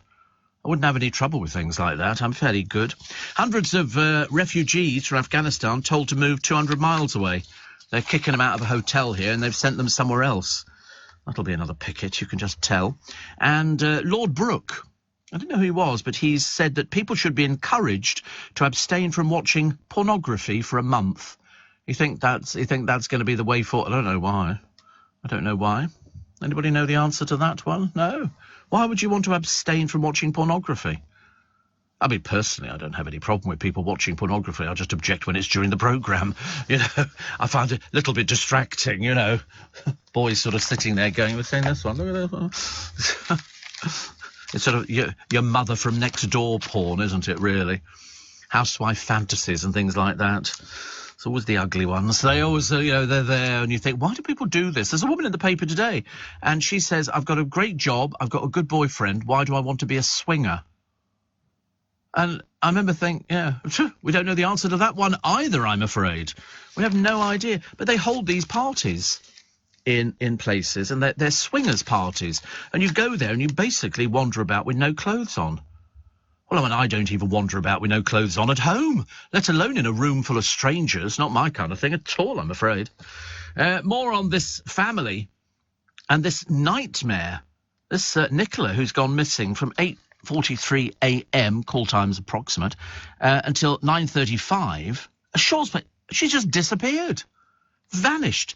Completely. And you think to yourself, well, wait a minute, has somebody got a car? Have they been abducted? The dog was apparently distressed, they say, but then dogs get distressed if they're left for a little while. And so they're now speaking to potential witnesses. They've got no clue at all. No clue as to where she's vanished. You just can't believe it. You know, she also posted pictures of the same walk to her work. She writes, morning run with Willow, that's the dog. She was said to be upbeat before she vanished, and her parents said she'd made a spa break plan the night before, so there wasn't anything going wrong with her at all.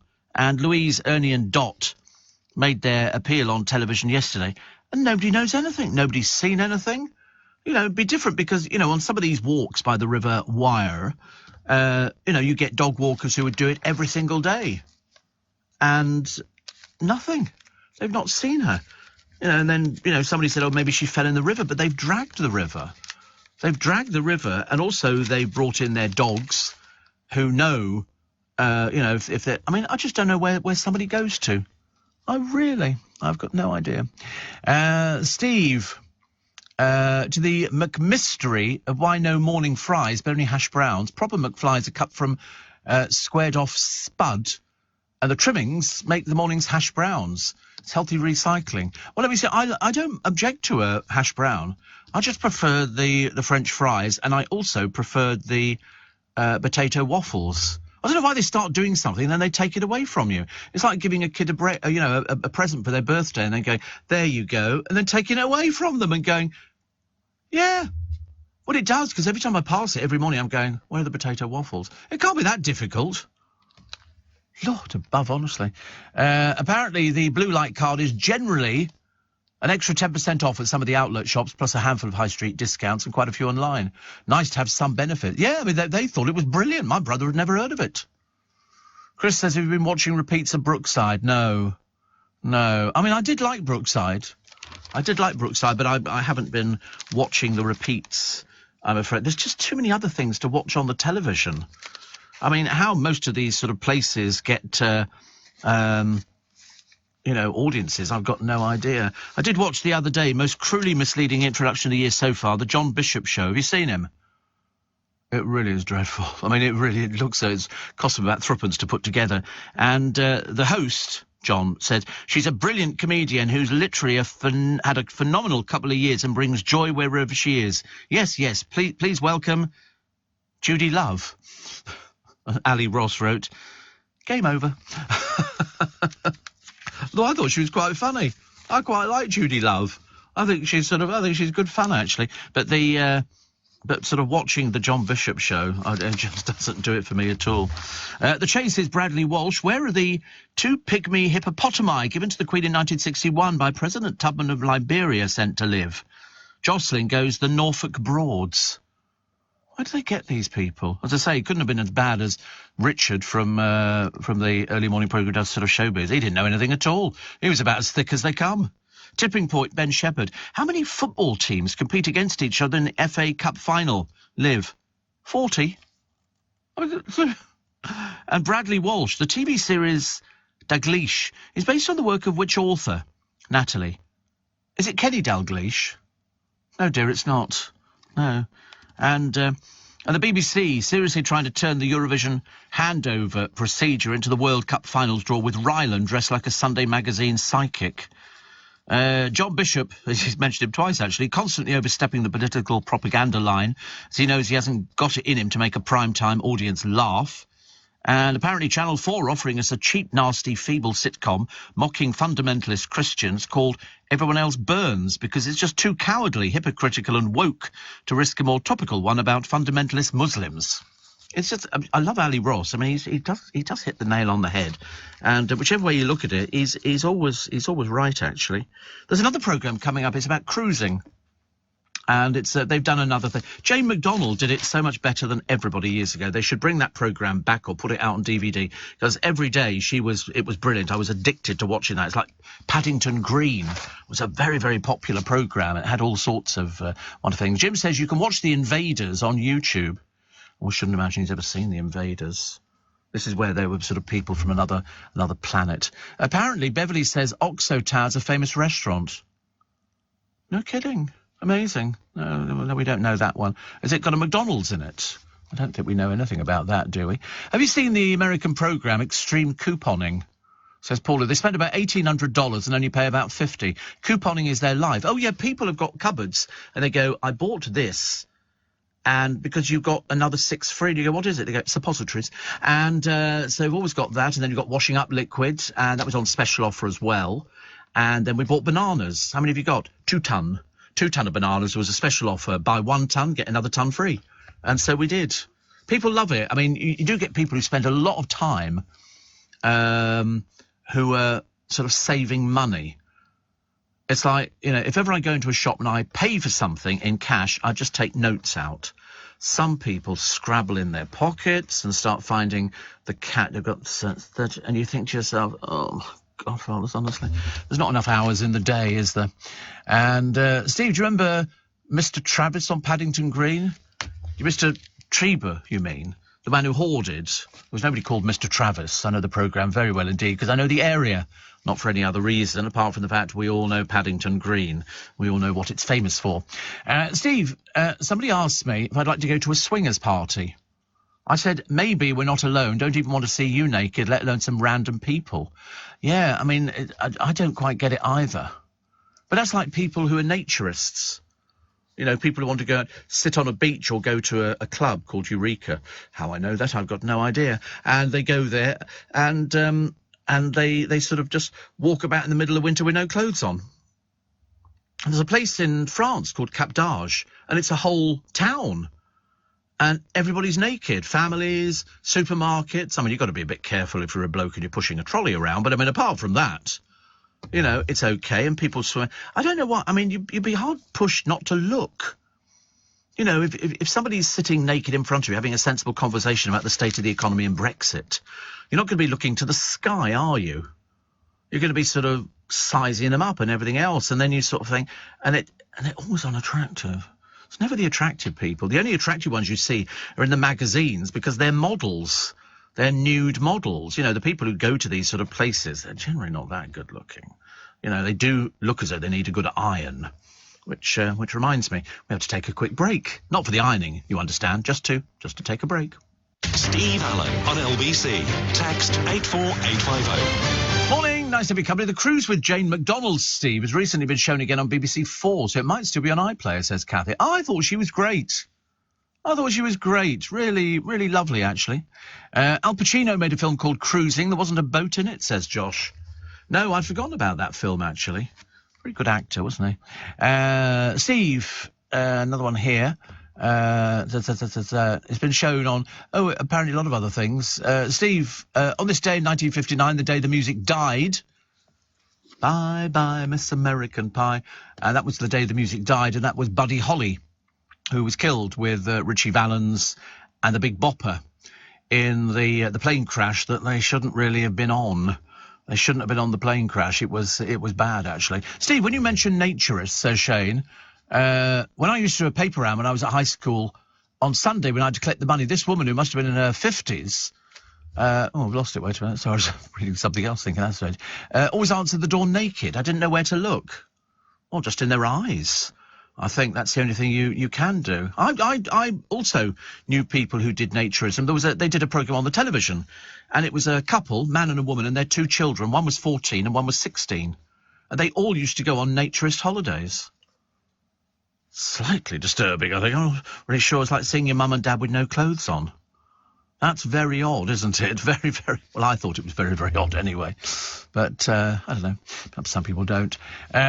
Steve, I travel the M3 and M25 every morning in the hours of darkness, and I see endless cars with only one headlight. Yeah, today, my driver said to me, Steve, look, a bicycle, cycling down the road, no lights on. What an idiot. If I'd been in a police car, I'd have literally pulled him into the side of the road, taken his bicycle, let both his tyres down and say, push it home, OK? You won't be able to ride it from now on. I mean, it's an offence. And also number plates, which are so dirty that you can't read the number plate. That's an offence. Criminal offence, Barry. You know, people are so stupid nowadays. That's what you get. They had a woman the other day. She was one of these police interceptor type programmes, and they pulled her over because basically she was weaving over the thing, and she, as you can imagine, she was drunk. She should have blown 35. She blew 140. And so she's sitting in the car and she's going, where are we going to? And they went, we're going to the police station. You've been arrested. And, how long will I have to stay there? And I thought, well, if I had my way, you'd be staying there forever. You know, drunks out on the road. And then she said, can I phone my husband? They went, no, you can't. You're under arrest, dear. What do you think this is, a picnic? And anyway, they get back to the station and the duty sergeant goes, you know what you've been arrested for? Yes. Can I make a phone call? Yes. Shortly you can make a phone call. How long will I be here? Well, until you blow a reading that is under the legal limit, you know. I mean, either you're that... This woman should have been locked up in prison for a long time. Seriously, anybody who gets behind the wheel of a car... Dreadful. And, Steve, I had a very delicious Wendy the other day. I'm looking forward to trying it, actually, because I used to go for them ages ago. Ages. Lee in Suffolk says, what were you diagnosed? T1 diabetic. I'm T2. I'm T2 diabetic. And it was years ago. Mainly somebody at LBC.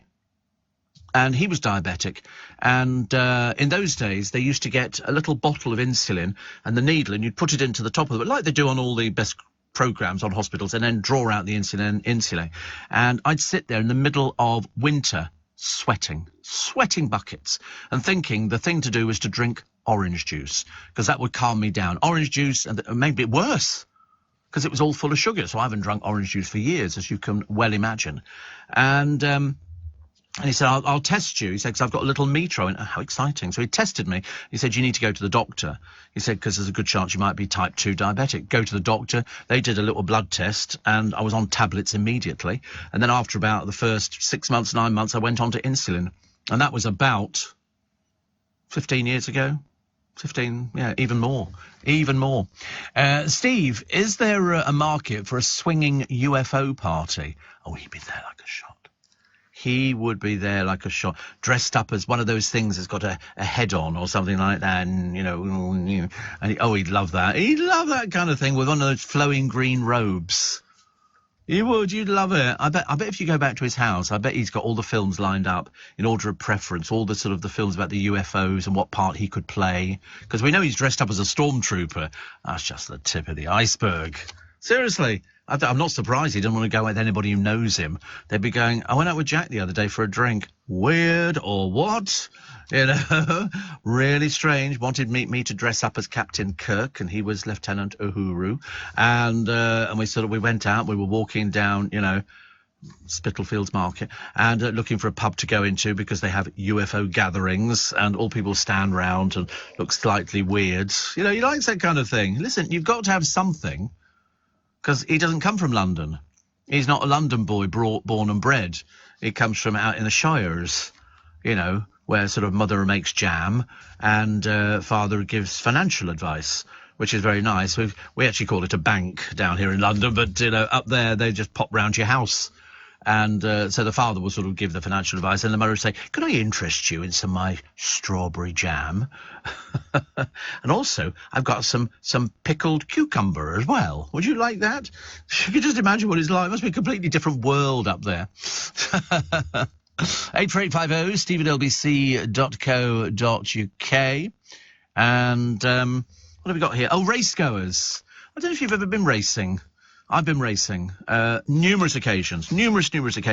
But now the Jockey Club have decided that when you go to some of Britain's best-known courses, like Cheltenham, which is home to the biggest national hunt festival, Newmarket, Aintree and Cheltenham. Although Aintree and Cheltenham will hold ladies' days, long seen as a chance to dress up and celebrate. But, I mean, some of the people you see dressing up, quite clearly, they're blind because their clothing is terrible.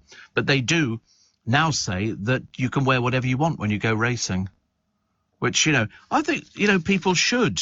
I mean, the worst ones, you see them at Waterloo Station when Ascot is on, and they go there. There was one bloke the other year, top hat, you know, tails and all the rest of it, whole face covered in tattoos. Seriously, the whole face, it was just, yeah, I mean, Ladies' Day, well, that isn't aptly named at all, is it? You want to see some of the people, you look at them and you think, oh my godfathers. You know, you'd have to get Keir Starmer in to ascertain what they are, some of these people. They think it's a step forward, being, you know, allowing people to not dress up. I remember the time we went to the theatre, you put on a smart pair of trousers and a shirt and something like that. You know, I insist, I mean, not on dress code on this programme, as you can well imagine. I'm very easygoing, you know, as long as people look warm and fairly sort of comfortable in what they wear, but I just won't have shorts. And I'm not over keen on trainers either. I always think, you know, if you can't afford a pair of shoes, there's something the matter with you. You're probably wasting it on pubs, you know, watching things on the television, like the rugby. Why people don't actually go to the games, I've got no idea. How can you go to you might as well stay at home.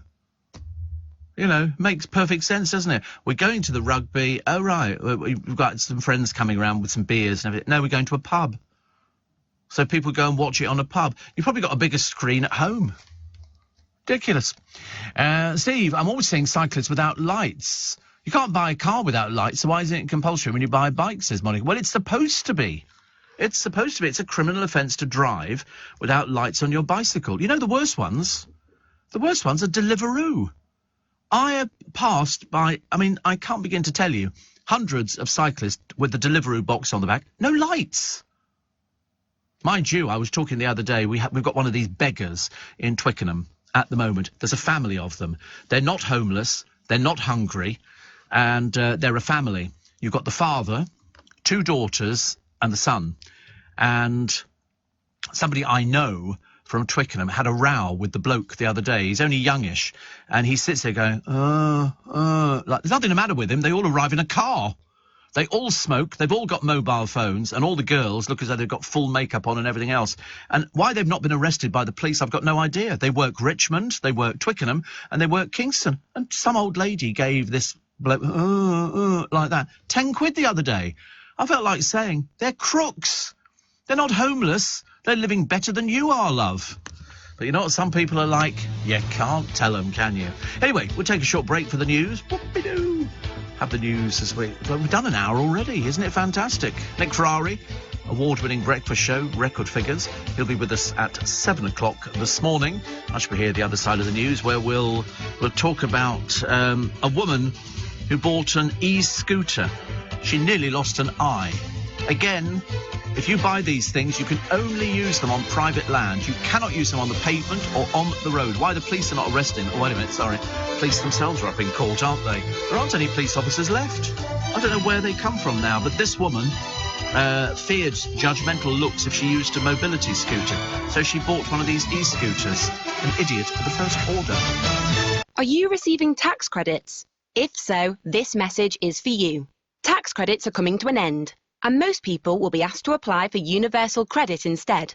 The Department for Work and Pensions is writing to tax credit claimants. You won't be moved automatically, so look out for your letter explaining what you'll need to do and by when. And there's also lots of support to help you make the move. Get ready for your universal credit switchover. Search Understanding Universal Credit today. Eligibility criteria apply. This is LBC from Global, leading Britain's conversation with Steve Allen.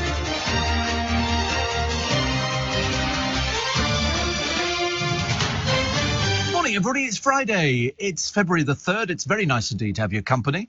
Thank you very much indeed. I'm Steve Allen with you till 7 o'clock this morning.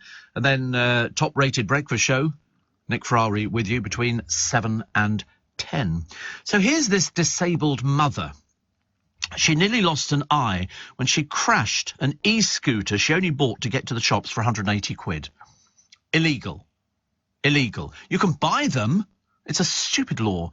But you can't use them in any public place. You can only use them on private land on your own property.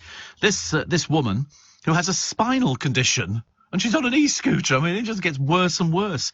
Got the device second-hand as she feared judgmental looks if she used a mobility scooter. She fractured her eye socket, lost teeth and broke her jaw when she fell off it near her home in Bridgewater. She regrets the decision. She said, I want to warn people to be careful on e-scooters. What are you, stupid or something? You're warning us. You should have warned yourself, love. Should have warned yourself. These things are illegal. If you rent one, that's fine. You're covered by insurance. If you go and buy your own, you deserve everything you get. And I saw a woman in Twickenham the other day on the pavement with a little child on the front of the scooter hanging onto the thing. These people are stupid. I always shout obscenities out the window of the car. I really do. I can't help it. I mean, I try to be polite, but, you know, sometimes it kind of defeats me as well, actually. A rare white-tailed eagle has returned to the UK minus a foot. It flew 10,000 miles over 2 years. It was tracked by GPS. It visited France, the Netherlands, Denmark and Sweden. They actually released them on the Isle of Wight to cross the channel into Europe. Amazing, isn't it? I was always fascinated how far birds can go. But it lost a foot. How that would have happened, I've got no idea. Welsh rugby fans have vowed to sing Delilah louder than ever. Yes. I mean, you can see it. You could just... I thought this would be a good idea. As I said before, what are they going to do? The Tom Jones classic about a man killing his cheating lover is banned for choirs and from playlists at Cardiff's Principality Stadium. So, it's a song. You know, I saw the knife in her hand and she laughed no more. Bye, bye, bye, Delilah. They're going to do it. You know they're going to wind them up and people will be rushing around going, make them stop singing, make them stop. But it won't help. Won't help. The Welsh Rugby Union made the decision days after it was accused of sexism and misogyny. Well, they've been singing it for donkey's years. Why would they want to change now? Honestly, I don't know. Dr. Richard Lewis, who's chief constable of Dyfed Powys, says approximately 2 women a week are murdered by a partner or ex. It's time to sing something else. Like what? Like what? You know, honestly, they do come up with such stuff here. Anne Horse, said, this song is not sung to insult or upset anybody, never has been or will be. They sing it even louder than ever before. It's just a song, dear. It's not about anything in particular. It's like I'm trying to think of songs that would affect Jack. You know, there ain't no UFOs in the universe. Okay, all together. There ain't no UFOs in the universe. You know, Jack then goes, oh, I'm sorry. I'm not having that. That's an insult to me because I think that there are. Because UFO only stands for unidentified flying object. It doesn't stand for, you know, little green men and a flying saucer. Why a flying saucer has got to be round, I've got no idea. Why can't it be sort of Kellogg's cornflakes type sort of thing, you know? There ain't no UFOs in the universe. Yeah. A lot of... Yes... Oh, it's War of the Worlds. Yes, you know, people used to run into the streets when that was transmitted on the radio. They thought we were being attacked by aliens from another planet, which goes to prove how stupid some people are to actually even believe in it. Because it's toured as well, War of the Worlds. Did you go and see it? Oh, you didn't see it? Oh, I thought you'd have been the first one there in the queue to sit in the front row to watch the spacecraft and to listen to the voiceovers and all the rest of it. Very famous it was. When it was transmitted on the radio, Orson Welles did the thing, and people thought they were being attacked by Martians. And you and I know Martians are not aggressive, okay? They're nice people, you know. In fact, I've got a car sticker, hug a Martian today. No, sorry, run over a Martian today. I knew there was one. I couldn't remember which one it was, actually. Bless its little cotton socks. Do you know that more than 1,600 fine drivers are to be refunded at least 106,000 due to confusing road signs? I got a thing the other day. I have a pension pot, and I had 2 pensions that matured. I took them out from the companies they were with because I wanted 25%, which you could have tax-free, and the rest of it goes into my pension pot. And my brother's always checking on it, you know, to see how it's doing and performing, and it's very good indeed. So I'm very pleased with it. And then the other day they said, oh, by the way, your complaint was upheld. My brother went, what complaint? And one of the companies I was with, Clerical and Medical, had lost the original paperwork. So we had to submit it all over again. So the people who look after my pension wrote to them and said, listen, this is just ridiculous. This should have been sorted out a long time ago. We had to wait a few months for them to release the funds, even though they wrote to us saying it's matured and it's all ready and, you know, decide what you want to do. So they've given me £200 as compensation. That's exciting, isn't it? I was very pleased. So I'm going to go and buy a War of the Worlds figure, and it's going to be a Martian. It's going to be great. It's going to come in here and it's going to sort of rip the door off the hinges and drag Jack out. Like, did you ever see that, what was it called? Star something. And they were all these people, they went onto a planet and there were these giant ants who were coming towards them. Have you seen that one? Star Troopers. Have you seen That's really realistic, because they actually got real Star Troopers and real ants that were coming down with these big machetes. They could slice people's legs off and stuff like that. That was very realistic. I got that. I knew you'd like that one. That's very popular. I like that as well, which is good news. Steve, I've been trying, says Tony in España, to catch up with yesterday's shows. Nothing seems to download. Is it just me? Well, I'm assuming it's you. You signed it, Tony. So if that's your name, Tony. No, I don't think there's anything the matter with it. Don't think so. And so I don't really know, actually. The boys will sort of check it out and see. He says, is there a problem at LBC? No, because if there was, I would hear it from thousands and thousands of people. And so far it's only you. So I don't think so. There you go. Somebody says here, this is Jason, I usually treat my husband to a fancy restaurant on Valentine's, but to be honest, I find all those lovey-dovey couples and overpriced set menus a bit too much. This year we're going to have a romantic candlelit meal at home. There is an amazing fishmonger in Cornwall, and they're delivering the whole meal: lobster bisque, lobster mac and cheese and lobster Wellington. I can hear you shrieking that you hate lobster. I don't like lobster at all, actually. He says it gets mailed frozen and just needs defrosting and reheating. Also, I've got a really nice wine to go with it. Oof. I tried to like lobster. I just can't. I can't take to it at all. I don't know why. I wish I could. I eat fish fingers. You know, don't have any problem with things like that. And Steve, what about Queen's Bohemian Rhapsody? Says Joanne. Oh, we did that the other day. Are they going to ban showing Columbo because people are murdered on it? Says Peter. I know, it's so woke. And then, you know, for the Chief Constable of Powys to say, well, you know, 2 women get murdered. You think, of course, this is called life. You can't just start banning somebody, you know, because you don't like it. Jason and Victoria from Manchesterford, down in the big smoke with work, so we just had to go to Joe Allen's. After listening to you banging on about it for years, and we must say, we loved it. They say, we might even go again tomorrow. Well, there you go. Actually, the fun thing is I pass it every day on the bus, because it's just before you turn right onto Waterloo Bridge. And I thought to myself, I've not been for a little while, actually. I normally used to take Corey, my ex-producer, because he seriously, once he starts boozing, it's a nightmare. Seriously, honestly. You know, they're emptying bottles left, right and centre. There's like almost a bottle reception underneath our table. But we shall have to go there again, because it's lovely. I like it, but then I've been eating there for years. Not in that particular venue. They were just up the road a little tiny bit. But I'm glad you liked it, Jason and Victoria. You should sing Mac the Knife instead. Exactly. Paul says, there was something wrong. I had the same problem with the download. We will check it out. But as far as I know, it's all working fine, because I would get thousands. Nicholas in Chiswick says, I listened to your podcast, had the item of the Japanese vending machine for whale meat, and Vera Lynn popped into my head. You know, the song that goes, whale meat again, don't know where, don't know when, but I know we'll meet again some sunny day. I tell you what I was listening to the other day. What was I listening to? I had some music playing in the car. Oh, the Carpenters. And you know, all their songs were about romantic things. I'll say goodbye to love. It was all about, you know, lying here in bed, looking at you, thinking, I wish you'd get out of my life, and things like that. You know, all very exciting. Of course, if you're sort of somebody who's into, you know, people from outer space, I don't think that... Didn't they have a thing on Star Trek? Didn't they have a room where they could go, and that was sort of... Because nobody ever had relationships on Star Trek.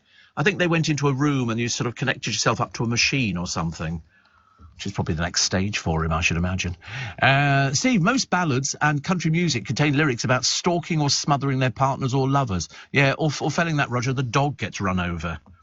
Very popular. So kind of any songs about... There was a lovely song years ago, and it was called Me and You and a Dog Named Boo.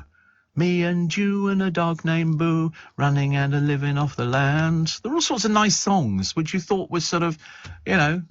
Dave says, why don't you take Jack to Joe Allen's? There's no point. There is no point. Listen, he can't never afford to go there. It's a case of, you know, you're showing him another side of life, and he's sort of going, oh, he'll expect all food everywhere to be like that. You know, steaks and, you know, and all sorts of bits. And so it would be a waste of time, because I could get into trouble. I can remember years ago, a friend of mine, and I used to get sent Estee Lauder samples, and so I would give them to her. Well, of course, consequently, what happened is she became addicted to the samples, so she had to go out and buy the full-size bottles. And so she said, I've had to buy the full-size bottles because I just like it. I said, well, Jack would be the same in Joe Allen's. He would then be expecting all these restaurants, oh, you know, to be like that. And there's no point. You know, maybe in 15, 20 years' time, when he's earning a bit more money, well, then, fair enough, then we can sort of take him. But by that time, I'll be pushing up daisies, so it won't make any difference to me. But you've done the Ritz. Yeah, but you never paid. You never paid. No, you didn't pay. Of course you didn't pay. And it's no good trying to impress us with the Ritz.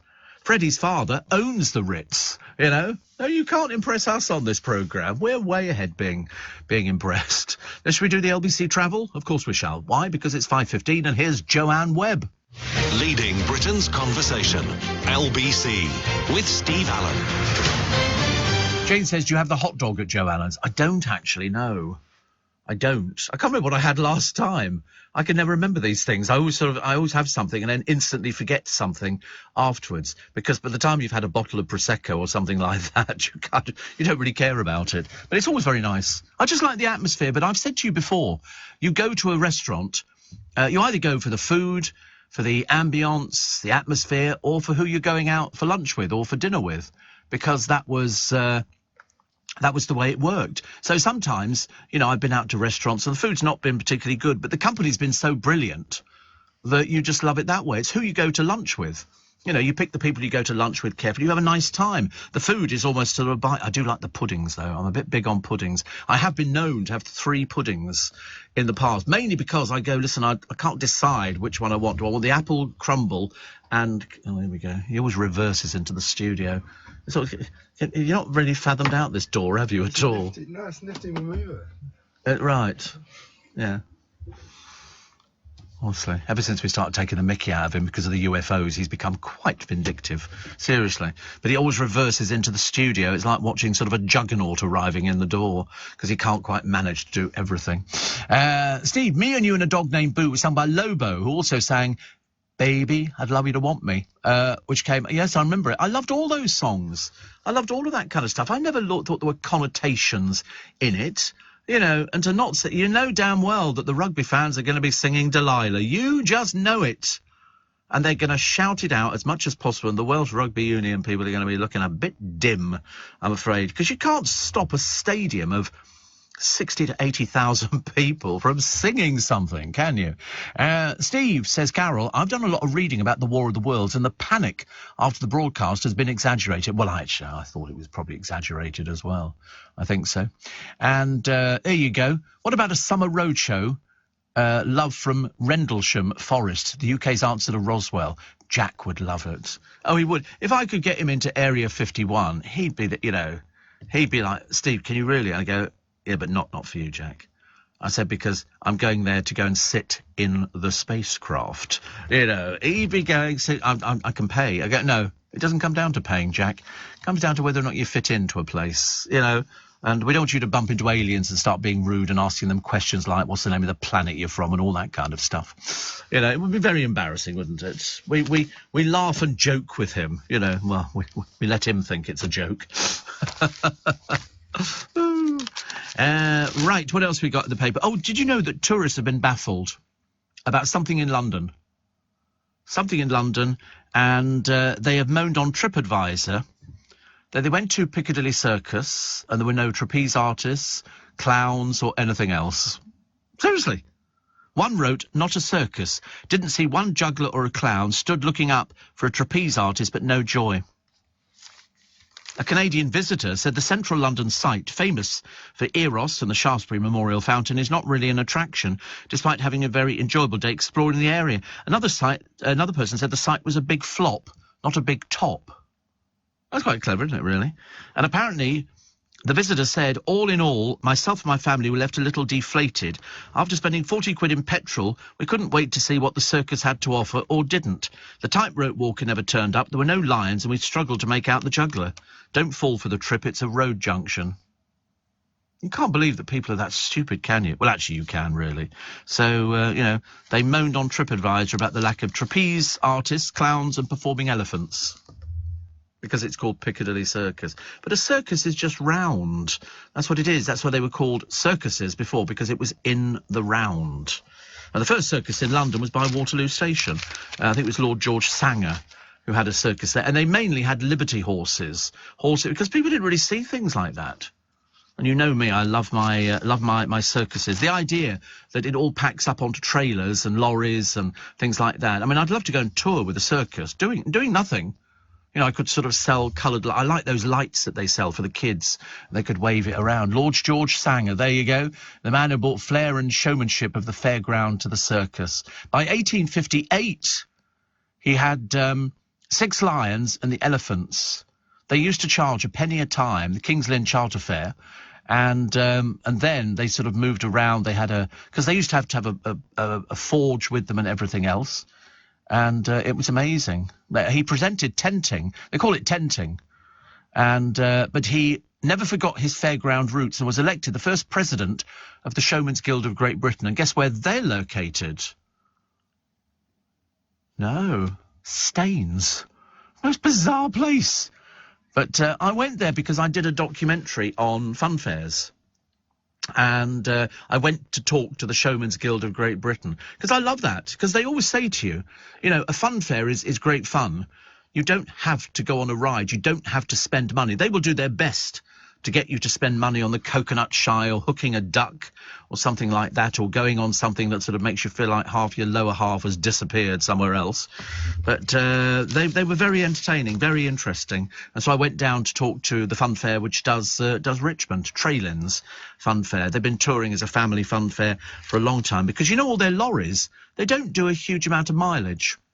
They only do short mileage for the simple reason that they're working a particular area. The guild gives rights to certain people. So somebody would have the rights for Hampton Court and the grass there, and then they would rent out all the other bits and pieces. And I still wanted to find out what happened to Carter's Fair, because I have a sneaking feeling that Carter's Fair, well, in fact I know it did, it came up for sale a short while ago. And that's sort of an old-fashioned, it's got the old steamboats and stuff like that. And I always thought that must be great fun to set up, or failing that, to run the candy floss stall. But then after a while, I think you get a bit bored with just doing candy floss, wouldn't you? You'd have to want to do hot dogs and hamburgers and everything else. Or failing that, a set of rides. I think I could be quite happy. I know you can buy them. I've not been to Gifford's Circus, Tammy, but I know all about Gifford's Circus because it tours around my area. It's a circus that, you know, it's very much of its generation. It's very popular. They've done features on it all over the place. If you don't know what it is, check it out, which is great. Steve, I texted you before Christmas, says Trudy. I was going to St. Helena, where the world's oldest tortoise lives, and you thought he may be dead. Pleased to tell you, Jonathan is alive and well and celebrated his 190th birthday just before Christmas. Lovely. There you go. Carter's Steam Fair to finish its final tour this October. It's a shame. It's been running for 45 years. Jed, I think, was running it. They've got all sorts of things, vintage. It's featured in Rocketman and Paddington 2, and all of these old rides date from the 1890s, have been restored to their original style, and the beautiful painting and everything else. John and Anna Carter bought a Jubilee steam galloper. The gallopers are the horses that go round and round. That's what they call the gallopers. And they're selling the fair because it's difficult to find staff, and the rides get damaged whilst touring because of the element. Isn't that a shame? He said it then results in lots of restoration work being necessary, and that is the reason the rides will be best located to a permanent site undercover. Oh, lovely. There is, in fact, a fun fair museum somewhere in the country, and I can't remember where it is, but it's got all these fabulous rides which are restored, but because they're not exposed to the element, they're inside. Do they still publish World's Fair newspaper? They do not, John. They do not. I was a subscriber to World's Fair. There you go, the Fairground Museum. And it's got... so show me their attractions. Show me... Look at it. Look at it. Sorry, I'm talking to myself here. I'm assuming that you can see what I see. They've got Super Dodgems. The Victory Gallopers, an original Victorian riding device. The Moon Rocket. Beautiful, beautiful artwork and painting. Go down a little bit. And they've got a ghost train. Now, the trouble is the ghost trains, you have to remember, they were built for different sized people, because if I get in a ghost train with, say, Jack, well, he's going to be hanging out the side of the thing because there's no room for two people in there. One person would be ideal. They've got the Chariot Racer Arc as well. And it's a great... They've got kids' rides in there. They're absolutely beautiful. I think the kids' rides are called the toy... It's a toy set or something like that. But these are just absolutely... I've got to... Where is this place? I need to go to this place because it looks absolutely wonderful. There you go. Visitors. Where are they? Where are they? Wait a minute. Go along to visitors. Let's have a look there. It's 25,000 square feet.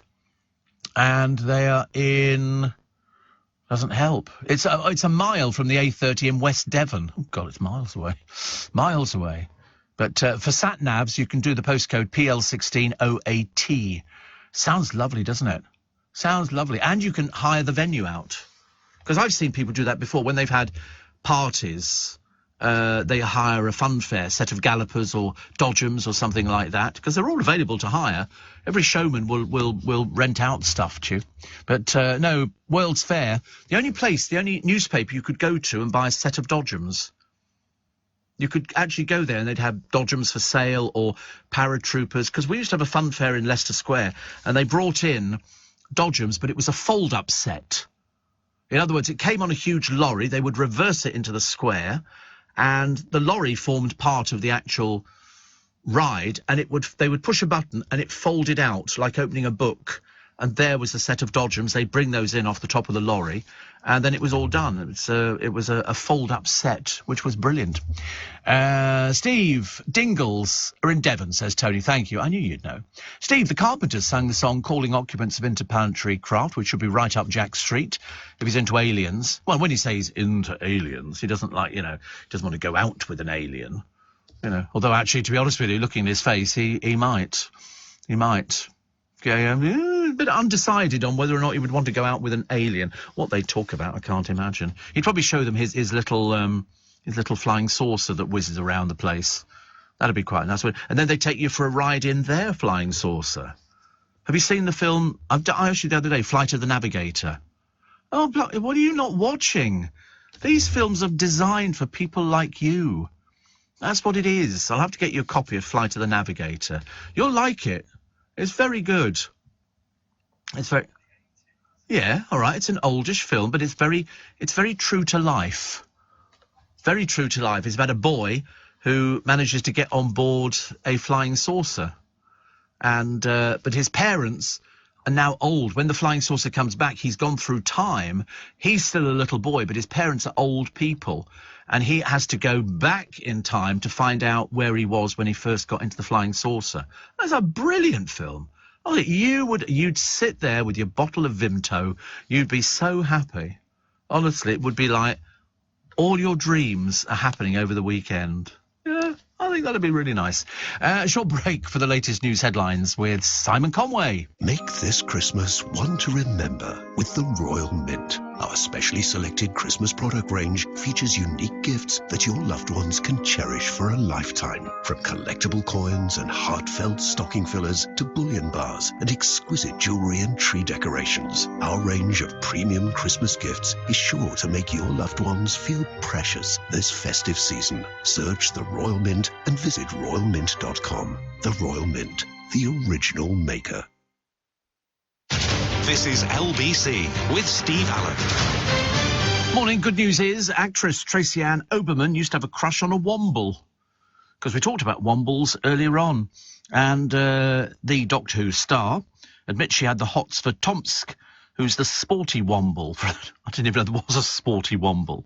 But he was an alpha Womble, which is very good news. Nicholas Lyndhurst is going to make his debut on the reboot of Frasier this week. I do watch Frasier, actually. It seems to be on early in the morning, so by the time I get home, it's on the television, and I do watch it. And all I remember thinking was, I think he's been married about 3 times in real life, not in the series.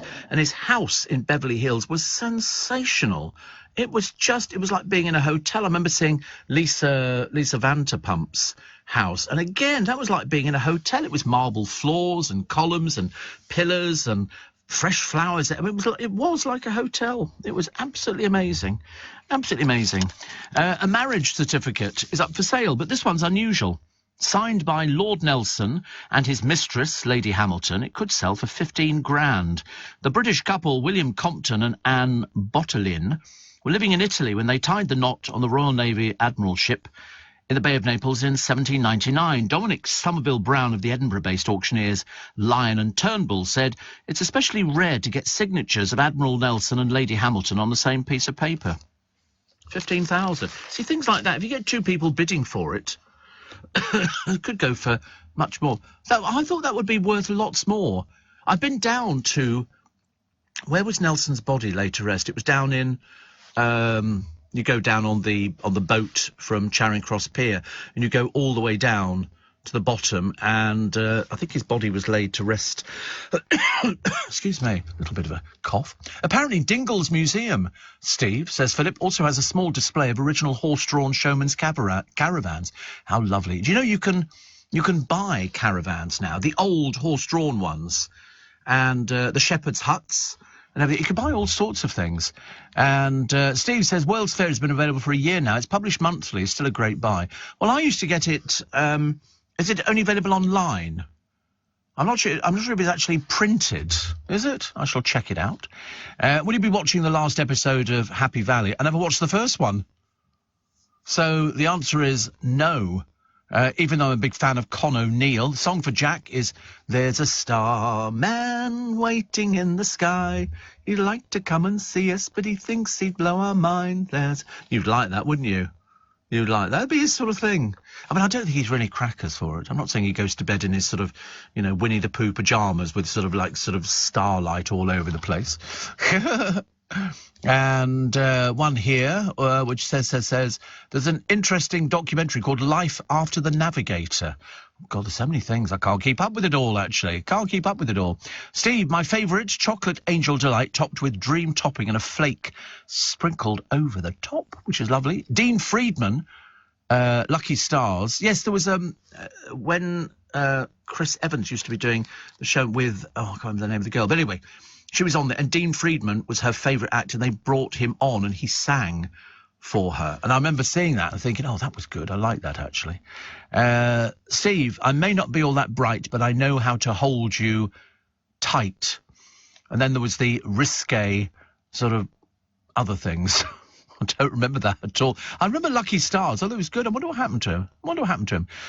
Steve, do you think if they ban the song Delilah, well, they have, will they next ban the awesome song Hey Joe by Jimi Hendrix from being broadcast?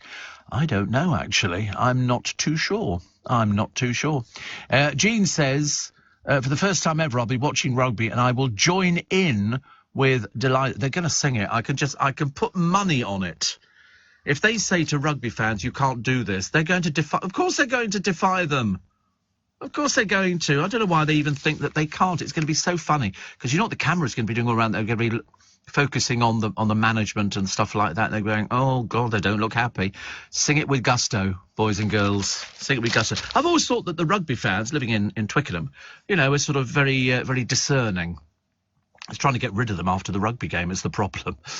Get them to the station, get them on the trains. Oh, by the way, it's another train strike day. So we will... we'll be letting you know before the end of the programme exactly what's running and what isn't. We think at the moment, Southwestern, well done, boys and girls, ladies and gentlemen, we think they're running. And they ran the other day. They were perfect, absolutely perfect. Couldn't fail them. I think we've still got Abellio buses which are out, but there's another company, so I can as long as I can get to Twickenham station, I'm all right. I mean, to be honest with you, it shouldn't be. I'll just get a rocket ship to come down and just whoosh. Or failing that, I want one of those things. I don't know where you get them from. I've had a look round. It's a dematerializer, and you aim this thing at somebody, and they just go, and they disappear before your eyes, and then they appear somewhere else.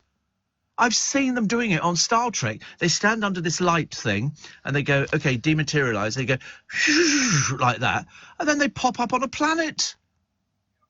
Beam me up. Where'd you get one of these things from? I got money. Oh, do you think Amazon? I think Amazon as well, actually. I think Amazon. I did have a lightsaber once, which was very good, very posh. Here we go. My friend Chris, Joby Carter. Thank you, I knew it was Joby. He says, the A40 westbound closed at the Paddington overpass, already a nightmare. Can we tell Joanne? So one of the boys will run out and tell. So the A40 westbound closed at the Paddington overpass, already a nightmare. Thank you, Chris, very much indeed. That's the trouble now. I came in through Piccadilly Circus this morning, and 3 lanes down to 1. Oh, look, Jack's moving. Look at that, honestly, I tell you. He moves with the stealth of a gazelle, ladies and gentlemen. A gazelle that's carrying a huge block of whatever it is. Steve, the drummer of the Wombles, is now a successful comedian doing a Rod Stewart tribute act. Gabby Roslin was with Chris. Yeah, Gabby Roslin, big fan of Dean Friedman. And somebody says, Steve, listening, heading over to work, as always. You made my morning with the Flight of the Navigator. Oh, it was such a good film. Compliance. I love stuff like that. Did you watch The Apprentice last night? I have to tell you, Andrew, I have not seen any of The Apprentice. The moment they do the lineup, I always look at them and go, failure, failure, failure, pain in the rear end, and so it goes on. Tim laughs at all of Serrano's jokes. Karen looks like she's chewing a wasp. And these are contestants meant to be the hope for the UK, as thick as 2 planks. Oh, so these people, they just tell lies. They just tell lies. They go, oh, yes, I'm a very successful business person. Then it turns out their companies got no money in the bank account. They've got nothing. Nothing at all. Steve, there were winter quarters for a circus in Chertsey, says Ian. I'd quite often see elephants walking down the road. Well, when you think about it, they have to have winter quarters for the elephants and everything else, which is nice. Somebody says, go and get Chris Moyles a big hug. Oh, I don't really do hugging, actually. Dean Friedman had a horrendous song called Lydia. No, I remember. I loved it. I was very good with things like that. And Steve, Delilah, the song was adopted and modified by Stoke City football fans who've been belting it out for nearly 40 years. And Steve, I'm now in my 60th year. Why do my nose hair and eyebrows grew like wildfire, whilst the hair on top now has a gaping hole with no sign of growth? I don't know. And somebody says, I well remember as a 15-year-old in the 56-57 summer holidays, working the Blackheath Fair in July and August with Baron Jones. Ran the whack-a-mole, penny and ring toss, made a heady mix of aromas of Calagas, candy floss, toffee apples with hot fizz, music by Little Richard, Bill Haley, Fats Domino. Great day, says Michael, and memories for a young schoolboy earning for him big money. I love fairs. Fairs and circuses. I could be quite happy. I could, if somebody said, we're going to buy you one of these big touring caravans, which they have with the circuses, and then every night, you're sort of drumming up trade for, it's a fantastic way to retire. What a fantastic way. My kind of thing, actually. My kind of thing. What are we going to do now? Oh, they've got a list, because it's a sad day for Happy Valley fans, but they'll be looking at what happened to other female police heroes. And they've got Glynis Barber from Dempsey and Makepeace. My favourite, Anna Carteret from Juliet Bravo. Trudy Goodwin, I love, from The Bill. Amanda Redman, who I thought was fantastic for New Tricks. Jill Gascoigne, got to be a certain age for Jill, lovely as well, The Gentle Touch. She died in 2020. She was battling Alzheimer's. Gillian Anderson from The Fall. Helen Mirren, of course, for Prime Suspect. Vicky McClure for Line of Duty. And Olivia Colman for Broadchurch. All coppers who had The Gentle Touch. And pretty fantastic they were too. Love them. There you go. Steve says World's Fair is available online or hard copy.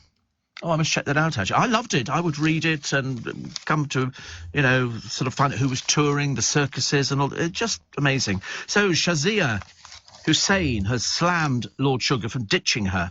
She's a technology recruiter, so she probably sits in an office and goes, yeah, we got a job there. There is World's Fair. Look at that. Oh, how amazing.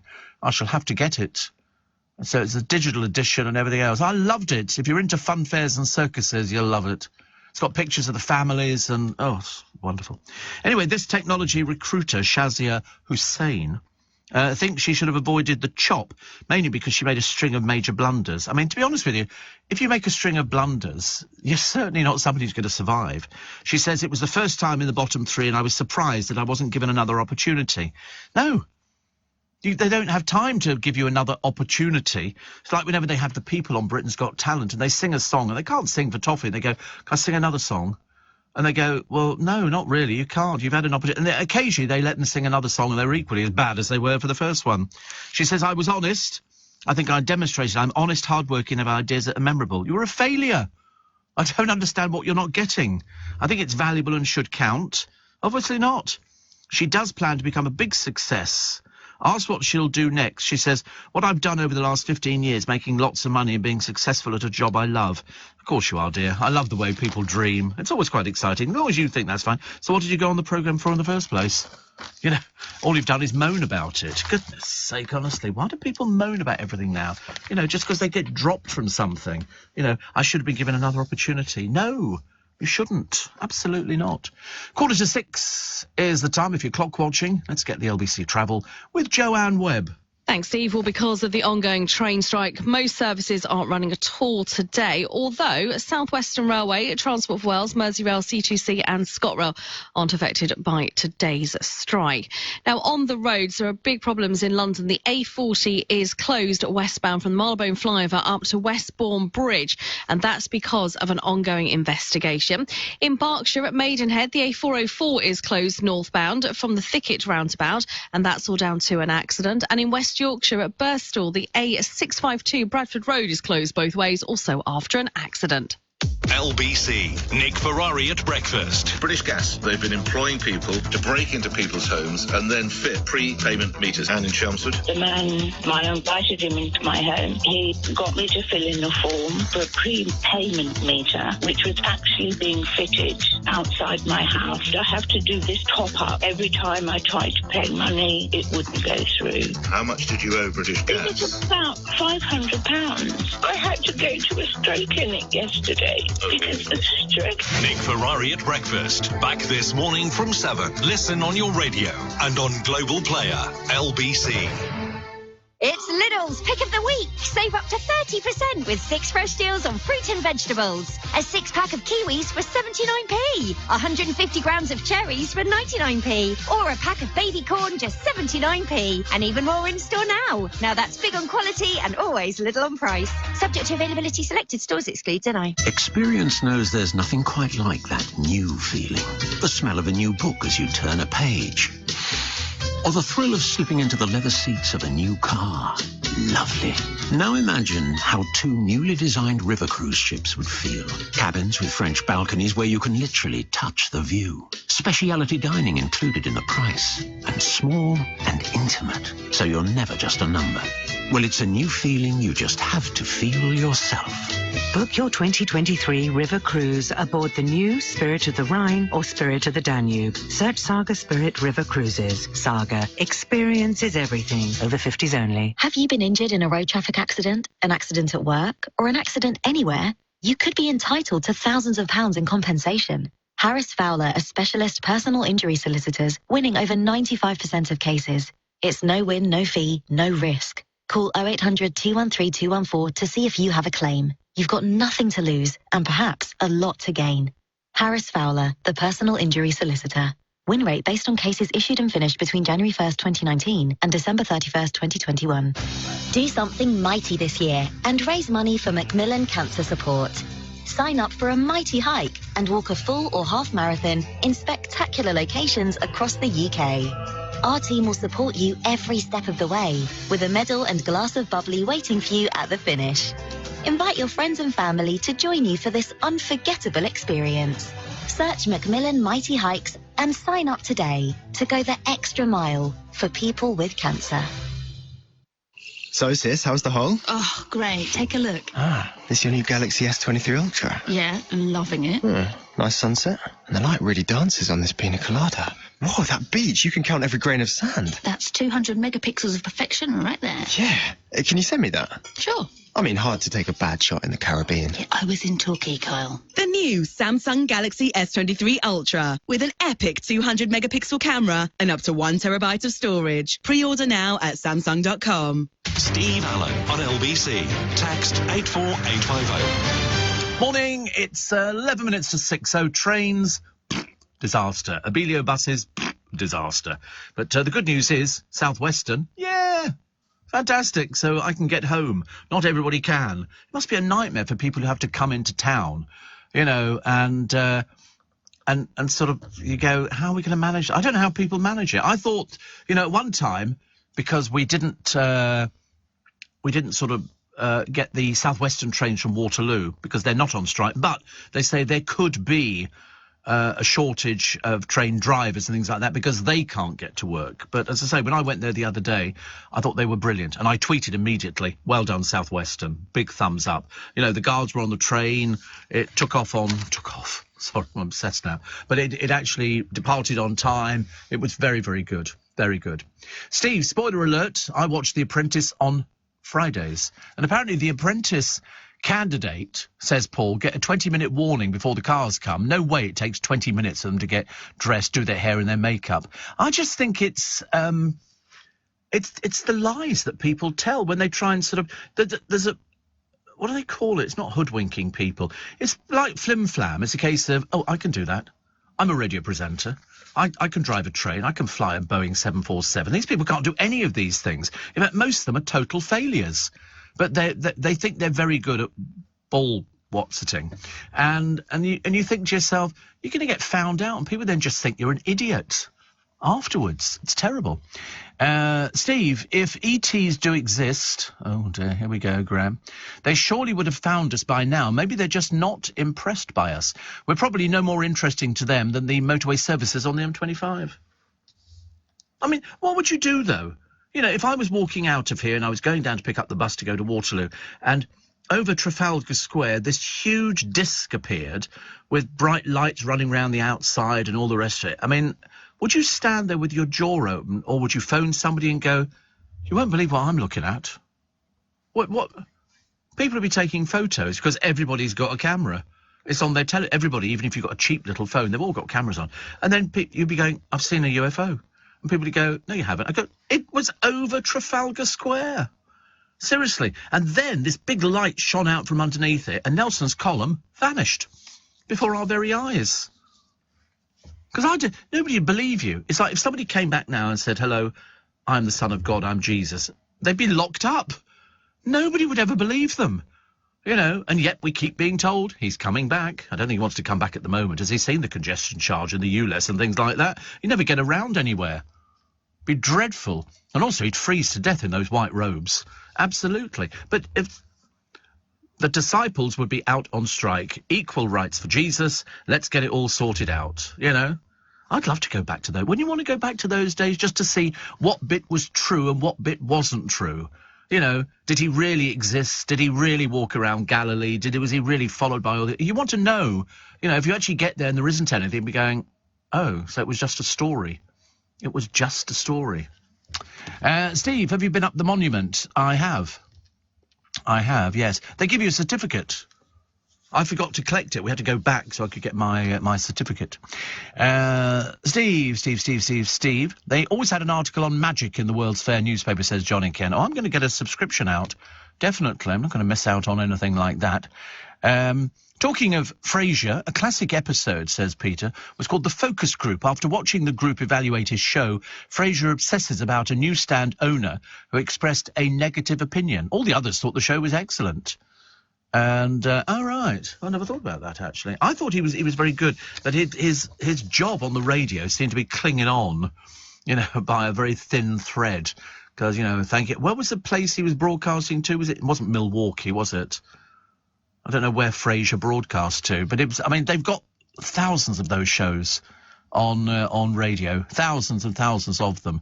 The difference is they have their radar. We have it every 3 months. They have it weekly over there. So if you don't do very well, you know, it's dreadful. I think Lord Nelson's buried in St. Paul's Cathedral. Yes, he is, actually. And he's down there in a coffin. And the coffin, actually, that he's in, I'm pretty certain, was for Henry VIII.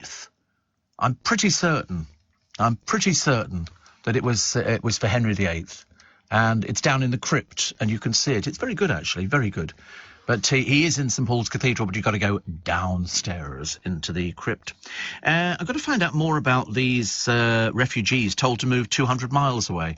They're going to take them out of a hotel, which apparently is around this neck of the woods. And there's hundreds of them. They're not going to like it, but that's the way it's got to be, I'm afraid. And low-paid TfL crews given free travel in London. Well, I would have thought that would have been it. If you work for TfL, surely they would give you free travel. Makes perfect sense to me. Otherwise, you've got to have some little perks, haven't you? For goodness sake. Kate kidding around the other day with a glove puppet. Kids love glove puppets. They're really great, actually. Frasier broadcasts in Seattle. Thank you. I knew you'd all know these things. There you go. Everybody. Frasier broadcasts in Seattle. Good night, Seattle. There was a very good thing years ago, and I think it was called Nightcaller. And it was about a DJ, and he used to walk around the studio whilst talking to callers on his programme. How it worked, I've got no idea. He's not the Messiah, he's a very naughty boy, says Stuart in Norfolk. Yes, absolutely. I love Frasier, but poor Kelsey Grammer, who plays him, has had his sister and father murdered in separate incidents, so he's done well to work as he has. I think that would floor me, says Kathy. He's been married so many times, hasn't he? But he's set in Seattle. Do you think E.T. would be partial to a bit of KFC, says Lawrence? Oh, absolutely. They wouldn't know what it was. You'd have to explain what sort of a chicken was and all the rest of it. But I think that, you know, I mean, it's a nice fantasy, but it's just never going to happen, is it, really? There you go. The tomb, Nelson's tomb, he's buried in the crypt in this black marble sarcophagus. However, the story of the monument goes all the way back to the first half of the 16th century, commissioned by Cardinal Wolsey for his own tomb from a sculptor called Benedetto de Rovezzano. Wolsey's fall from grace led to Henry VIII, I told you, appropriating the completed elements to incorporate into a grander tomb for himself, which was to have been erected at St George's Chapel in Windsor, which is where the Queen and Prince Philip and a few other people are. The tomb remained incomplete at Henry's death, and he was buried beneath a simple slab, while the monument lay in storage, lastly forgotten for 3 centuries, until it was finally used for Nelson. So it could have been used for Henry VIII, but it doesn't look very big to me. And Henry VIII, I was told, was sort of 6 foot, so he was quite big. Perhaps they folded him up, sort of tucked his legs underneath him. But have you ever been to St Paul's Cathedral? Yeah. I remember going to the crypt and seeing it, and I remember somebody telling me the story that it was appropriated by Henry VIII.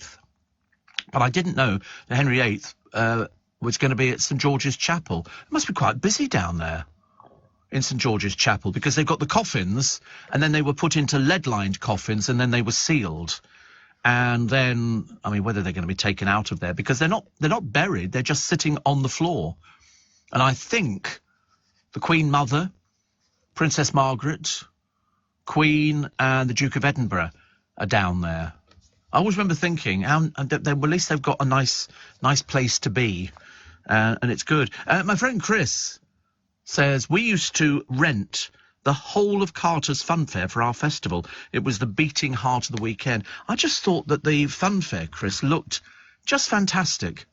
All the beautiful sign painting and everything else, and it turned up on these old-fashioned Foden lorries and stuff like that, you know, the chaeroplanes and I just thought it looked great. I'm very disappointed that they haven't found anybody to buy it at, obviously, the right price. Steve, I purchased a fruit machine on World's Fair, won £800 in the first hour of playing it. When I asked the guy I bought it from to pay, he refused, says Johnny, as you can imagine. I thought Nelson was on a sarcophagus for Cardinal Wolsey, and the actual coffin was made from French ship's mast. No, it's marble. It's a marble coffin, and Cardinal Wolsey, persona non grata, out. So he didn't get it, so Henry VIII commandeered it. And he didn't get to use it, so they gave it to what's-his-face, which made it much easier, actually, doesn't it? Steve, good morning from sunny but very chillier Rabat in Morocco. He says, great to wake up to your detailed facts. You beat Wikipedia hands down. Yeah, but Wikipedia you can change. I mean, Wikipedia, can you believe this? Seriously, I ask you. They've got me down as Steve Allen, 68. I mean, seriously. Listen to the hello, la la la la la la la la, 68, I ask you. As if that's going to be happening anytime soon. So people change it. Really. Steve, your daily shows are like an uncut diamond. I'm not sure if that's a compliment or not. Homemade hot chicken sandwiches for lunch today with homemade apple cake. Oh, that sounds quite nice, Jane. And, Steve, if these people are so successful, why do they need Lord Sugar? Well, the trouble is, Chris, as you know, they're not so successful. They just basically overestimate themselves. Oh, I'm very successful. I've made loads of money. Really? What are you doing on this programme? Because you're sad. You're sad. It's, you know, it's terrible. They sort of live in this sort of fantasy world. It's quite ridiculous. Quite ridiculous. What else we got? Oh, Shell's profits in all the papers today. 32 billion. How much tax they pay in this country? Hardly any. Hardly any at all. It really isn't good enough. Also, Sunak vows to look at free parking for nurses. What do you mean, look at free parking for nurses? Come on, pull your finger out, pal. Free parking for nurses. They have to pay to park at the place where they work. What do you mean you'll look at free parking? Why don't you just go, all nurses, we give you a little badge or something like that, you put it in your car and you park. I mean, it's just appalling. It really is. You know, and we can't give nurses a pay increase because we don't have the money. Honestly, it's just not good enough, is it, really? We're going to break. Let's take the news at 6. Here it comes. On your radio, on Global Player, and Play LBC. leading Britain's conversation. This is LBC.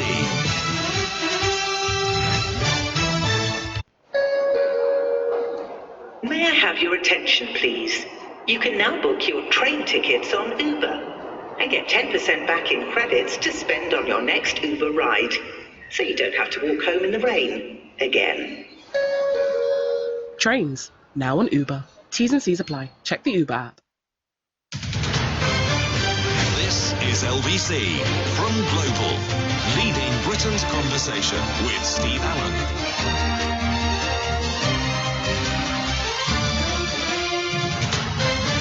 Morning, nice to have your company. It's 4 minutes past 6. Steve, I'm going on holiday in April. Do I pack Speedo trunks or shorts? Well, Glenys, it's entirely up to you, actually. I don't think people buy Speedos anymore, do they? I don't think... Oh, well, apart from Russians. When the Russians go on holiday to wherever they go on holiday, they all seem to wear black Speedos. I don't know why, because it just doesn't quite look right. Steve as well, could you say a big hello to my mum and dad? Mum's currently on holiday in Australia. Dad's in charge. You've been a constant in my childhood, says Liv in Welling. And Mum and Dad went on a tour in London in the Bentley with you. Jealous, I never got the chance. Yes, we did that on about 2 or 3 occasions, actually, to raise money for Make Some Noise. I said I would take people out, pick them up at the bottom here in the Bentley and took them around London for an hour and a bit, which was quite nice, actually. Very nice. Steve, also with the Queen and Prince Philip, St George's Chapel, Princess Margaret, the Queen Mother. Yeah, they're all down there. It's quite big. The actual, I don't know if you've been to Windsor, but the chapel's quite big, and I'm assuming the crypt is quite big underneath. But I'd never seen, until we saw it with Prince Philip, the coffin descending. I thought they were taken down and went through a side door, but there's a lift which they built in front of the altar, and that's his coffin was there, and then they pushed a button and it goes down. I'd never seen that before, actually. Do you know why the statue of the Duke of Wellington on horseback outside the Royal Exchange has no stirrups? Oh, there was a reason. I can't remember exactly what the reason is. You'll have to check it out online. I mean, I could do it and you could do it, so it's easy for you to do it. But there's a reason. If they did riders without stirrups, it meant, was it killed in battle or not killed in battle or something like that? That's what I thought it was, anyway. That's what I thought it was, Glenn. And another one here. Do you know on this day, apparently, February the 3rd, 1882, the circus owner P.T. Barnum bought his world-famous elephant, Jumbo. Yes. I don't think Jumbo was as big an elephant as they said it was, because P.T. Barnum was a showman. And he would sort of, because Colonel Tom Thumb, I think that was who P.T. Barnum presented as well. He just happened to be a little person, but they dressed him up in a little military uniform and everything else. And he became, I mean, it really... almost like sort of a freak show, but I love the posters. And in fact, I've got books on circuses in America that travel by train. In fact, there's loads of circus movies. I bought quite a number of them. You know, circuses that travel by train and then they set it all up. Just really, really good stuff. Anything that sort of takes you out of all the other bits and pieces. Barbara, you can't, okay? You can't. It's as simple as that. And even though you can try, actually. Steve, if you are trying to stay in a hotel that's completely booked, tell the receptionist your name is Improvement, because there's always room for improvement. I know, there's a dreadful one, isn't it? I've forgotten how bad that was. Where do crayons go for a vacation? Colorado.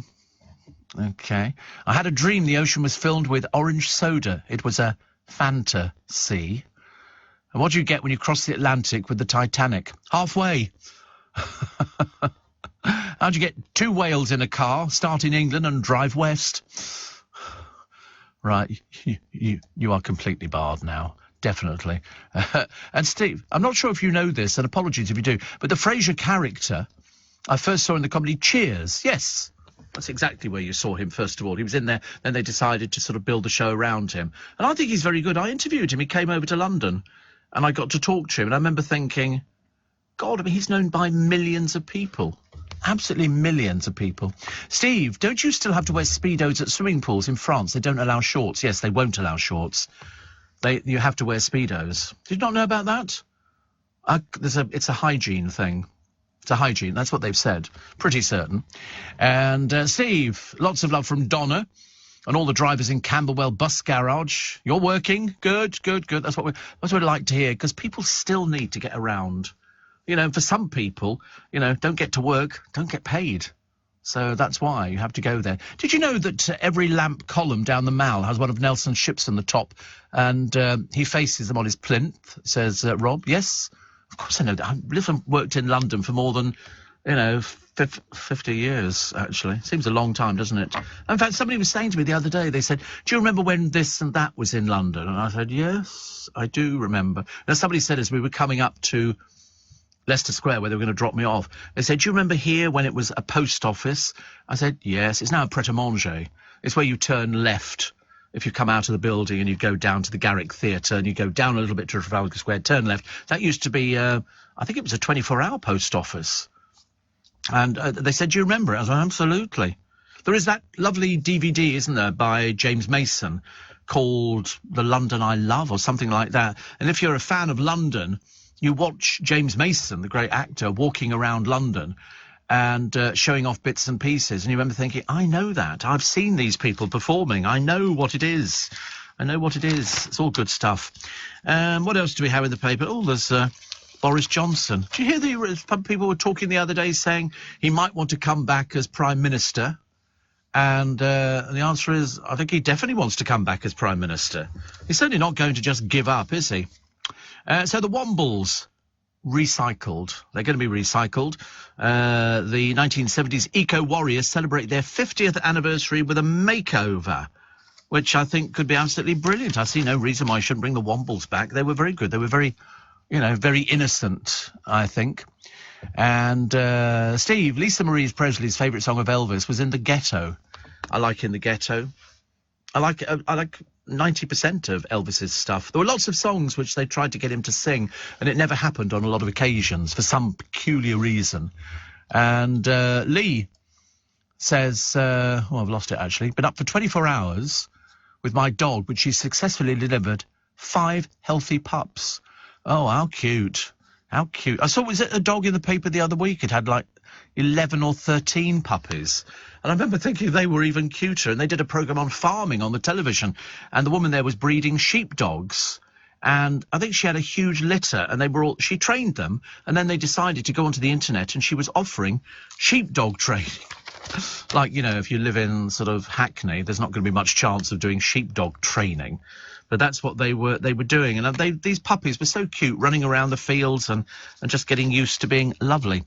Medals belonging to a survivor of the Munich air disaster are coming up for auction. John Berry was part of Man United's title-winning side of 1952, 56 and 7, survived the 1958 crash in which 8 of his teammates died. But the injuries he suffered ended his career at the age of 31. He died in 94. His family is selling 2 of his championship medals and other memorabilia later this month.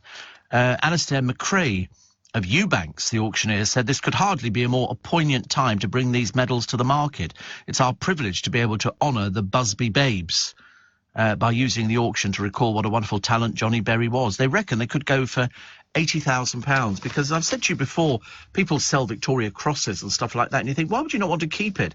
And the answer is, you keep it, you put it in a drawer, you take it out the drawer, you look at it. I think they should give you 2 sets. One you can sell, and then one you can keep forever, because, if your parents got something like, why would you want to get rid of it? I can't imagine. I'm a bit funny about, things like that.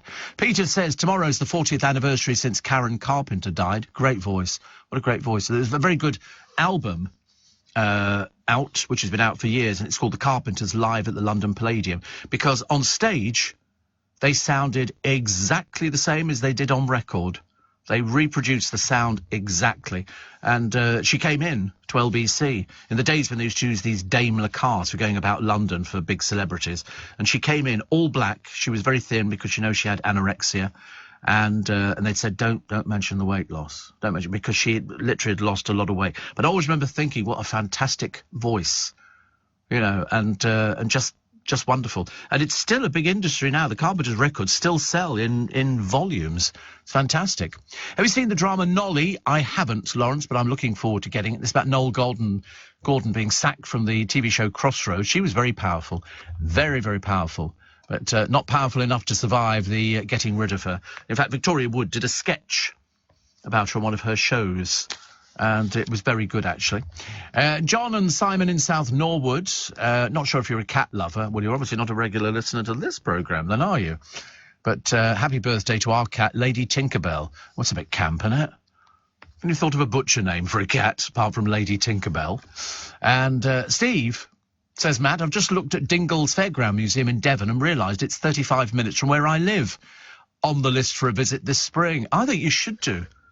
Because when you see this, I used to go years ago to Olympia for Bertram Mills Circus. It was the circus that travelled by train. That was the title of the book that came out. And it was all indoors, Coco the Clown, and I always remember these rockets that went round at the end and they sparked out and all sorts of things. But indoors at Olympia was a fun fair. With all the usual rides, they put it all indoors. And I went past Olympia the other day. They're ripping the place apart and making it bigger and putting in all sorts of bits and pieces. But that's where I used to go. Bertram Mills Circus at Olympia, which is lovely. Stephen Fry is coming face to face with dinosaurs. This will go down well. He even gets to feed them. The author and comedian said the Channel 5 series, which he confronts the CGI creatures, is a wonderful way of bringing science to life. So he's going to be there. He's very clever, Stephen Fry, very clever. But he says, as a child, I had some pretty good model dinosaurs in my bedroom, including a Diplodocus, or Diplodocus, or any of the other pronunciations. He said, I thought that they seemed a bit friendly. Yes, I don't think you'd have thought that if you'd been around at the time. Definitely not. He said... But he said, when I filmed this series, he said, I was in an empty green studio surrounded by green walls and green surfaces. And then I was told where my eyesight should be. And then they would then put the dinosaur in. It's 4 episodes with him starting at 7 p.m. Sunday, February the 12th on Channel 5. So good luck to him for that.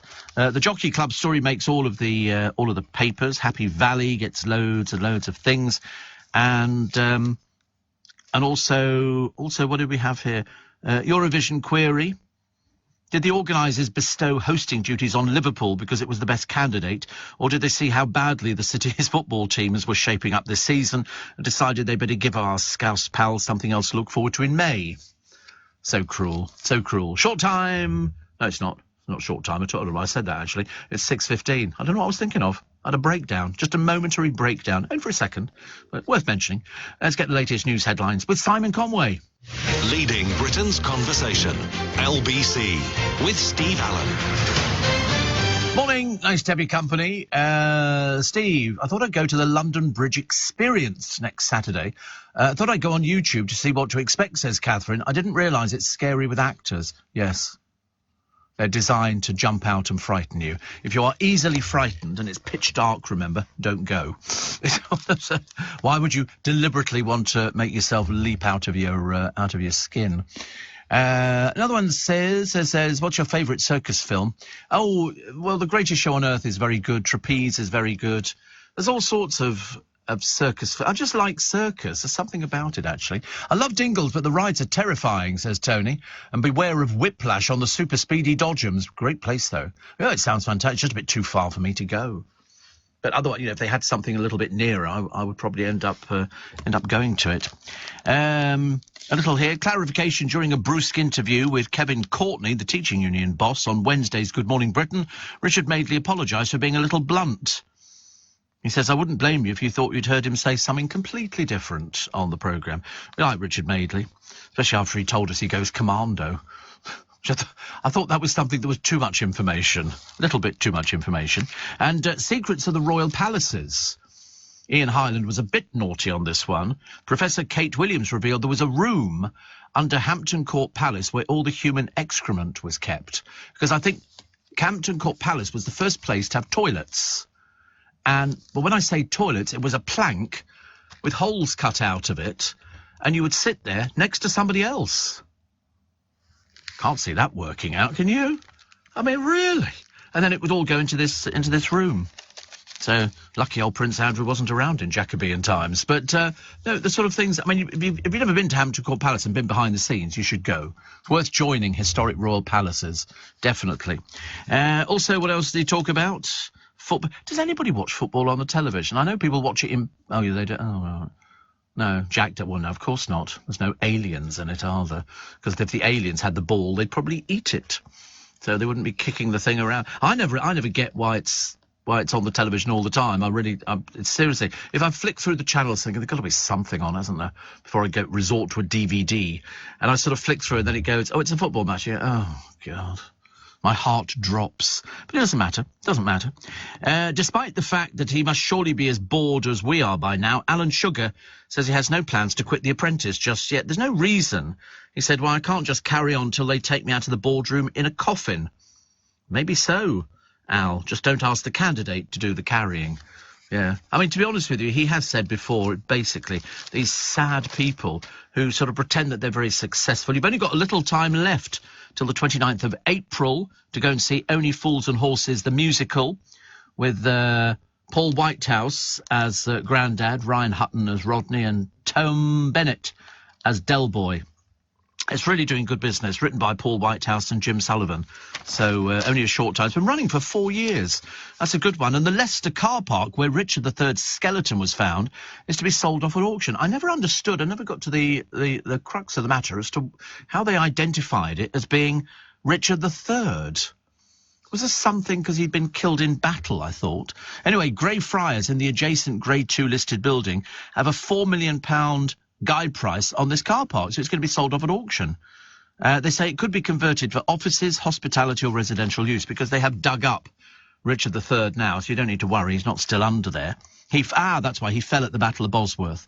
He was given a Christian burial in the choir of St Friar's Church. The former friary later became the site of council offices, but the exact spot where Richard was found now hosts a visitor centre. I remember they actually had a funeral.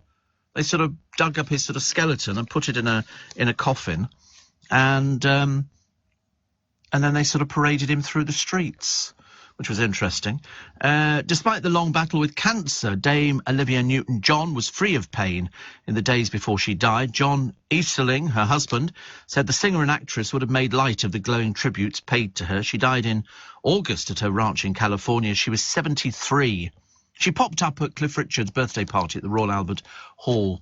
But the search for the lost king began in August 2012 by the university's archaeology department in partnership with Leicester City Council. On the first day of the excavation, the very first day, a human skeleton belonging to a man in his 30s was uncovered, showing signs of severe injury. It had unusual features, scoliosis, which is the curvature of the spine, and then he'd been killed, they say, by a blow from a blade which penetrated his skull. They were very violent in those days, weren't they? Honestly. The age of the bones at death matched Richard when he was killed, 32. In addition, the remains were consistent with documented physical description of the king. And then further DNA analysis compared the remains with the DNA from the 17th and the 19th century descendants of Richard's sister, Anne of York, were found to be a match. Taking everything into account, the University of Leicester announced on the 4th of Feb 2013 it had concluded beyond reasonable doubt that the skeleton was that of Richard III. He's been reburied at Leicester Cathedral. That was on the 527th anniversary of his death. Very unceremonial, isn't it? Really sort of, here he is, let's dig him up and bury him somewhere else. The amount of people, goodness only knows. I mean, we shall probably go on. The moment they sort of start digging up in London and putting up another office block, they uncover something. There'll be something I uncover, go, oh, look, we found this. And we go, really? Really? Do you have any plans for Valentine's Day, says Sandra? No, just sobbing quietly in a corner, I should imagine. I can't bear Valentine's Day. I absolutely can't bear it. I've said before, why do you need one day in the year to tell the person that you're currently seeing that you love them? You're supposed to tell people all the time. That's the whole idea, you know, wake up in the morning, go, I love you, then you realise you're talking to the teddy bear. And, you know, because it never goes any further, does it? And then they go, oh, you're going to buy me flowers, you know. for your birthday or for sort of Valentine's Day, and you go, yeah, what flowers do you want? You go, well, daffodils are only £1, so you can have a bunch of daffs, or you can have roses, but I'm not going to spend that much money. So you can buy them in all the supermarkets. I promise you, very shortly there will be pages upon pages of adverts in the newspapers telling you how many roses you're going to get for like 10 quid. Really cheap, some of them. But then, of course, if anybody, you have to take the labels off, don't you? I mean, I buy. If ever I'm going to my brothers or I'm going to my godchildren, I take them roses from M&S, because you get a bunch of roses for 6 quid, and they generally last between a week and 2 weeks, which I think is not bad at all. So, you know, you buy... I went to see my brother the other day and took his wife down 4 bunches of roses, yellow and whites, and there was 6 quid, so it was 24 quid, which I thought was really good value. Really good. In fact, she was the one who said to me before, she'd said, you know, the last roses you bought lasted 2 weeks, which I thought was brilliant. LBC have said don't bother taking the train, except if it's Southwest Railways, Southwestern, because they're running. The other ones, nothing at all, I'm afraid, which is a bit of a pain. Tony says, my daughter went to see The Woman in Black the other day. It's apparently coming to an end. Yes, well, see, everything's got a shelf life. Every theatre show has got a shelf life, apart from, it seems, the Phantom of the Opera, which is still going on, and Les Miserables. But then if you've never seen Phantom of the Opera, you should go see Les Miserables, because they stand the test of time. What has? Wicked's been on for a while, yeah. Yeah. Lion King. Secunya! I love that. I thought it was very good. Then they bring... Have you seen The Lion King? No, you've not seen that, no. I don't think he's been out at all, really, has he? Have you seen Back to the Future? That's at the Adelphi. Yeah, you have to buy a ticket. You can't just sort of sit outside the theatre and hope that it's going to... It's very 80s music. It's based on the film. You know, you've got a car that flies. It so does. The car, I'm telling you, the car flies. As long as I'm sitting here being Batman, I'm telling you, that car flies. Like the, oh, chitty you, chitty, pretty chitty, bang, bang. That flies as well, with Michael Ball, and then it used to get stuck. We'd all sit there waving, and they go, clear the theatre. They have to try and get the thing back down again. I think at one point, they put a ladder up against the side of the car, which I thought was very good.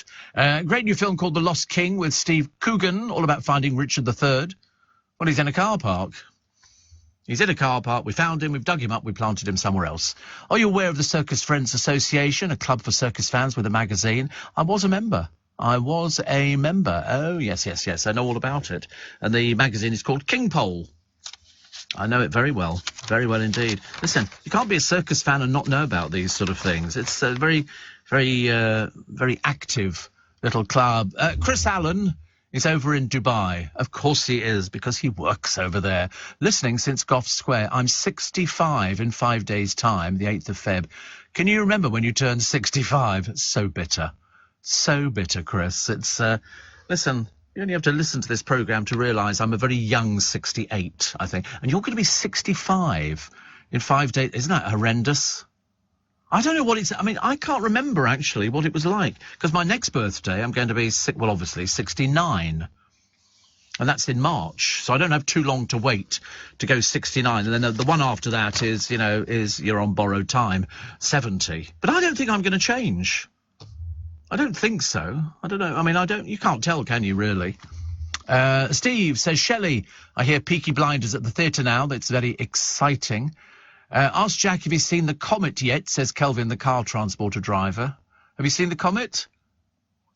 Of course he's seen the Comet. He's seen the Comet. He's a happy bunny. He's seen, you're watching the live streaming.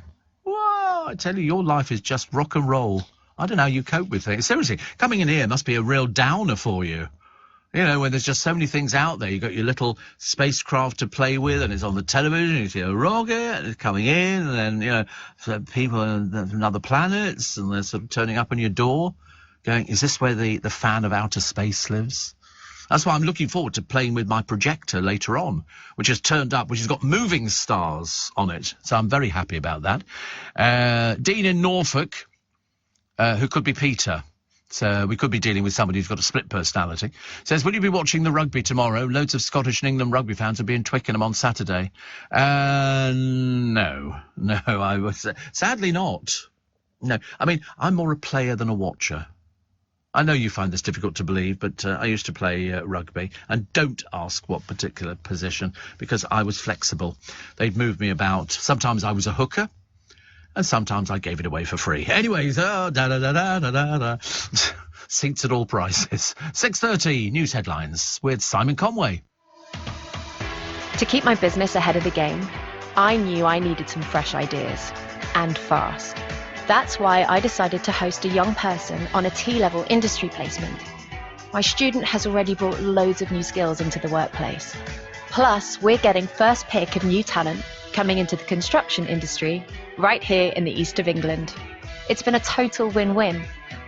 Go next level with T-levels. Search Skills Revolution. Steve Allen on LBC. Text 84850.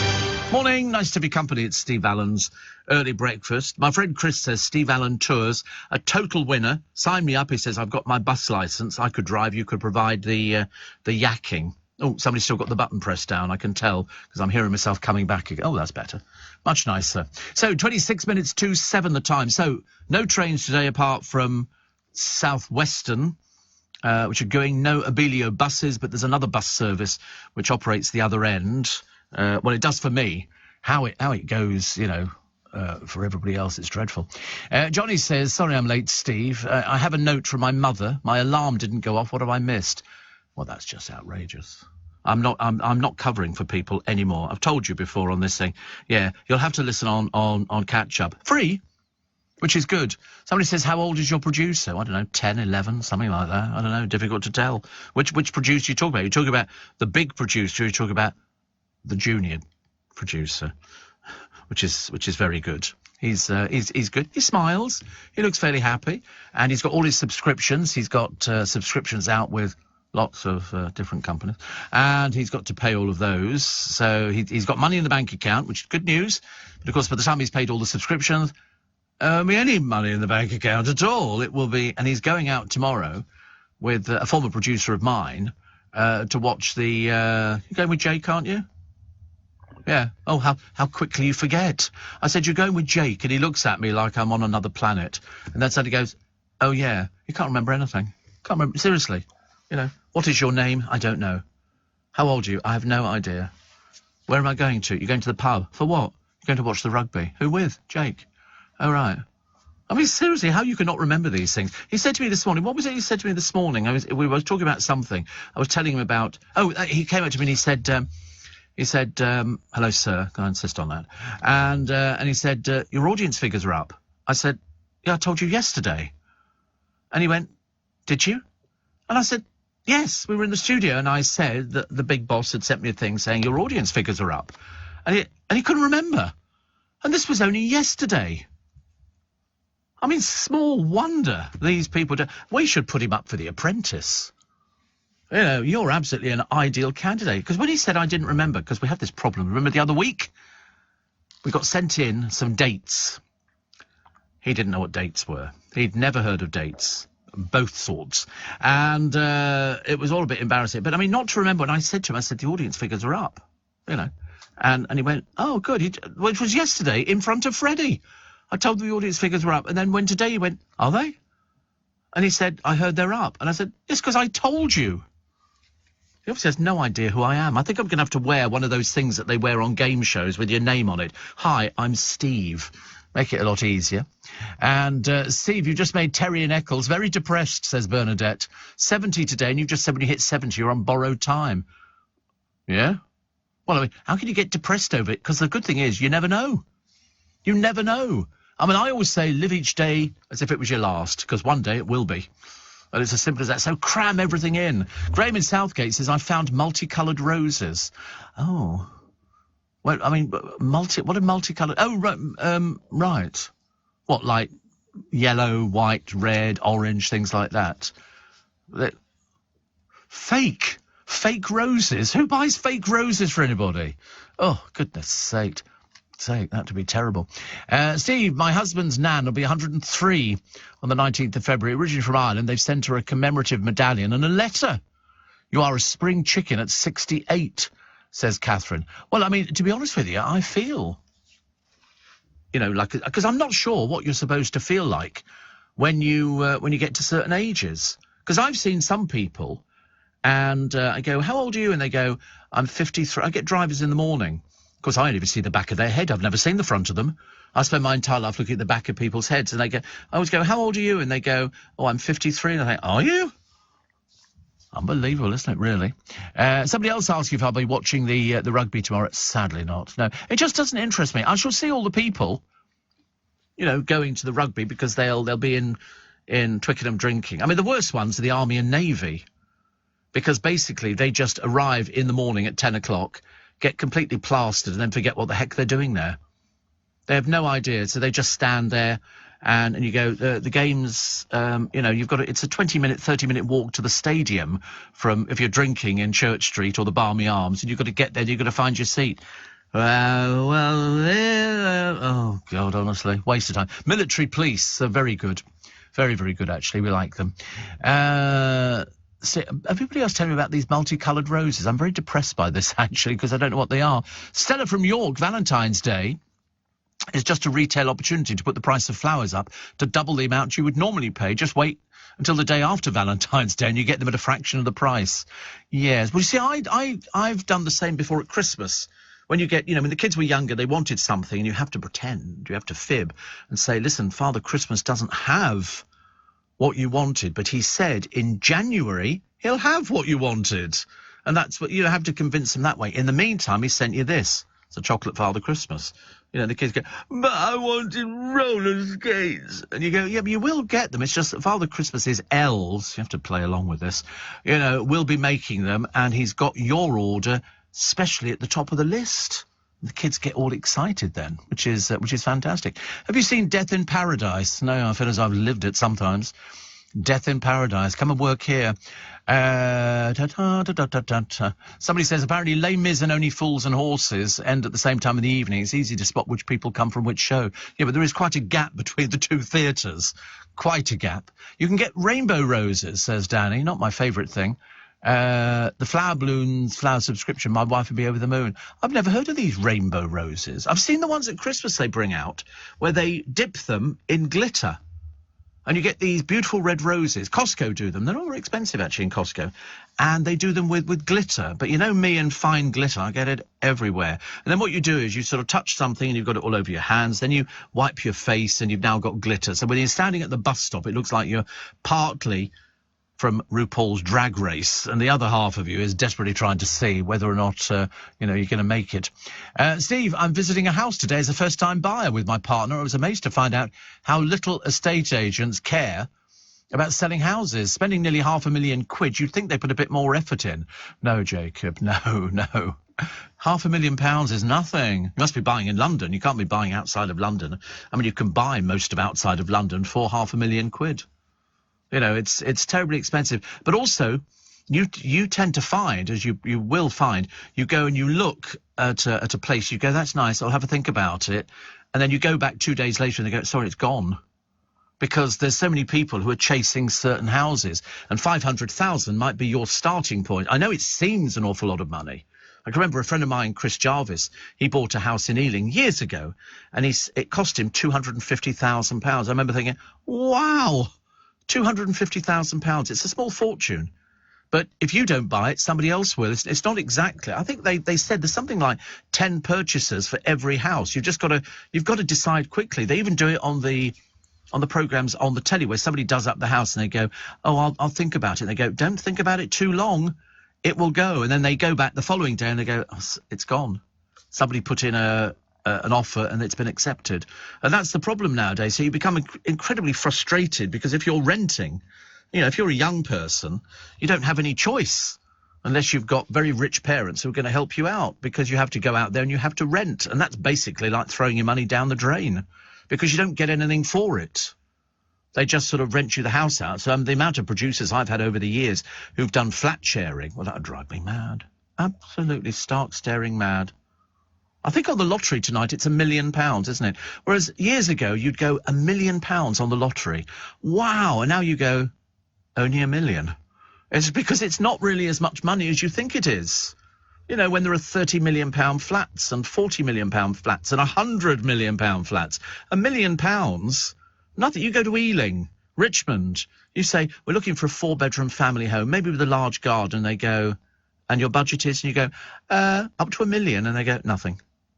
Nothing at all. There was a lady who came down years ago on a television programme, and she'd come down from Liverpool, and she said, I'm looking for semi-detached, garden, drive, parking, things like that, 4-bedroom, 2-bathroom. And the estate agent said, and your budget? And she said, up to 220,000. And the estate agent looked at her and said, I've got nothing at that price at all. She said, the only thing I've got, and it'll be 400,000, is a council house repossession, but you need to put a kitchen in. And she went, is that it? You went, yeah. House prices down south are phenomenally expensive. Seriously, it's terrible. Somebody says, unfortunately, this is Stella, says you won't get much for $500,000 in York either. Yeah, I mean, $500,000 is £500,000. It's nothing. It's really nothing. But you've got to be quick on these things. And Ashley says, can you wish my wonderful friend Kerry a happy birthday? You don't make butter, do you, by any chance? I'm just asking for a friend, just so I know these things. Niall says, congestion charges, stabbings, rail strikes, London living is trash. Give me rural every time. No, it's going on out in the rural bits. Don't ever think that, you know, that we have... So, all right, congestion charging may be different, but no, rail strikes, whole country. Not just in London. And stabbings, yep. It's exactly the same, exactly, no different at all. Steve, the Army and Navy is a reunion interrupted by a rugby game, says Carl. I'll tell you, it's dreadful. Steve, glitter roses. I'm very phobic of glitter. If somebody got me a glittery greeting card, that'd be the end of that relationship. Yeah, I have to be honest. I always say to people at Chris, please don't buy me a glittery card. And so people deliberately buy me a card which has got glitter on it. Went to see the 70th anniversary performance of The Mousetrap on Wednesday, Steve, says Steph. It was brilliant. Not a big celeb in sight, just a lovely bunch of actors. Local theatre completely packed out, and you could have heard a pin drop. Steph is in Malvern. Yeah, The Mousetrap. I've never seen it. I mean, I could tell you the ending of it, but you won't thank me for it, will you? If I tell you who actually did. No, all right, I won't spoil it. Apparently, taxi drivers, so it says, it's an apocryphal story. If you don't give them a tip when they drop you off at the theatre, they tell you who did it as the cab drives away. 6:45, the latest news headlines, Simon Conway. This is LBC with Steve Allen. Morning, nice to be company. It's Steve Allen's early breakfast. Somebody says, Alison is I'll have those checking about the podcasting, because they are there. We know that they're there because I can see that they're there, but it's just that perhaps there's something you're not doing. Reboot the system and it'll go on, and then it will be absolutely fine, because then you can get all the latest podcasting. Somebody says here in South Wales, says Garin. There's a name, Garin. I've never heard of that name before. Very unusual. Here in South Wales, we were incredibly lucky to get, wait for this one, this will depress you, a 3-bedroom, semi-detached house for 66 grand. That was back in 2018, and I honestly can't believe our luck. He says, I love this house. I'm not surprised at that price. I remember they had a whole road for sale in Liverpool. It was like £1. Was it something really stupid? And they said, so a developer could buy it and then develop all the houses because they were in a terrible state. You had to do it up. You could buy the house, but you had to do it up. Because I love watching these house programmes on the telly in the morning where they're all out there and they buy and you look at the place and think, my goodness, this place is a wreck. And then you go back, they go, oh, we'll be ready in 6 months' time. You go back and it's like, fantastic. A show house, but impossible for young people to get onto the housing ladder, especially in London. Unless you're earning a really, really good salary, it is absolutely impossible. Nick Ferrari is going to be talking this morning, top breakfast show, by the way, on how everybody's mortgages is going to be going up. I think more than 1.6 million householders will be suffering because they'll have to pay more money. Because I think it's going up. It's like 4%, isn't it? Which is going to make a lot of difference to a lot of people. If you're pushing it at the moment, and we were always told, I remember, borrow as much as you can. And I can remember when the interest rates, 15%. I can remember, mortgages. And what I did to try and get the mortgage paid off quicker, although it sort of cost me dearly, was I didn't change my mortgage payments when it went up and down. I remained exactly the same. They say if you overpay your mortgage a bit, then that makes it a bit easier for you. But, a surge in your mortgage bills and all the rest of it. Although they have said about the recession, they've said it's not going to be as long drawn out as they thought it was going to be. I mean, either way, everything's going up in price. Everything's going up in price. There's nothing you can do about it at all. Kathy Burke, Kathy Burke? She apparently used to eat so many sausage rolls in a bakery she worked at as a teen, people thought they'd sold out. I love it. We were talking about sausage rolls earlier on, actually. Apparently, even in Greggs, they've gone up in price. They used to be £1. I think they're now £1.40 or something. And I remember thinking, I love a sausage roll. Only like hot food, though. Only like hot food. Paul McKenna's on the front of the Daily Express. Lovely Paul. He says, I can help heal your stress and worry. Now, he's done everything from smoking to depression and all sorts of bits and pieces. So that'll be worth checking out. And what was the other one that I quite liked? The Prime Minister vowing to solve the ridiculous Channel migrant situation. Why don't you... listen, if there are so many things to sort out, you've never managed to sort out the Channel migrant situation. You don't stand a cat in Hades chance of sorting it out. Priti Patel couldn't do it. Also, Sula Braverman couldn't do it either. And now you go, I'm going to solve this ridiculous channel. Well, it's no good talking about it. We can all talk about it, but, you've got to try and do something. Also, what are you going to do about the nurses? No good saying we don't have the money. I'd love to give them a pay rise. We don't have the money. What about the RMT? What about teachers? What about all these different groups? It's no good sitting there smiling, going, oh, yes, I'm going to solve this Channel migrant situation. We couldn't give a toss about the Channel migrant situation. Sort out all the other bits and pieces, which you've got to sort out first, then come back to that one. Because so far, all this rubbish, we're going to be doing flights to Rwanda. When? That's not happened. That's not happened at all. It's just absolutely ridiculous. Sort out the pay increases for people. If you're not going to give them a pay increase, they come right out and say, I would love to, but I'm not going to. And then you have to sort of start, sorting it all out. But it's no good saying, oh, I'm definitely going to put money into the NHS. Well, when? When are you going to do it? It's no good. I mean, what are we sitting here for another 5 years waiting? Oh, sorry, 2 years, because it'll be a general election, won't there?